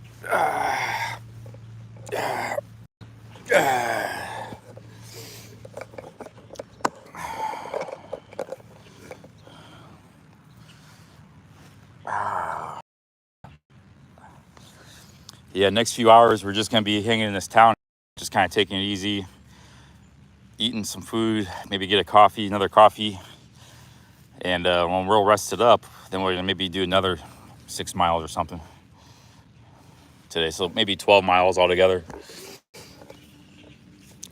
This trail's almost over. I'm not gonna go to sleep now, no. Maybe later I will, but I'm just resting up for about 10, 15 minutes, laying back, kicking back, read the chat. Oh, I gotta plug in the power bank. I keep forgetting. I'm down to 10%.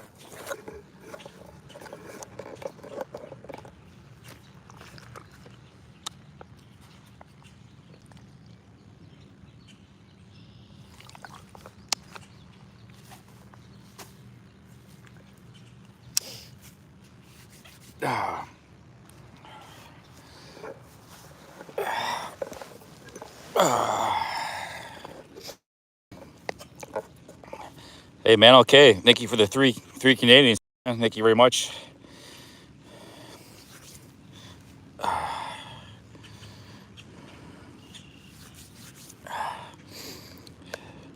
Yeah, Steph Traveler has a lot to do with this whole community and genre. He was the first, one of the first, if not the first, live streamer. Big ups to Steph.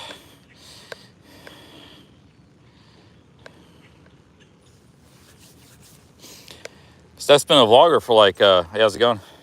He's been a vlogger for like 10 years. Is that a chocolate lab? No, Vishla. A Vizsla? Yes. Oh, do you mind if I put her on my camera for a minute? I'm live streaming. It's a pretty dog. A Vizsla, never heard it. Hungarian. Yeah, she's good. A Hungarian dog. Hungarian Hang on a second, let me turn my camera on. Hey, buddy. Ah, sweet dog. Is she a hunting dog or? Yes. Hunting dog, yeah, looks like a hunting dog. How old is she? 4.5. 4.5? It's a he or she? She. A beautiful dog. A Hungarian dog. Yep. Have a nice day. You as well.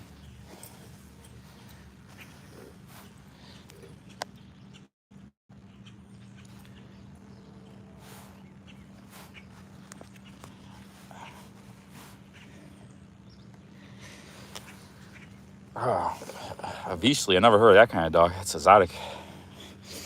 I thought it was a chocolate Labrador. Very nice, well-mannered dog there.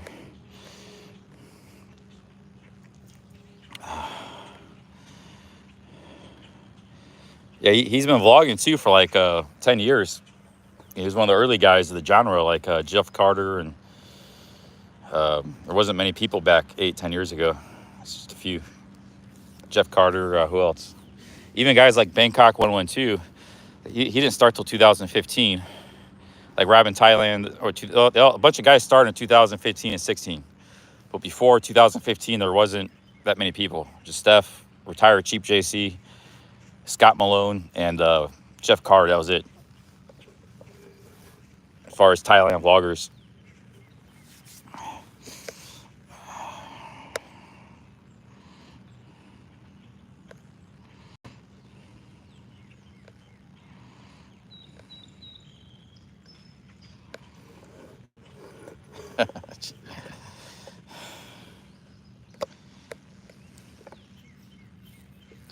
A Hungarian Vizsla. Tequila Joe knows what it is. Yeah, that sounds Vizsla. Kevin Thailand started like 2015 too. Same time as Rob, same time as Bangkok 112. A bunch of people started. I think Sonny started right about the same time. Sonny Schoenbrook. Twitchy started 2016. There's a lot of people started right around then. I started 2017 January. Balder started 2016 because he was in Thailand vlogging for a while before he started traveling.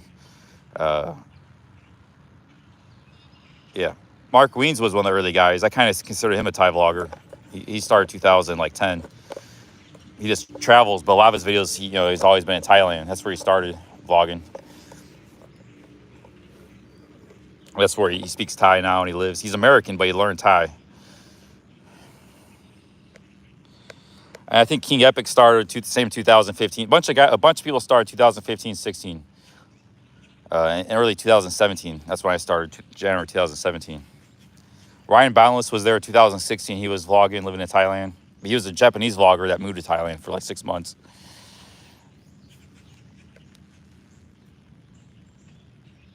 Most guys started 2015 or 16, the early guys. Like I said, 8-10 years ago, there was only 4. Retired Cheap JC, Steph, and Jeff Carter. Oh, I didn't know Sonny goes back that far. Yes, Kev, I thought Jeff goes that far, so I got him confused. But I know Kev was like 2015. So was Rob. They started about the same time. That's when Bangkok 102 started too. It was early 2015. He started out with just a bunch of random videos, and then he kind of developed into like a street filming machine for many years, for 5 years. He quit a couple of years ago, the pandemic. Nobody knows why he quit, but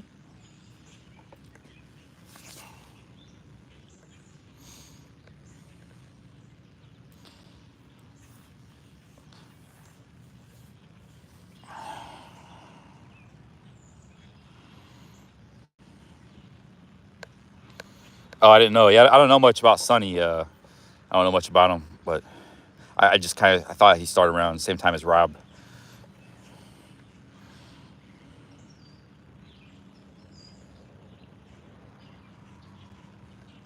Yeah, Dead Faring too. Dead Faring, I think, also 2015. He started the same time as all those other guys. There's like I said, a whole crew that started right around 2015.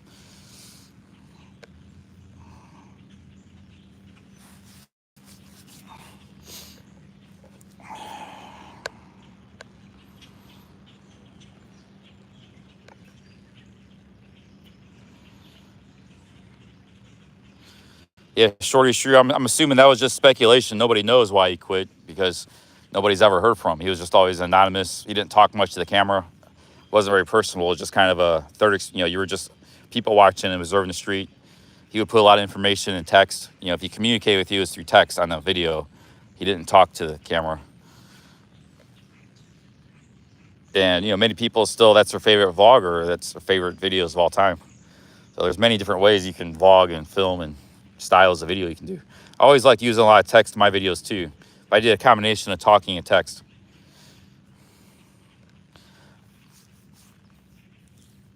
Yeah, all he ever saw was his hands. Nobody ever seen Bangkok 112 in real life. He was like a ghost. Like even when I was anonymous, there were I met a lot of people. Like because I was always on Walking Street. People would, oh, that's gotta be Cheap Charlie. Meet up with me. A lot of people knew who I was, met me, but nobody ever met Bangkok 112. But I was a little bit more. Even when I was anonymous, I was always talking to the camera. People recognized my voice. I'd be talking. That was on some of my videos and stuff. So. And sometimes I'd be hanging out with Sean, and people recognize Sean, and they put two and two together. That must be Cheap Charlie, Some of the pizza shops there, they had a CCTV footage because I was hanging out with Sean, and somehow that got on YouTube. Yeah, that's so, my image was already out there, and people knew what I looked like, and a lot of people knew me. They see me hanging with Thailand Bob or FBI guy or Sean at Wonderland or Mega Man. I wasn't hard to find. But Bangkok 1 and 2 always moved around. Like he'd be in Bangkok, and then be in Pattaya, be in Phuket, and then go overseas to Vietnam, and I was always in the same spot, For 8 straight months, I was in Pattaya, vlogging, hotel reviews. And I did go to Bangkok like once, just only once for 2 times, for only for a couple days.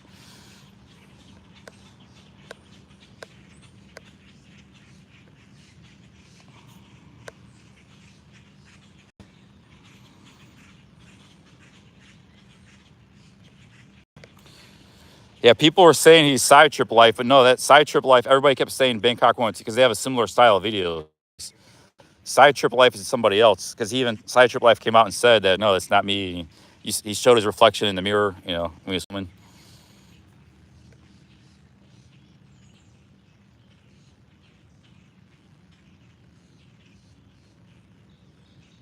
No, I used to smoke all the time in my videos, speak in my videos. That was a live stream with Chuck Wow that we were having dinner.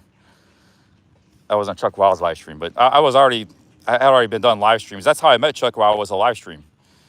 But I was just still not comfortable being on camera. I, have sunglasses and a hoodie. Even though I was doing live streams many times, and I was on Chuck Wow's live stream many times. I was just uncomfortable being in the camera. It took me a long time to get comfortable with being on camera. I didn't like being on camera.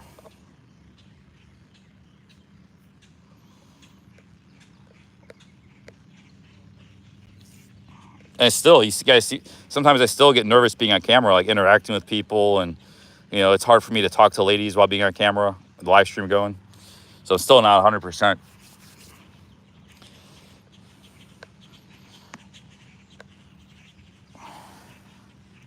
Yeah, it's a good community. Everybody's had a part. I mean, Bangkok 112 had a big part of making this all happen. A lot of people got into YouTube because of him. They came here, they're watching his videos, or they saw the success he was having, because he was getting he got to about 1 million subscribers.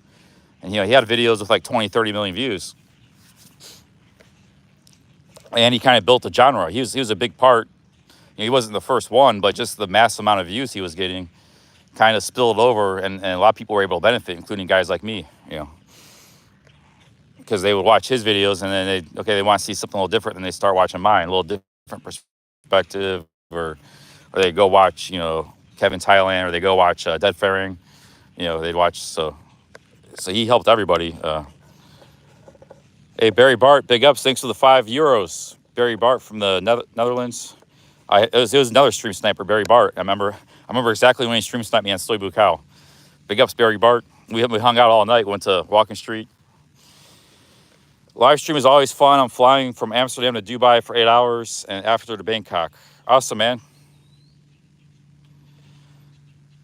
Yeah, have a great time. Enjoy your time there in Thailand. Don't smoke too much weed. No, I'm just kidding. Barry Bart was a very straight edge guy. He didn't drink. I think he said he had 2 beers that night. That was the first time in his life he drank. He's very steady guy, But I met him in Soy Bucow. He stream sniped me. Thank you very much, Barry. Have a good time, Barry Bart.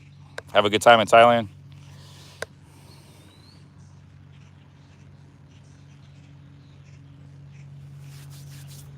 Yeah, it's some of the old history. But you got people all over the world watching these videos and live streamers. You just see, like this guy we met here. He doesn't travel much. I think he said he just travels to Canada. But he's into the Thailand genre. He enjoys, he's watching Steph and Tom and me. And so he got, and Greg too. Greg hasn't been to Thailand in 10 years, but he found our videos and stuff. And so you got people all over the world watching like the Thailand genre, Oh, Satish Kumar, Satish Kumar, cool, man. You've been on my live stream a long time. You met Chuck Wow, appeared in his live stream in August. Awesome. Yeah, thumbs up to Barry, Barry Bart.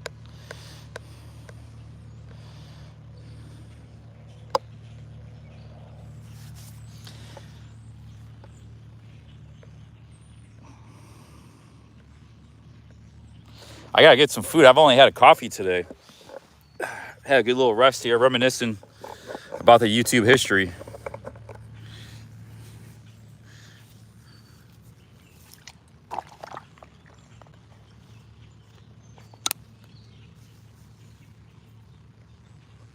Yeah, it happened over time. Like I said, it first happened with guys like, just a few guys here and there. And then kind of Bangkok 102 blew the whole thing up with his, his videos. And then just went from there, And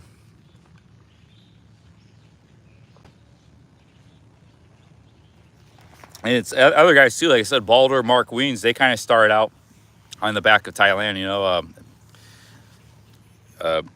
Balder took down a lot of his old videos, but he used to have a lot more videos in Thailand. And that's kind of where he started. Mark Weens started kind of in Thailand. A lot of food vloggers started in Thailand. So Thailand's been good to a lot of people. A lot of live streamers and vloggers.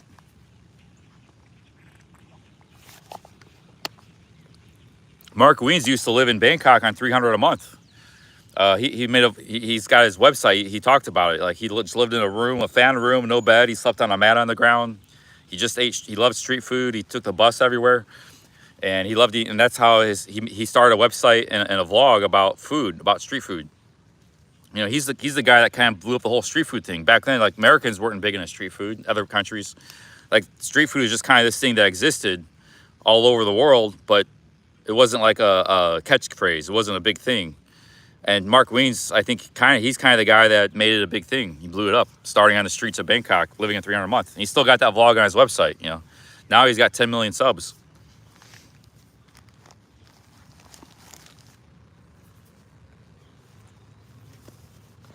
Do I know what happened to Durko? No idea. Yeah, no idea. Durko became very popular. His channel blew up overnight. But then I think he got demonetized or something.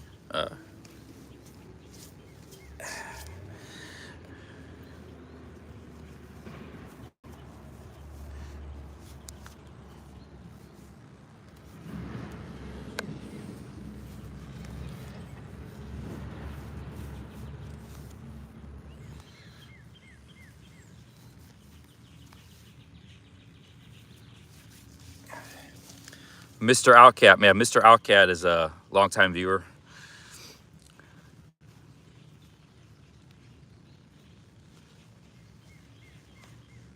Yeah, some people, even if they have some success with YouTube, like Sean in Wonderland did very well. His channel blew up really quick, but they're just like not into it, or it's not a big deal. They make a little bit of money. It's like, it's just not. They move on to other things in life. They're not like hardcore into it. Like I am, or like Broke Faring, Tom is, or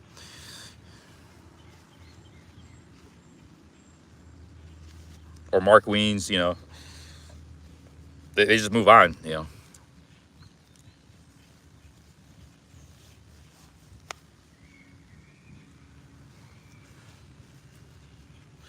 Had a tough time getting my socks back on here.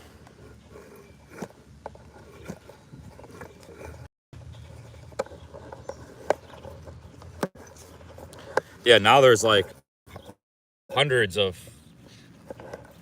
Thailand. There's going to be a lot more now. Things are opening up.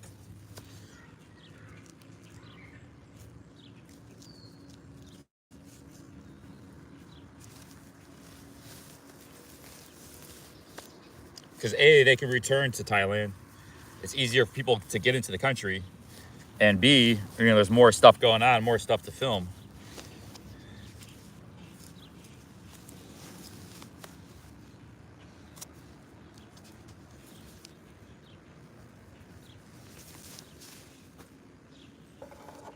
Well, it's not just Thailand too. It's like it overlaps with other countries nearby: Cambodia, Vietnam, Malaysia, Philippines. And a lot of the people that watch Thailand vlogs, whether it's street food vlogs or nightlife or hotels, whatever, or live streamers, there's people like in nearby countries. You'll get viewers from the Philippines. I used to get a ton of viewers from Indonesia and Malaysia. I still do get viewers from Malaysia. Singapore, you get viewers from Singapore. You get viewers from like a little bit from Japan, not too much. A lot from India, a lot from Middle East. So it's like an international thing, It's not so much like guys back in the UK watching other. I mean, obviously there's them too, but it's just a huge mixed audience that'll watch.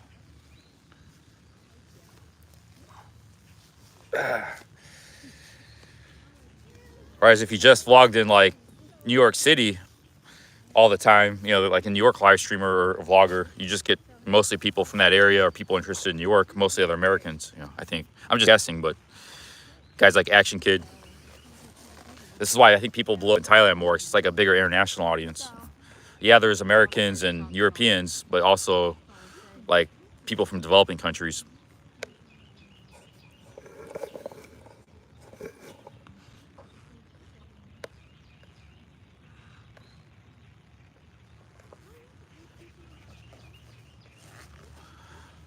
All right, let's get some food.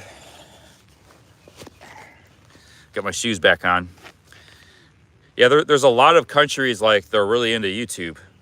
Like Pakistan's really into YouTube, Saudi Arabia, Singapore, Malaysia, they're huge into YouTube. I mean, you can show up in a lot of the Philippines, they're huge into YouTube. And there are a lot of English speakers in those countries, or they know how to speak English.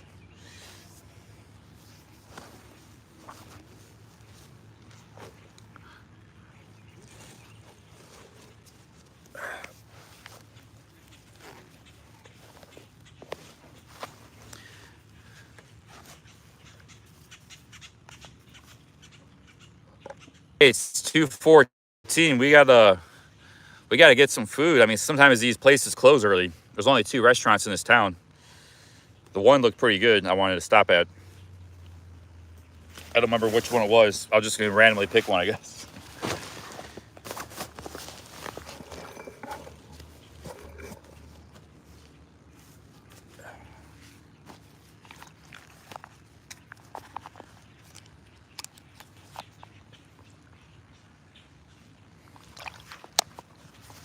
Now, the only reason the Harold Balder thing was because I had a couple times I got drunk and ranted about him. He banned me from his channel and stuff. So it was just a couple of drunken rants, but no big deal. I've never talked to the guy or met him. He's doing his thing.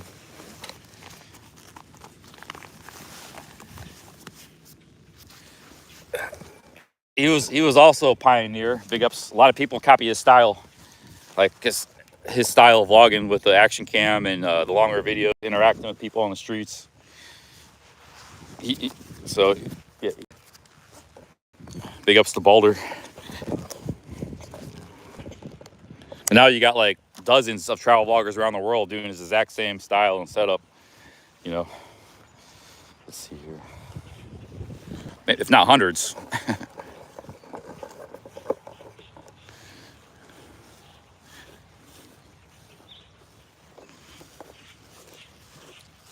And some of those people are having success with it too, like Cass, like Kurt.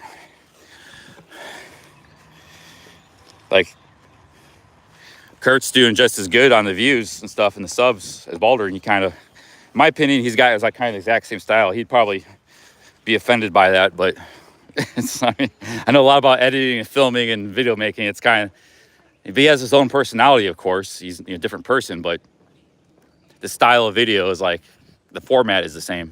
Exact same format.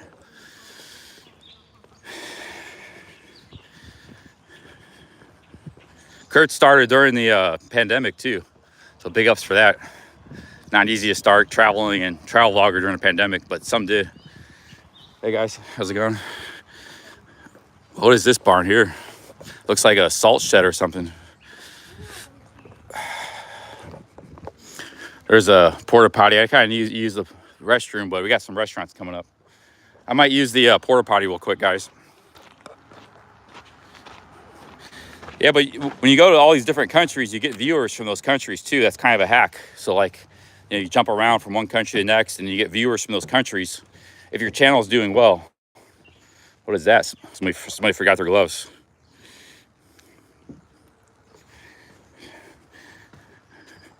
CB Media's got his own style. CB Media comes from a background of photography and stuff. He knows what he's doing with the camera, and he just uses an iPhone to film, but he knows how to put a video together. He has his own style format, you know.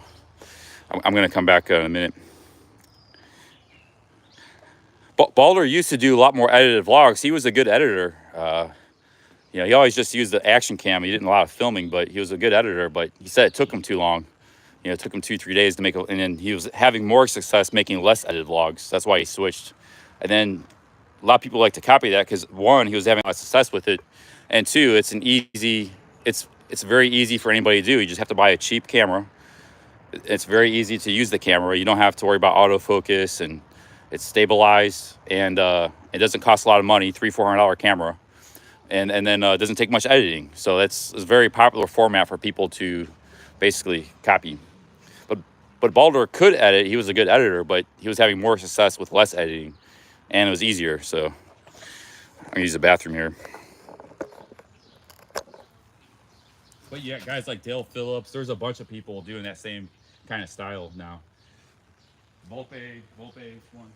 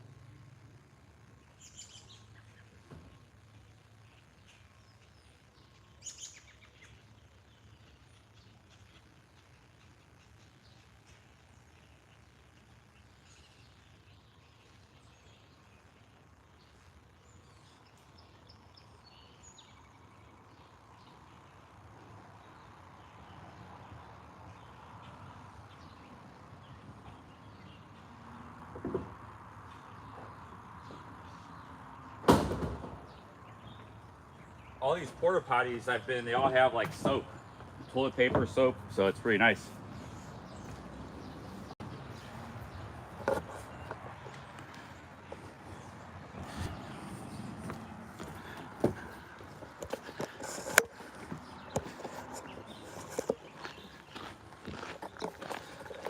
I was thinking about even copying Harold Balder, trying his style myself.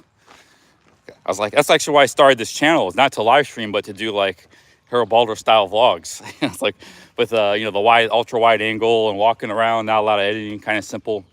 I've always wanted to try that style myself, see if I have any luck with it, like Kurt Kaz. And because what I do on my other channel is kind of different. It's kind of a whole different style. It's behind the camera. It's you know, it's POV style. It's totally different style. But on this channel, I was gonna try something different. But I never got around to doing it. I just been live streaming. But see, with my yeah, I got hand sanitizer. With mine, you can do the same thing with a better camera. So I got a good camera with an ultra wide lens. But I was gonna do the same style of video, just not with the action cam, but the same, you know, same concept. But we had the pandemic hit. The pandemic was kind of hard. Okay, we're in the town here.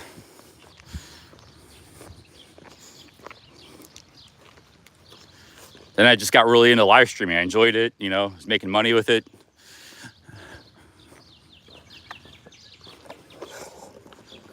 Yeah, Dead Horse said he was inspired by Balder and Bald and Bankrupt. And I think, you know, that style it's a good style, like it works. You know, you got the ultra wide, you can see the whole environment, everything's in focus.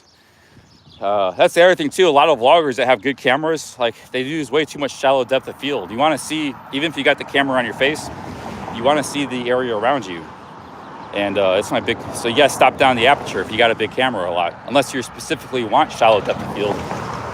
When you use, it's called bokeh. That's when things are out of focus. You do that for a specific reason. You gotta have a reason to have bokeh. Otherwise you stop down the aperture. And that's why full frame is not good for vlogging. It's too much shallow depth of field. You want APS-C or micro four thirds. Jonathan North, he bought a full frame camera, but and then you have to use ultra wide. You're gonna be using ultra wide, but you gotta step it down. Step it down to f8, f11. In Miami and the beach, I had to step down to f11. I was filming a lot, like f8, f11, and it was micro four thirds.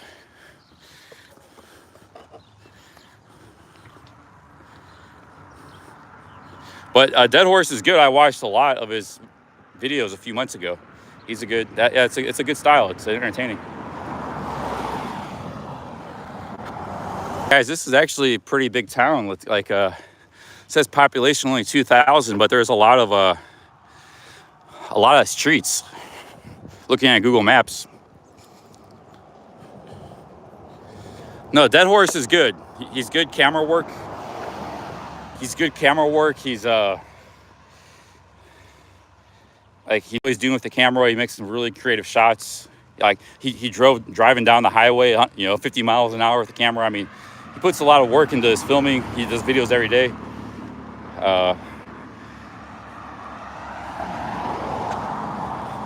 Not every vlog, like some vlogs are more entertaining than others, but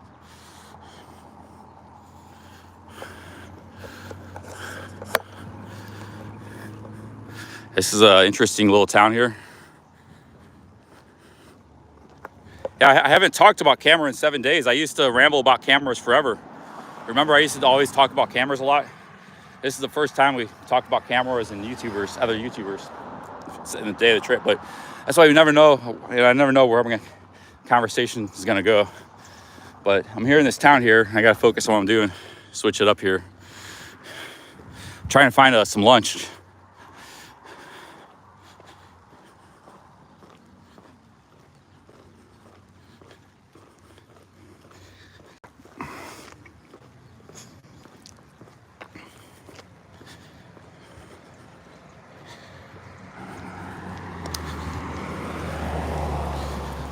When I bought my first mirrorless camera, I didn't know about stepping it down in aperture and all these things.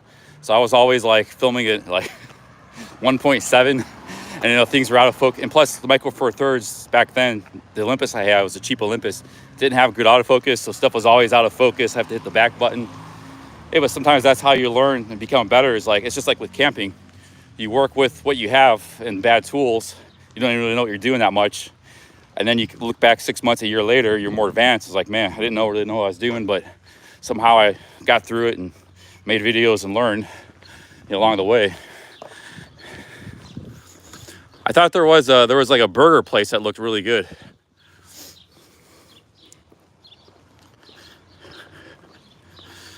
It's very residential here, cool little town.